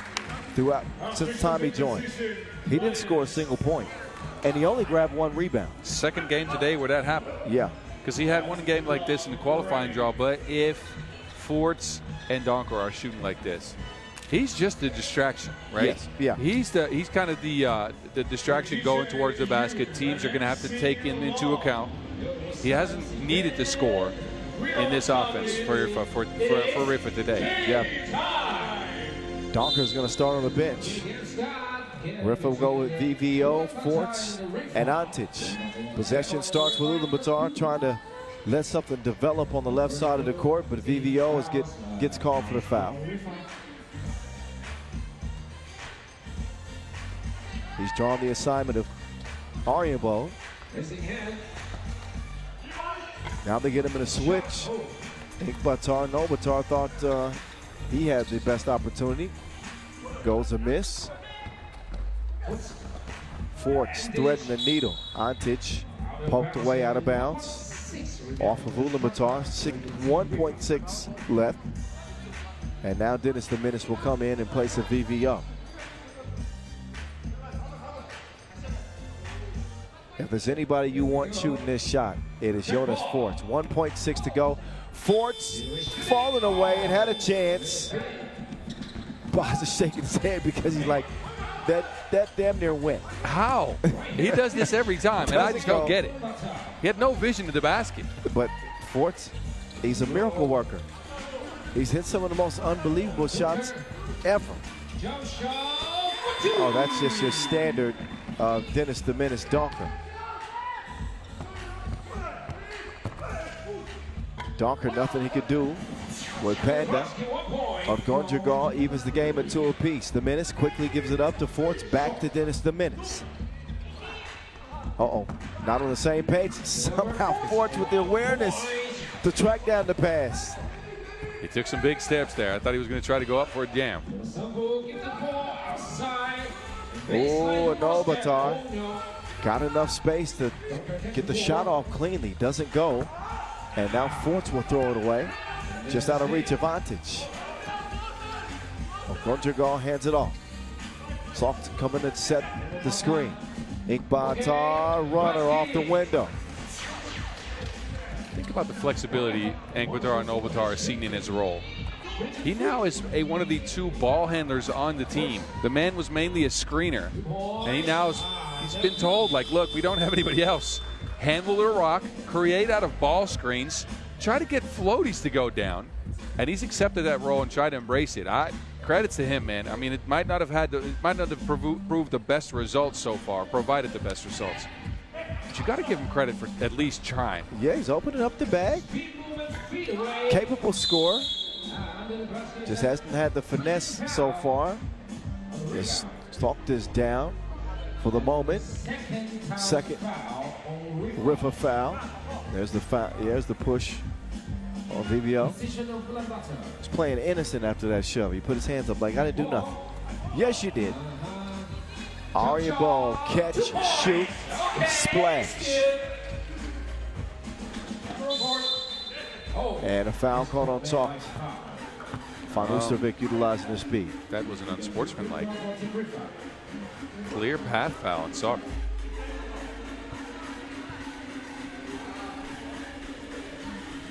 Well, no words? No? All right. I heard the whistle. I saw the foul. I didn't see the unsportsmanlike signal. I think that official Jabai Koskatu and Slava will talk it over. And there's a chance. I don't know if they're going to stick with this decision because, well, that's close, boss. I don't know. It's a clear path. Well, regular foul. Called a regular foul. All right. Good decision. Yeah. I mean, it was close, but I don't think this warranted an unsportsmanlike, to be honest with you. Yes, I agree. But at times you do see that a play like that called unsportsmanlike. I don't always like it, but I do like the reversal.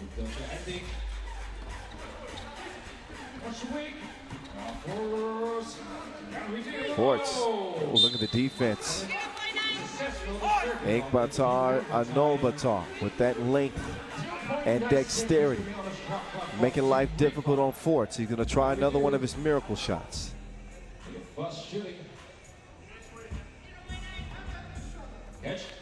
Forts. Not that time. A 5-3 lead for Ulaanbaatar in the first 2 minutes. Yeah, and you wondered if they could slow the game down to their pace, and they have so far. They've played good defense. They've only allowed 1 open look from 2. That one went down, actually. Look at Okonjogo. Pandemonium. Landed one from deep.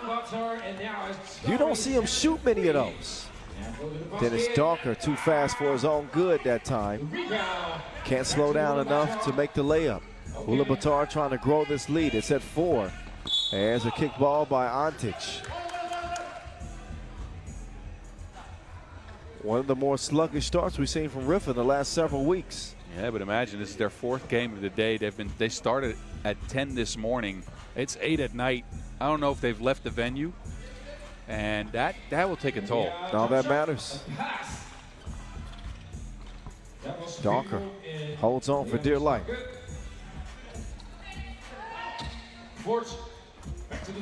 The menace. Dennis, not that time.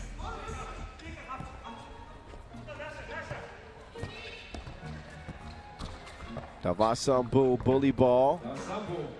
Forts holds his own. He's going to set up on the right wing while VVO will get it up top. Donker now steps back. He's got the green light. That might be a 1. They're looking at this. Did he step on the line? Maybe. It was close.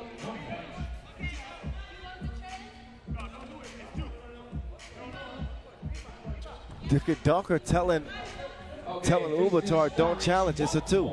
It's a 1. They're giving it a 1. Oh, Donker was trying to get slick with it. He said it so convincingly. Oh, look at Fanusovic getting in there. Davos on 2. That's a Davos on 2. Davos on 2. Wow. 9-4. Third 2-ball for Ulaanbaatar. Man. Fighting fire with fire, huh? Apparently so. Forts makes it 9-5, but they're going to leave.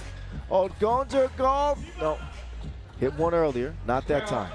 Fourth night. They could use his shooting ability.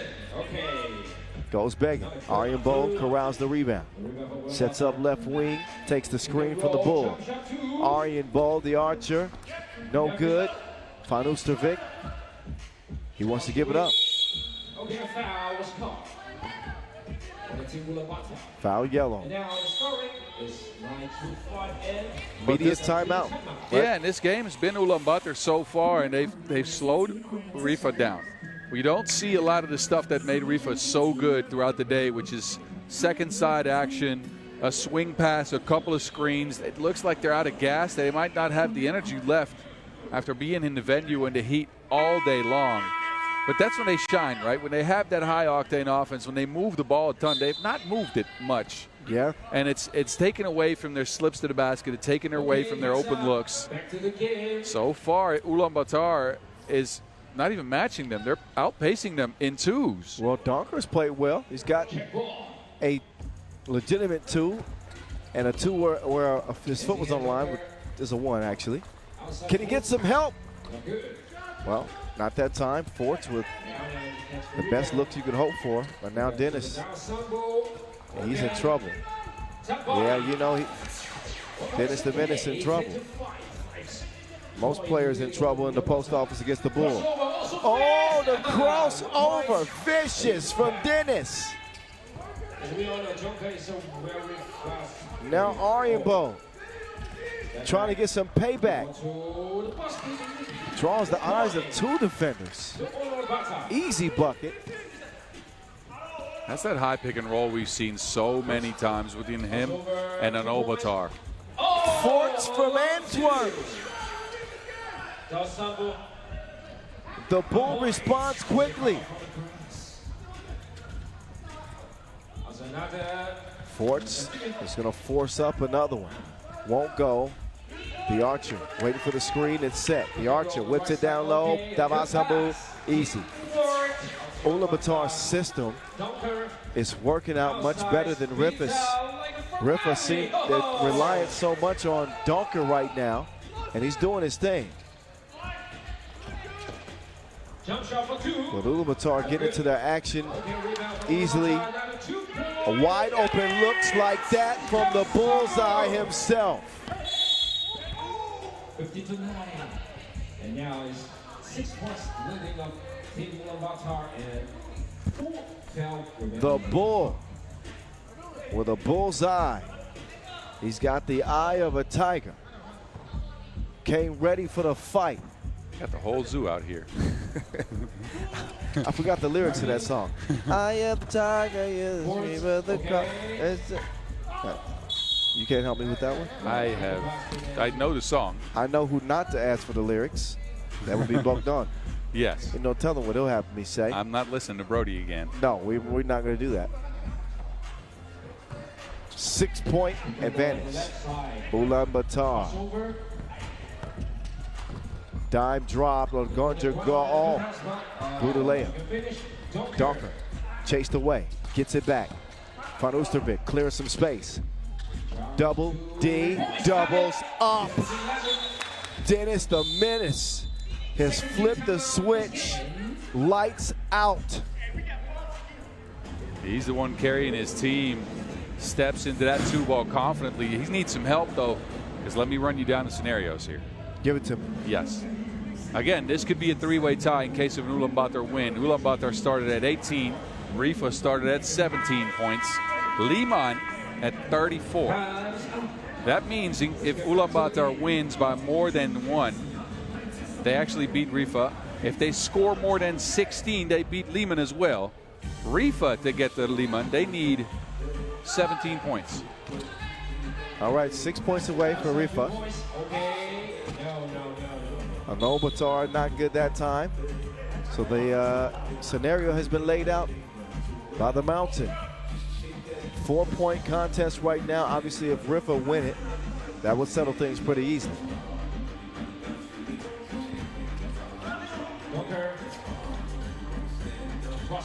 Donker drives and kicks. Forts wants to get in on the action. He still cannot buy a bucket from deep. It has been Dennis the Menace or nothing for Rifa. Gonjagal, tick-tock. He'll have a game like this every now and then where he just knocks down a ton of shots. And this is the one. Is that his third, too? Third deuce of the game. The defense is not, well, Donker got a hand up. It doesn't matter if you scratch your back with that shot. He's making a believer out of him. You're right, that long catapult release. Dime time. Antic finds Donker. He's gasping for air. And they're going to get some help with an offensive foul. They want a timeout. Donker reminded his teammates in the last break that we got fouls to give. Yeah, and you can be sure they're going to play that foul game to try to take some points, some sure points off the board for Ulaanbaatar if they get in the paint. But the problem for Rifa is Ulaanbaatar is shooting the nets off. You can't foul on those. So, yes, if Ulaanbaatar is forced into that pick and roll game again, look for Rifa to use some fouls, to get some layups off the board. But if the Mongolians keep shooting like this, I don't know. And likely that they didn't game plan for this. You don't expect Ulaanbaatar to shoot it like they've done in this game. Not at all. You got Gonjagal tucked out here, knocking down 3 deuces. Davasambu's got 2. And Forts is broke. So Donker not getting much help from their second option in Forts. Ball is kicked.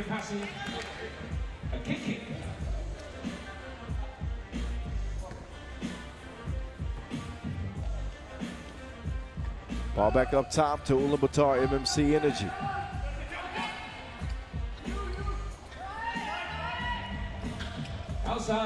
Aryan Bow with a ill-advised attempt. Still has some time to maybe find a better look than that. They do not.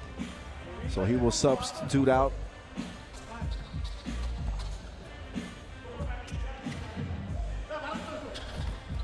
They'll let Donker go to work. Lightning in the bottom. Oh, Davasambu stuck with him. That deflection is a product of Davasambu's defense early in that possession. Talk to him, stay alive, keep it alive. Davasambu will run out to the 2-point arc. The bull is corralled. He's wrapped up. Davasambu can't hook it in. Imagine that would have gone down. We've seen that hook shot from him from the paint. I'm not sure the 2-point arc's a good place for it. But yeah, for his resume reel, his all-time highlight reel, that would have been a good one. Shoulda, coulda, woulda. Rifa still have a pulse, but it's faint. Down 5 with 2 minutes to go. Jonas Forts, dribble drive, screen set, Forts. He's got 1 to go so far, a deep, deep 2.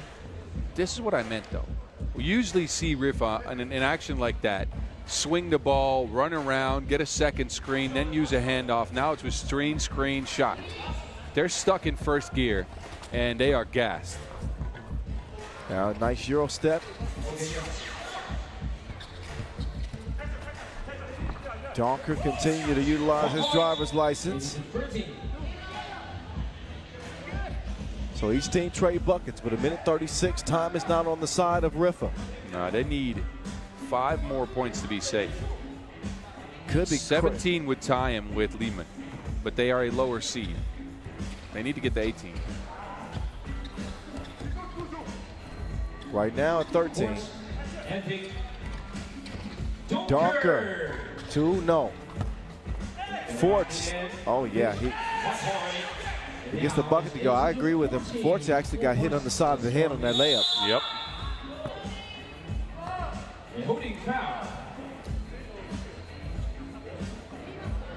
So I can understand his argument. Could have been a chance at a 2-point play. There's Antic. If you're going to foul, you make it count at least. Yeah, do it earlier. Foul on the floor instead of sending them to the stripe.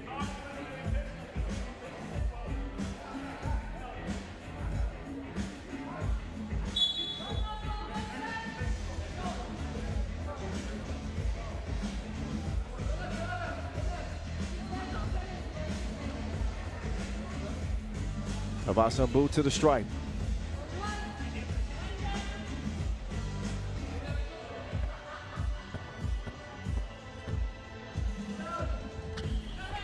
And it's good. Ulaanbaatar within 2 points now. 70 seconds left. The Rifa have a magical comeback in them. We saw one of them today with Kandava Tariba coming back against U. It's a 2-possession game right now. Aryanbo throws it away. Huge possession for Rifa, and they make a quick score out of it. Enzo is over there saying, ooh. He's like that cat on Puss in Boots. You know what cat I'm talking about? Yep. Ooh. Yep. That's Enzo right now. I'm kind of feeling him. 38 seconds left, and this bucket will get Rifa within 3. How bad do you think Lehman's out there sweating? Virtually, they are in second right now. With 2 more points for Rifa, they'd be out.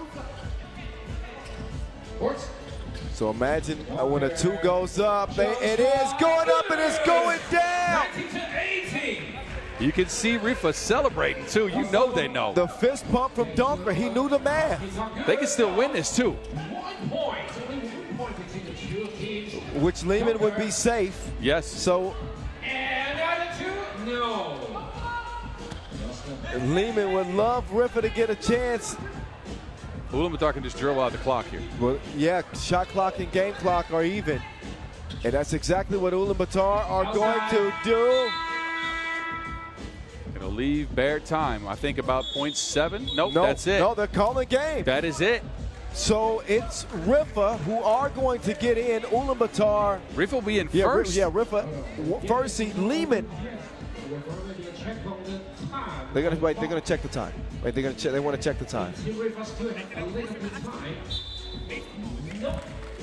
So the game's over. Congratulations to the team Ulaanbaatar for the final scoring 90-18 to win the game between the team. So Ulaanbaatar, MMC Energy are going to win it, 19-18. Rifa get the are going to get the 1 seed, right, by points? Yes. So Rifa will get the 1 seed because they are within a point. So they tie Ulaanbaatar in the score, but they have the higher seed. They'll have the 1 seed based on that. Lehman's out. Wow. And now Rifa, look, with all the luck that they have had now, depending on the results later on today, they might face U in the quarters. Oh, wow.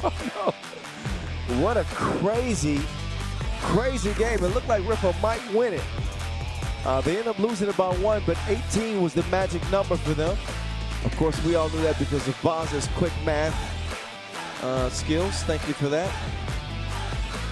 And Lehman go from a runners-up finish last weekend to being ran out of this tournament in Macau day 1. What a difference a week makes in 3x3.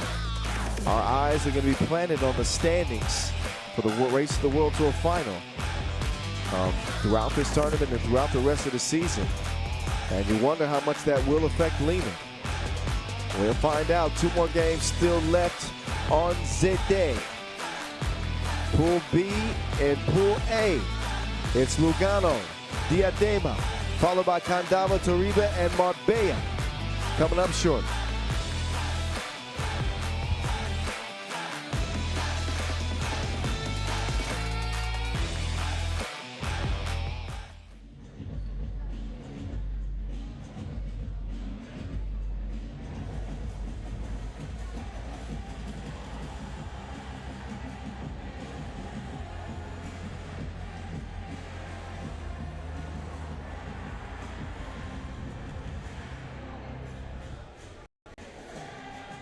Let's bring the teams out now once again.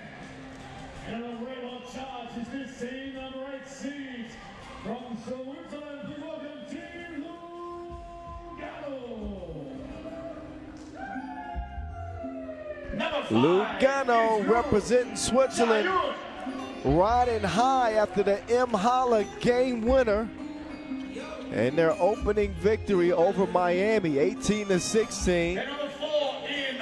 It was Mhala with a birthday shot. 8 points for him to lead the way. And a Lugano team that has never been accused of winning pretty, but they do find ways to get wins. Could they be the improbable team to go 2-0 today? They could. Which would be an even bigger shock probably than Basketball Telecom, who didn't obviously, but they had a shot. We're still at risk of all the pools being tied up here. I don't know if I've ever seen that. Maybe a few times. I can't think back to You've done like a gazillion tournaments. Yeah, particular tournament. But, I mean, obviously they got a great shot here against Diadema, playing in their first ever World Tour appearance. And it appears that they need to find some offense, because they scored 7 points total in a loss to Miami. So I would assume that Miami's going to be safe if we go by favorites versus heavy underdogs. Yes. If Lugano handle their business as people expect them to, then this group will be decided. But you got to play the game. 10 minutes on the game clock. You never know what might occur. Well, Boss is doing the math right now. I can see the wheels turn. Even if Diadema wins and scores 21, yeah, they need to keep Lugano down below 10 points, and then maybe. So, a bit of a tall task here. They're at 7, Lugano's at 18, and Miami's at 37. So, we are in the casino capital. Well, it could be their lucky day. They need to start hitting some crazy shots. And look, in that game against Miami, and of course it was their first game at this level, we saw them attempt 10 twos. They knocked down 1. That percentage has to go up a notch, just a bit. Well, yes. Some of the shots were narrow misses, right? So I know a miss is a miss is a miss, but it's not like they were cracking the glass and just missing them badly. We'll see. But make no mistake about it, I think Lugano is going to win the game. And I think they're probably going to win it big. There's a high probability of that. Don't get mad at me in Brazil. I'm not hating on the team. There's Felipe Mota. He's the star. He's the man to keep an eye on. Is he going to give us a highlight or two for the gram? A score, maybe. That would be nice. He has not scored. A bucket would be nice. As Diadema come out in the black, representing Brazil. Lugano representing the Swiss in the orange. Pool B finale from Macau, day 1.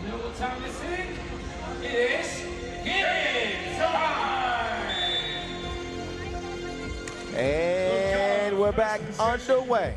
Pool D finale. King West with the Wilson in hand. Doing some body work underneath. They're going to get it to the birthday boy. Another birthday shot. This one starts the scoring. His last one ended the game. Fall away, won't go. Whipped over. Montani, no good. Rebound is tracked down. Diadema up top quickly. There's a good-looking 2. But what they don't want to do is go 1 of 10 like game 1. Oh, nearly turned that one over. That 2 ball in the face of M. Holland. That's what they need. So not so bad here for Diadema to start. That was Luis Guilherme on that 2-piece. Montani is going to be called for the foul over the back. But there's Guilherme.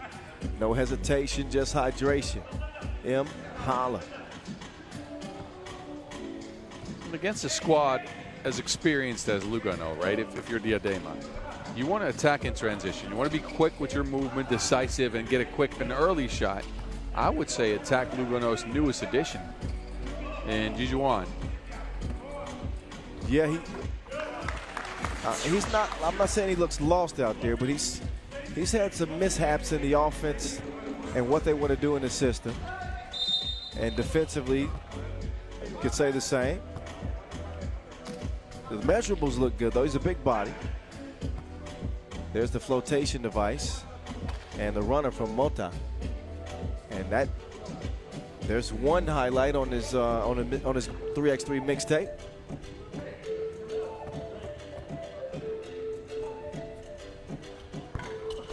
Free throw will not go. Faker. Turnaround jump hook. That's a no-go. Mota gets it clear. Crossover. Trying to work on M. Holla. Won't go. Big rebound. Lugano will get it clear. Jayun off target. Mota swings it. Guillermo sets up a two-look online, but short.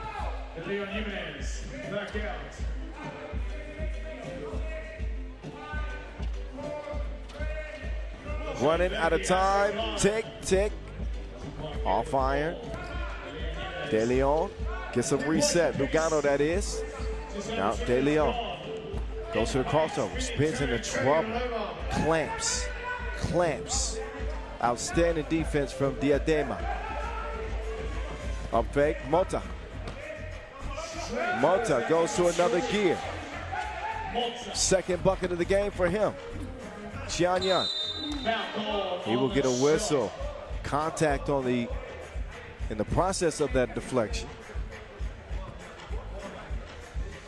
Third foul on Diadema. Lugano finally yelled at Jayun enough to make his cut towards the basket. Yeah, biggest issue with him last game, they had a couple of easy buckets, albeit they still had a win. But it wouldn't have had to come down to a game winner by Malik Ulujuweki. Pull up. And some frustration starting to boil over for Diadema.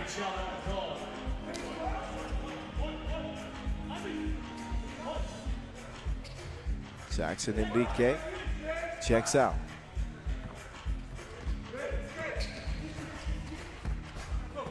De Leon with the defender on his hip.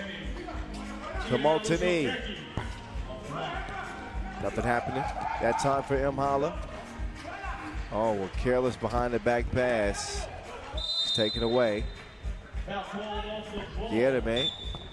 He likes that little behind the back. He did that a lot last game, too. Yes, and it also didn't result in a lot of great action. No. I would just stick with normal passing. Every time he does it, you're holding your breath. Yep. They're not on the mark, and this one was way off the mark, actually. Anytime a behind the back pass skips twice on the ground, it's never supposed to bounce twice. No, you're if supposed it to get bounces it twice, then you if you throw it, get it on the spot. just take it out of the bag. He ain't no Rajon Rondo. Outstanding. Who used to do the behind the back boss. passes all the time? I'm trying Oh, to think. you knock me out. Oh, come on, there. Pistol Pete. Well, Pistol Pete, but I'm talking 3x3. I remember. I'm throwing it way back for you. Juan Vasco. Oh, no, Juan Vasco was behind the back pass master. It's true. There's the pull-up. That's what they need. Diadema, that is. Guillermo evens the game 5 apiece. De Leon gets his footing back. Now he's trying to snatch some ankles. Oh. Drives and kicks. M. Holla. Too strong. Tracks it down. Saves it to the wrong colored jerseys, which sets up a two-look from range. Off iron whistle on the baseline. Foul Lugano. I thought it was Lugano. Nope.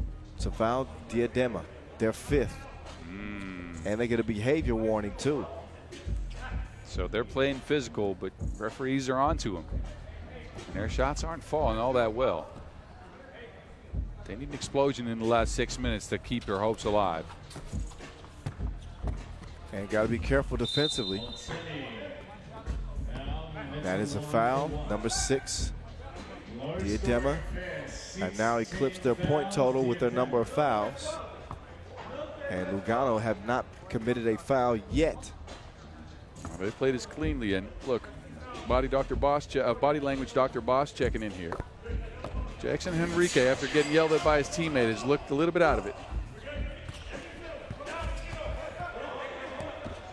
Well, we get a chance now. With the rock, denied. Not cleanly though, De Leon. Gone for the foul.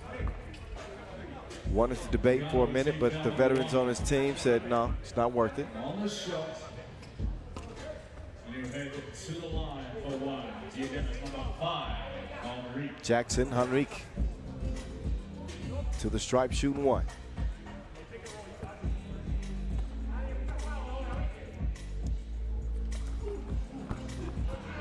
No tie game. Instead, it'll stay a 1-point lead for Lugano.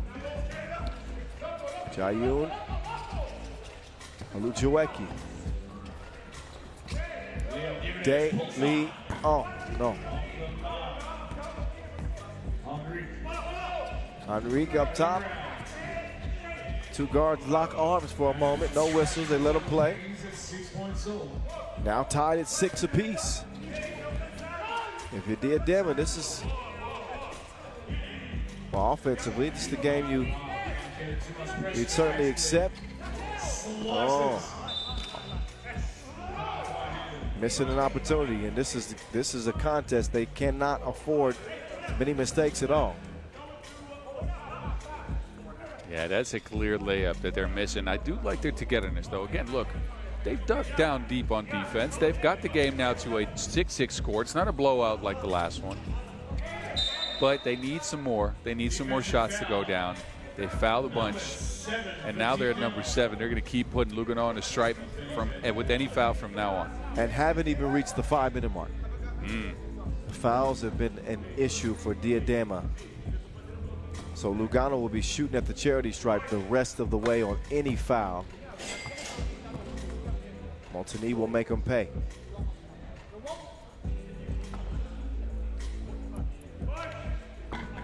King West stays at 4 points. Splits his pair of free throws.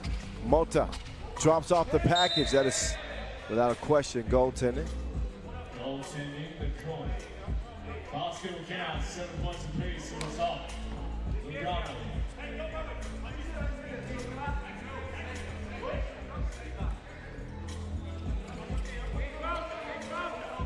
Olujuweki to De Leon. De Leon dribble drive, up fake, using the pivot. De Leon in his bag. Keeps it alive, up fake, King West. Montigny, extra pass. They pass it with flying colors. All A's for Lugano on that possession. That must have been on a chemistry test. What? Oh, what a display of chemistry. Unselfish possession there for Lugano. De Leon doing his dance with 2 to shoot. He will pull the trigger, fires a blank. Montigny can't snag the rebound, but it looks like Diadema touched it last. But De Leon with the reversal. He was, how do you even know that Olujuweki was going to be there wide open? Jillian, uh-oh, watch your pockets. There's some thieves out there.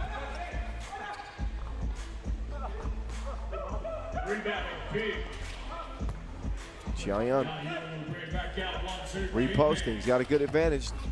They fake the double team, and he doesn't make the hook shot.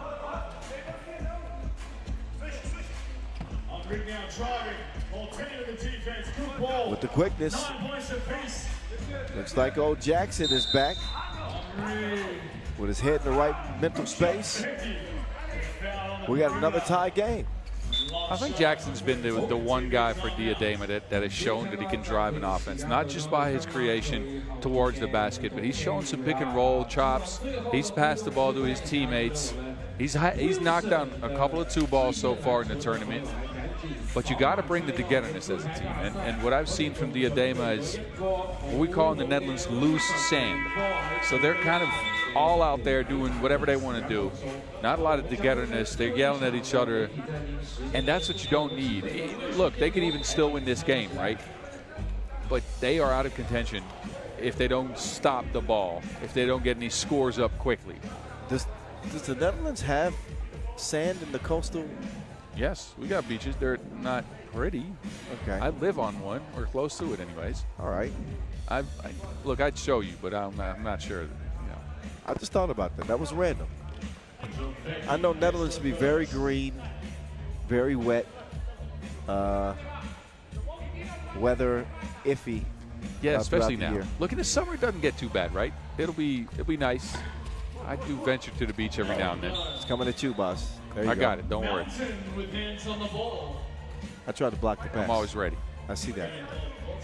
I'll lace up my J's right now and go. Let's get it. I believe you probably could. You'd last about 3 minutes into a game. That would be a good assumption. I'd give myself about a minute before I cap out. Meantime, did you see that shot? Yeah, I did. I'd say that Felipe's Mota is running. He's gunning one from 2 range. And Diadema lead 11-10. Uh-oh. Up top, Yan. That's what he can do. Just think about that, Bonds, a 2-piece. Well, look, he's shown the ability to shoot it. We know he can do that.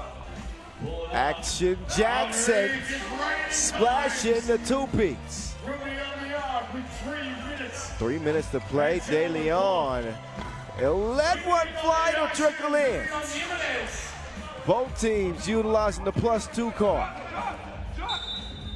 Jian, they got plenty of fouls to give. Hard to believe, but that is just Lugano's 2nd foul of the game.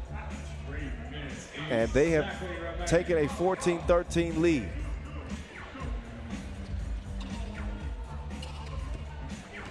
Jackson with Montigny defending.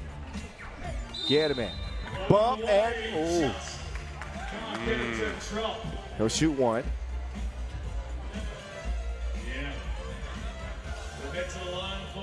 Look, Diadema, as tough as we've been on them, right? For being in their first ever World Tour, for playing at this level for the first ever time, they've gotten their feet under them in this game. I mean, look, against Miami, it was rough. But in this game, they've shown out. They played some good defense. They've rebounded the ball. I think their offense has left a lot to be desired. But again, they're in this game. They might win it. Well, right now they trail by 1. Dropped off, but not in enough time. King West a little bit late. Shot clock violation. Looks like Lugano want to challenge it. I don't think they're going to win this challenge. Nope. I think that ball was well in West. Oh, yeah. As you can see, zeros on the clock right now. I don't see the light on the board, however, with the ball still in his hand. That's a quick check. Challenge is lost. There will be a shot clock violation. Hand on the ball as the time counted down. Look, at least Diadema has given our colleagues out there in Brazil something to talk about. Shout out to the Pick and Pod 3x3 podcast. Oh, yeah, Pick and Pod 3x3 podcast. They're going to have a lot to talk about for sure this week. Oh, Jackson didn't take his time at all on that shot. They had a wide open look that would have put Diadema in front. Instead, Yan. He was trying to dance that one in. That ain't going to work. Mota sets it up. Jackson flotation device. 14 up. Holla. Middle of the paint. His touch is also Charmin soft. Lugano regained the lead, but this is not a commanding performance from Lugano as we expected. Heavy favorite against World Tour newcomers Diadema, who have come to fight. They've changed things after that first game. They've changed at least their defensive approach. Lugano also not quite bringing their A game, although I don't know if there's a lot of games that they blow out the opponent. I think Lugano is the type of team that will get a 3, maybe a 2-point win. Yeah, but against a team that's new to the tour, who scored 7 points in the opener. No, I agree. It's not great. No, I'm impressed with Diadema. I think you can attribute it to how well they play, how much better they play, but also Lugano finding it tough to find easy offense. A couple of missed buckets inside, Montagny early. Jianyun is back in.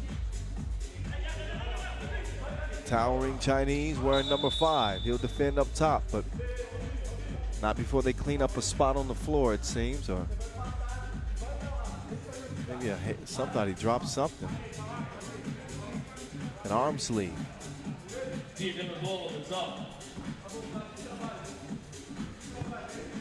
15-14. It's Moda. Oh, he missed that one badly.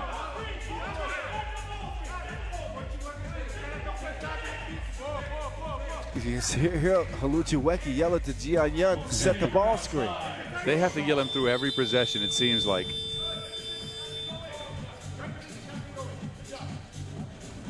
I like that. I like the leadership that Haluchiweki is taking with the team. He's done that though in the past. We've seen that from him. He's a vocal leader, and he's always positive, right? He's a really positive dude. Well, I think he considers himself a grown man now. He's 29. He doesn't have a beard, but still.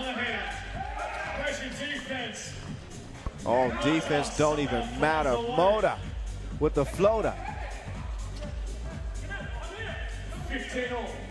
Namhala says, come here. He's talking to the king like that. Oh, this ain't and one mixtape. He gets called for the carry. He said, I mean, that's the first time I got that call in a while. I've been carrying all year. 15 up. Under 60 ticks to play. Montagny breaks it up. Goes up with somebody's foot.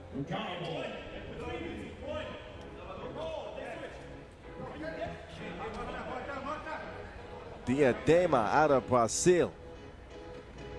Some 60 seconds. Pressure plays here from both teams. Inside, Haluchiweki jump hook. No, look at West. Sky for the rebound. Jumping like he's about 18 years old. He looks fresh, looks springy. Ooh, has a lefty. De Leon, dangerous. Uh-oh, Montagny, you can't do that. He grabbed with both hands. That's an unsportsmanlike for sure. That's the type of play that could cost Lugano the game. But you see him hit it with the herky jerk. Pause and then play. Hezzy. Idris is an artiste. Oh, I like that. Some late night bars out here in Macau. I see you. Jackson, Enrique. Couple of big free throws on that unsportsmanlike foul called on Montagny. And he now can put Diadema up with about 30 seconds left. Tied up for now. Big free throw coming up. And that is money.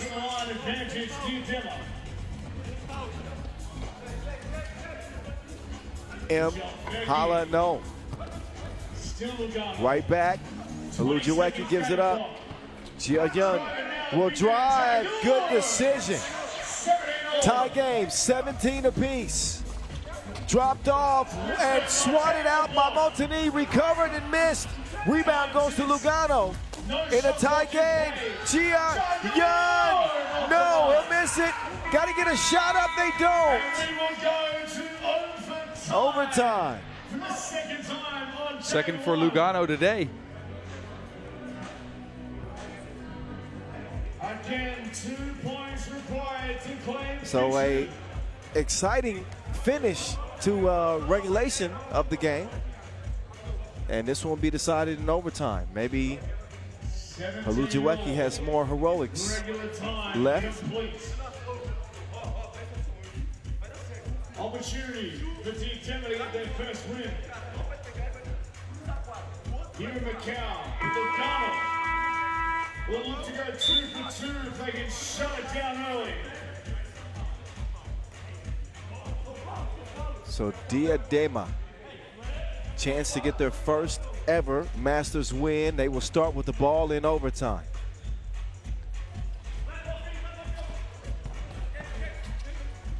They're gonna look for action. Jackson, Hezzy, step back. Jackson, wild shot. Multini with the rebound. Halujiweki, no. Multini makes the extra pass. De Leon, up fake to make it OT again. De Leon Lugano, the Cardiac Kids of day one. 2-0 record and 2 overtime dubs. This time it's De Leon who plays hero. Hitting with the counterfeit, and then there's the real money. So Diadema, thanks for playing, and I hope they keep playing. But this tournament, not meant for them to move on. Lugano, the 1 seed out of the group. Man. 2-0? 2-0 in 2 overtimes. Look, they've won it the hard way, the ugly way, but they've gotten the job done. It's been a lot of coaching on the court and a lot of yelling. But look, credits to Wes. He got the crucial offensive rebounds down the stretch. He got his team the looks. It wasn't his most prolific offensive game. No. But at least he showed real leadership, and he out-hustled, I think, Diadema when it comes to rebounds and defense. That's what you expect from the King. He's got a nose for the ball. And somehow, some way, Lugano, they come out of group play 2-0, the first team to do it today. And could be the only team to do it today. Because we only got one more game left on the schedule. Wow. Yes. No Boss is happy about that. He's been here since early morning. QD to now. I was here bright and early, 9 a.m. Kandava Toriba and Marbella, the Latvians, with a chance at a 2-0 record, as they will feature the Kuksi Monster once again. We'll see them up next after the highlights. Don't move a muscle. One more 10-minute sprint left. Day one in Macau.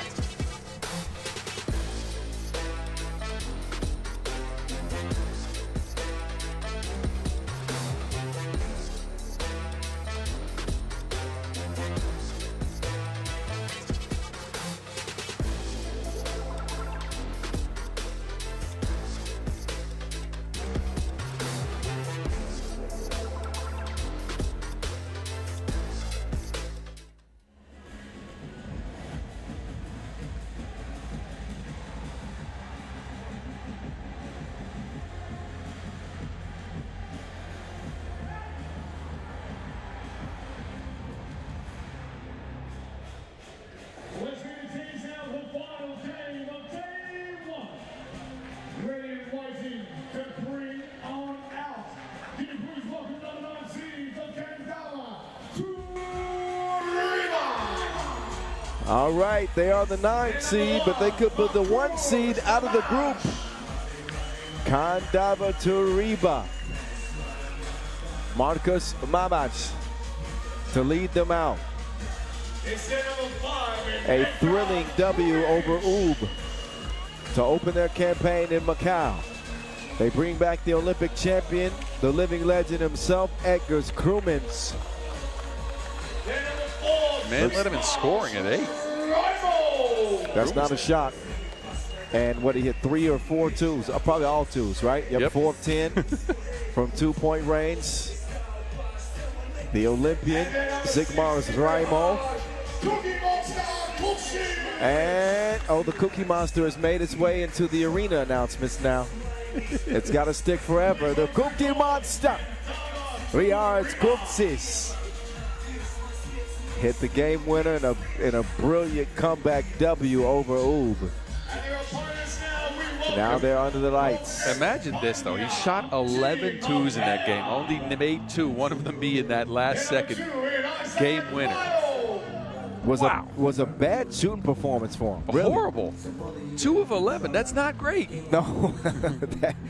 But short memory and shooters shoot no matter what.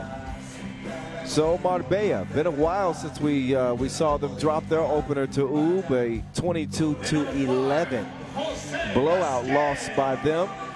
They got a pretty decent game from Diego de Blas. It was he and Jose Blasquez, the knife, who did the damage. But what about, we need something from Sauce. Isaac Sauce Mayo with 0 in that game.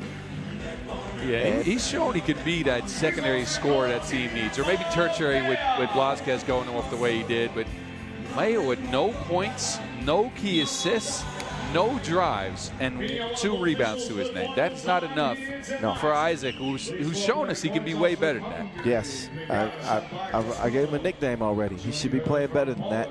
I'm going to take it back. So I'll call him just his government name until he shows me the sauce again. All right, lights are back on. And one more 10-minute sprint to go. Boz Rosendahl, a.k.a. The Mountain, and the voice of 3x3 here with you. Sigmars Raimo, who was featured on the Latvian Olympian team in Paris last year. Did not medal, but can't take away the fact that he is an Olympian. Yeah. Neither the fact that this guy is a world champion in 3x3. Diego de Blas, who's dropped 12 points in that win over Switzerland, has had a good season so far in 3x3. Did not have a great tournament last weekend, but you know, this one could be a shootout actually. It might very well be. Shooters shoot, right? Well, they got 1. Mayo is considered more of a mid-range guy, I'd say. Yeah. But the Blas, I mean, Blasquez can knock him down, but the Blas is the main shooting weapon for Marbella. No, I'd say that Blasquez is a capable shooter too. I've seen him knock him down in bunches. But make no mistake, DDB is their best shooter, their best option. Hey, look, we got 3 Olympians in the venue too. What's that? We got 3 Olympians in the venue. We got Sigmars Raimo, of course, Chavars, and guess who's in the stand supporting his old teammate? Who's that? Edgar's Krumins. Or, I mean, Agnes Chavars. I mean, I meant Krumins when I said it earlier. I got it. He came all the way, Chavars. Yeah, he came all the way from Hong Kong to support his buddies. Oh, that's cool. All the way from Hong Kong is a stretch. I mean, that's like an hour drive. Hour and a half drive. It's nothing. Marbella draw first blood in this one. Very vocal amongst each other. Saying vamos, vamos, vamos. I know what that means. Let's go. I'm not getting into the languages anymore with you today. Right. Some of it's not been my fault. Foul black.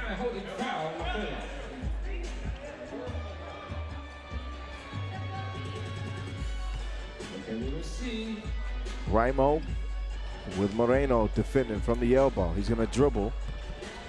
And with 5 to shoot, you know he's going to do that. Krumins. Just a little bit too much protein on the release as DDB will set up shop. Swings it over. Mayo, DDB, hit him with a fake, leans in for the 2, but it won't go. Out of bounds off of Moreno. Substitutions made for each team as the knife. He will check in. Raimo is out. Kutsis is up top.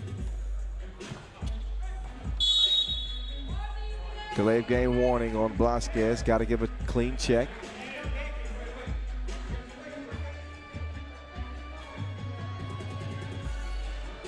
And he's going to get a thorough explanation as to why he got that delay of game. Now we play on.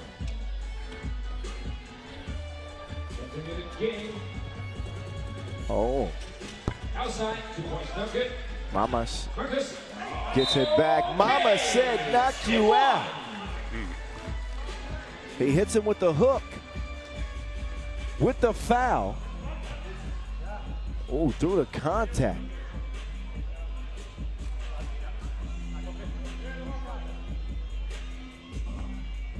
So the diminutive Mamash at the line. He'll connect. The push shot from Mayo, no good. De Blas tries to save it. Raimo knew what he was trying to do. Raimo charging to the rim. No one was getting to that. He was pushing people out of the way if he had to. That's a strong man moving towards that basket. No, and it is with no mercy. For a second, I thought he might yam that. Instead, layup works good too. Kandava leading by 2. DDB off iron. Blasquez will preserve the possession. He will shoot quickly. I told you the knife can do that. JB from D evens the game at 3 up. No hesitation. Watch your step, it's wet out there. 3 up. Crewman's dime delivery. Precision pass right over the middle.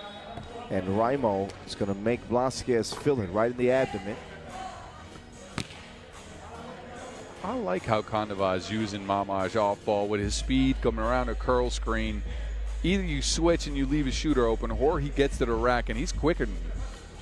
Good action. Yeah. Mamash leaves his feet though. But Mayo, man, he has really struggled with his shot. The knife sticks it in. Second deuce of the game for Blasquez. Mamash to the cutting, Raimo. See, Raimo can be gentle sometimes. Blasquez, too strong on the layup, but there's where Isaac can have an impact on the game. The shot that looked like, the pass that looked like a shot. I mean, he shoots it exactly the same. Yep. He's got a little hitch in his shot, and that provides him just enough opportunity to get a pass down. Nice look. 6-5 start, Marbella. Trying to bring Kandava Tariba back to earth. There's the pass, and there's the smash to the cutting knife. And a 1-point lead for Marbella. The Spaniards with an early advantage. Crewmans will take that away quickly. The ultimate warrior for a reason, and Moreno finally makes an appearance from the land of plenty. Kutsis still off target. Sauce taking a bump from Raimo. Just a second on Kandava Tariba.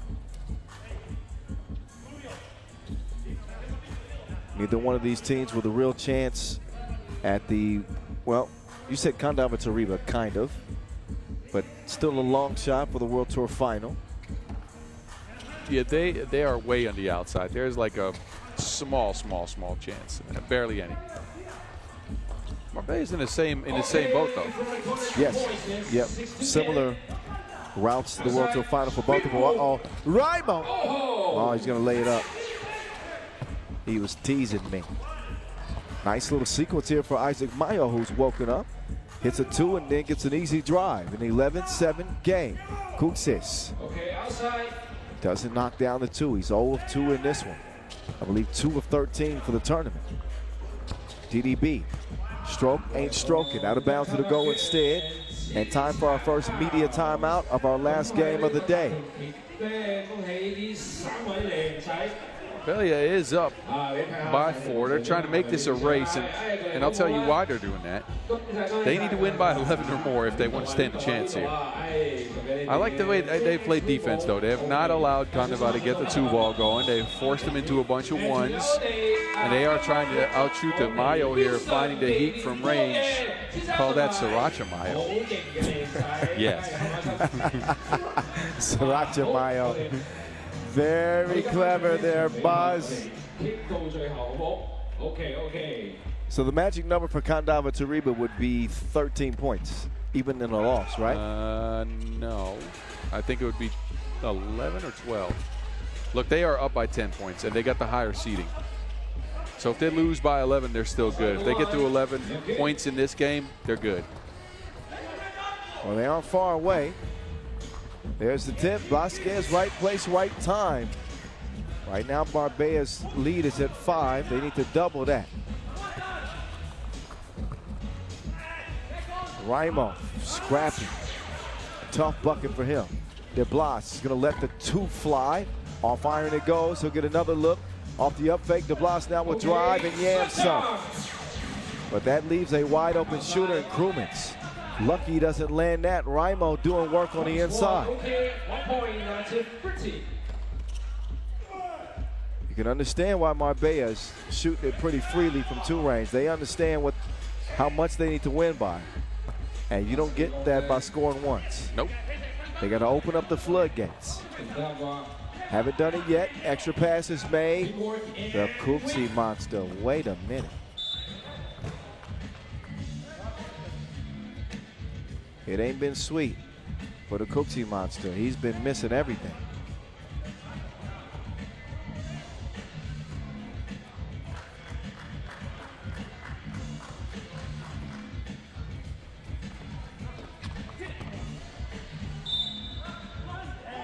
Poke out.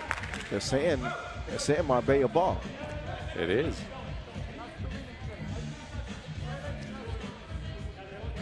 They wanted to challenge that, but can't do it until the last 2 minutes.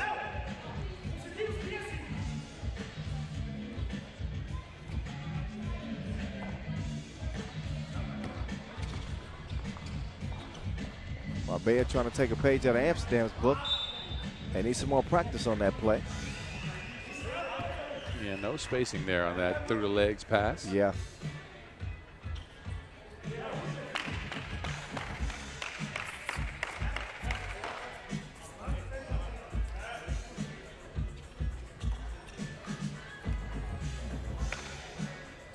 (13-9) Marbella.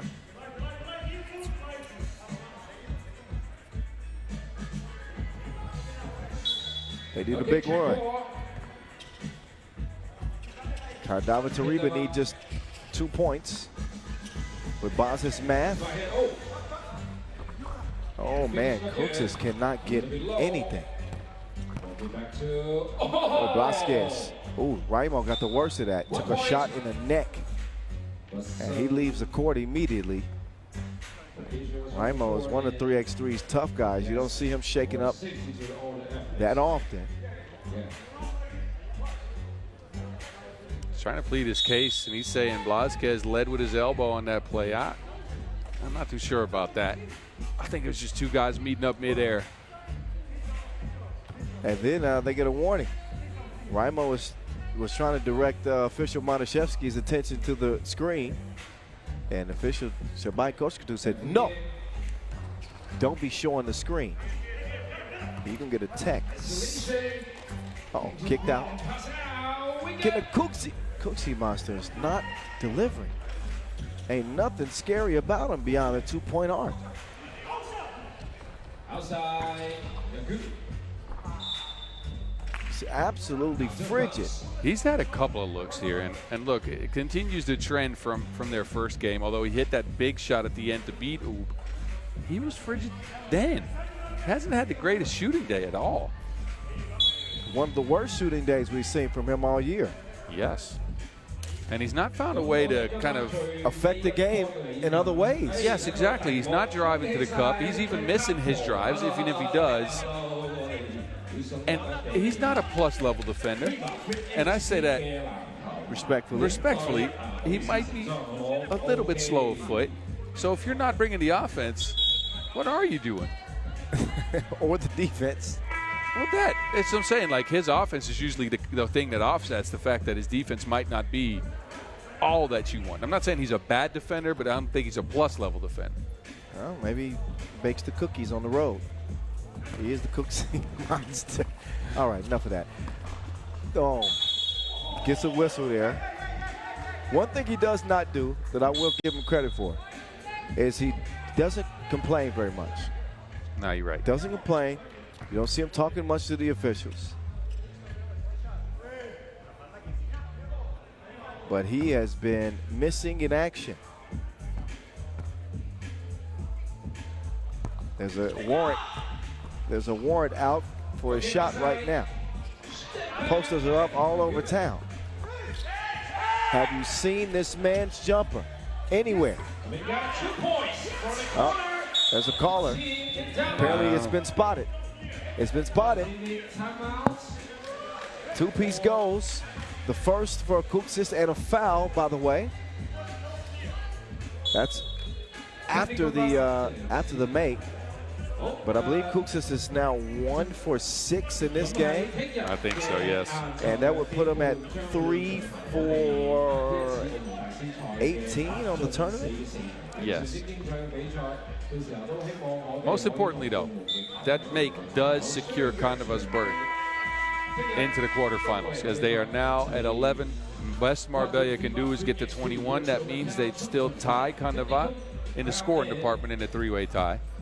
And then it just goes to the second tiebreaker, which is the rank coming in. Marbella is 10th, Candava's 9th. So that's that. That's that. I think that's why Marbella was so upset. First of all, they thought that Moreno got fouled on the clear attempt, but they know that shot was what did him in. And their game plan showed me that they'd really try to go for it and try to get to 21 points with Candava scoring less than 11. And that 2-0 start for Candava Toribia is still in play as well. I'm sure they want to get a W and have that momentum going into the quarterfinals tomorrow. With 3:57 left, they trail right now by 2 points.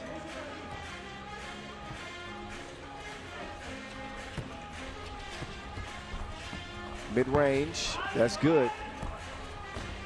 Mayo good in that area of the floor. DDB kicks it. Moreno. Oh, that's a foul call. Mama's trying to swipe that one from behind. Picks up Candava's 3rd foul in the process. Well, not the prettiest jumper you're going to see, but it's good. Marbella back in possession. Lasquez can't track it down. Krumins traveled. Took one extra step trying to get beyond the 2-point arc.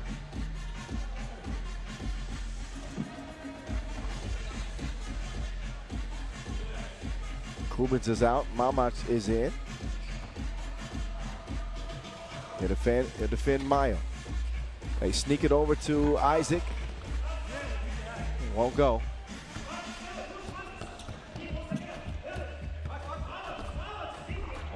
Mamas with another beautiful finish on Mamas. He can finish. And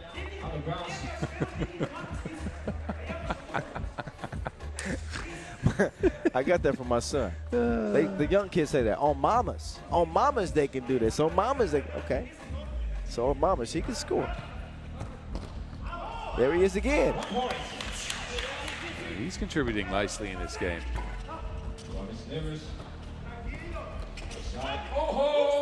Take it away. Kuksis, all net, all wet. It's only a matter of time before the Kuksi monster starts to wake up. And with a shooter like that, you never know what does it. I think that sequence where he hit a 2 in the corner and then got a free throw was his white chocolate chip macadamia. And you notice that Raimo could have shot that too, but even with Kuksis' struggles, he still trusted in him and gave it up. Oh, yeah. Oh, man. Yo, mama. Ain't no joke. All right. You know you like that. Yo, mama ain't no joke. Yeah, I like it. I was laughing. 17 up. 1 point. 17-18. Back in the hands of mamas. Okay. What about this game? The final game of today. 2:20 in count. And a 1-point lead, Marbella. Moreno swings it. DDB on the attack. De Blas. Oh, Moreno, no. Back to DDB. Scoops it up and in. And beat the horn. Okay, 1 point. Raimo wants to challenge it, but I don't know why. Because that is going to be a very quick look. This one was way in oh, the time. Yeah. Well in enough time. But, I think he's using it as a timeout. Well, yeah. You need some oxygen.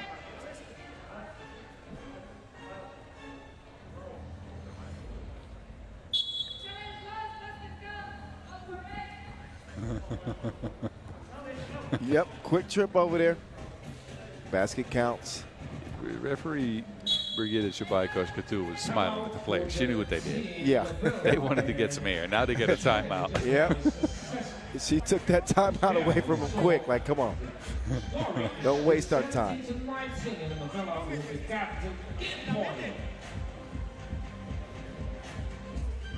Here are the top scorers in this one. Velasquez has been balling from Marbella yet again. But Candava Tariba with a balanced effort led by Mamas. Kutsis and Raimo both with 5. And I'm guessing Marbella going into this game with the strategy they set out, we're hoping DDB would be on a little bit more than 2 points.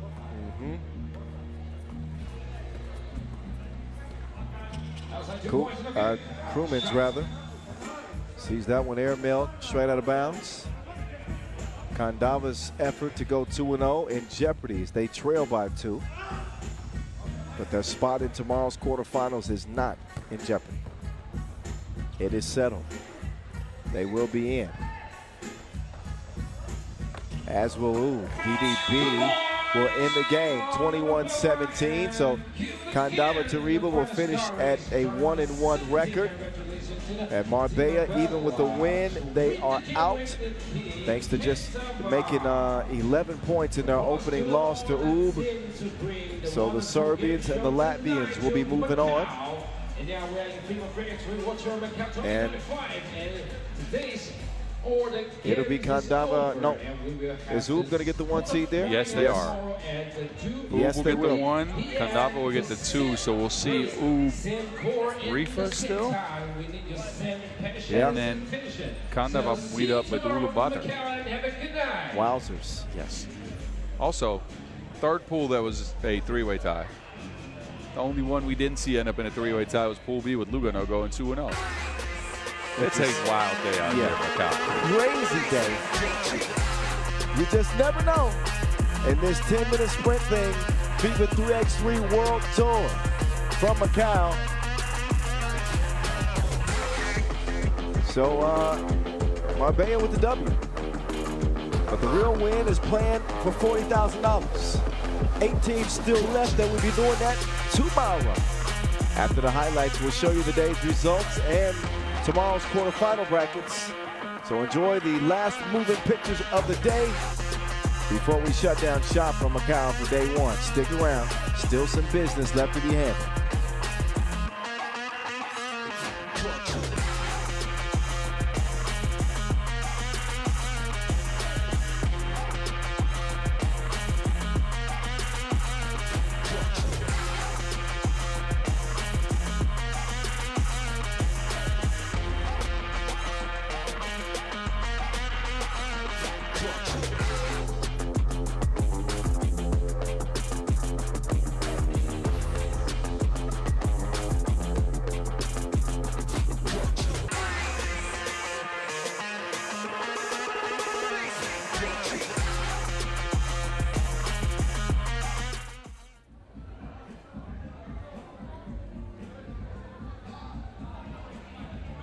All right, so the results of the day, as promised. Here's how it went in kind of wild and wacky. Some upsets. And several upsets. As a matter of fact, and all the favorites suffering at least one loss. Will that be Chongming and Miami and UB? All going into the quarterfinals tomorrow with a 1-1 record. No team flawless on this day except for Lugano, if you want to call 2 overtime victories flawless, which I don't know if that exactly qualifies, but in the win-loss columns, it does qualify as flawless. They are undefeated, the only one today, as they finish up with a 19-17 win over the Brazilians and set our quarterfinals up for tomorrow. Here are the groups. Look at each one of them. 3-way ties, except for Pool B, where Miami and Lugano will move on. So you'll see these how these teams will match up. Number 2 from B will match number 1 from D. So that'll be Miami and Chongming. And Bordeaux will get Lugano. So a Swiss-French clash. That's a tongue breaker. Yes. And then you'll see Oob Riffa. We're going to see what Dennis Donker and company are made of. Probably an Oob team not so pleasant after losing to Kandava Tariba. Chongming, Miami should be fun. That's if they get Dianlang Zhang back. Chongming, that is. We'll keep an eye on that. Lugano, Bordeaux, oh man, that could be really good or really bad. And then Ulaanbaatar, MMC Energy, and Kandava Tariba, another one that could be really good or. Well, we'll see tomorrow. Let's just say that. We're going to find out. Interesting quarterfinals at this 14th stop of the 2025 season. We'll get started tomorrow at 2:30 local time. Don't be late. Join us here back in the gambling capital of the world, casino capital, I should say, Macau, in front of the Wynn Palace Casino. 2:30 tomorrow. So for Boz Rosendahl, I'm Kyle Montgomery saying peace out from day one. We'll see you. Quarterfinal action underway tomorrow. Peace.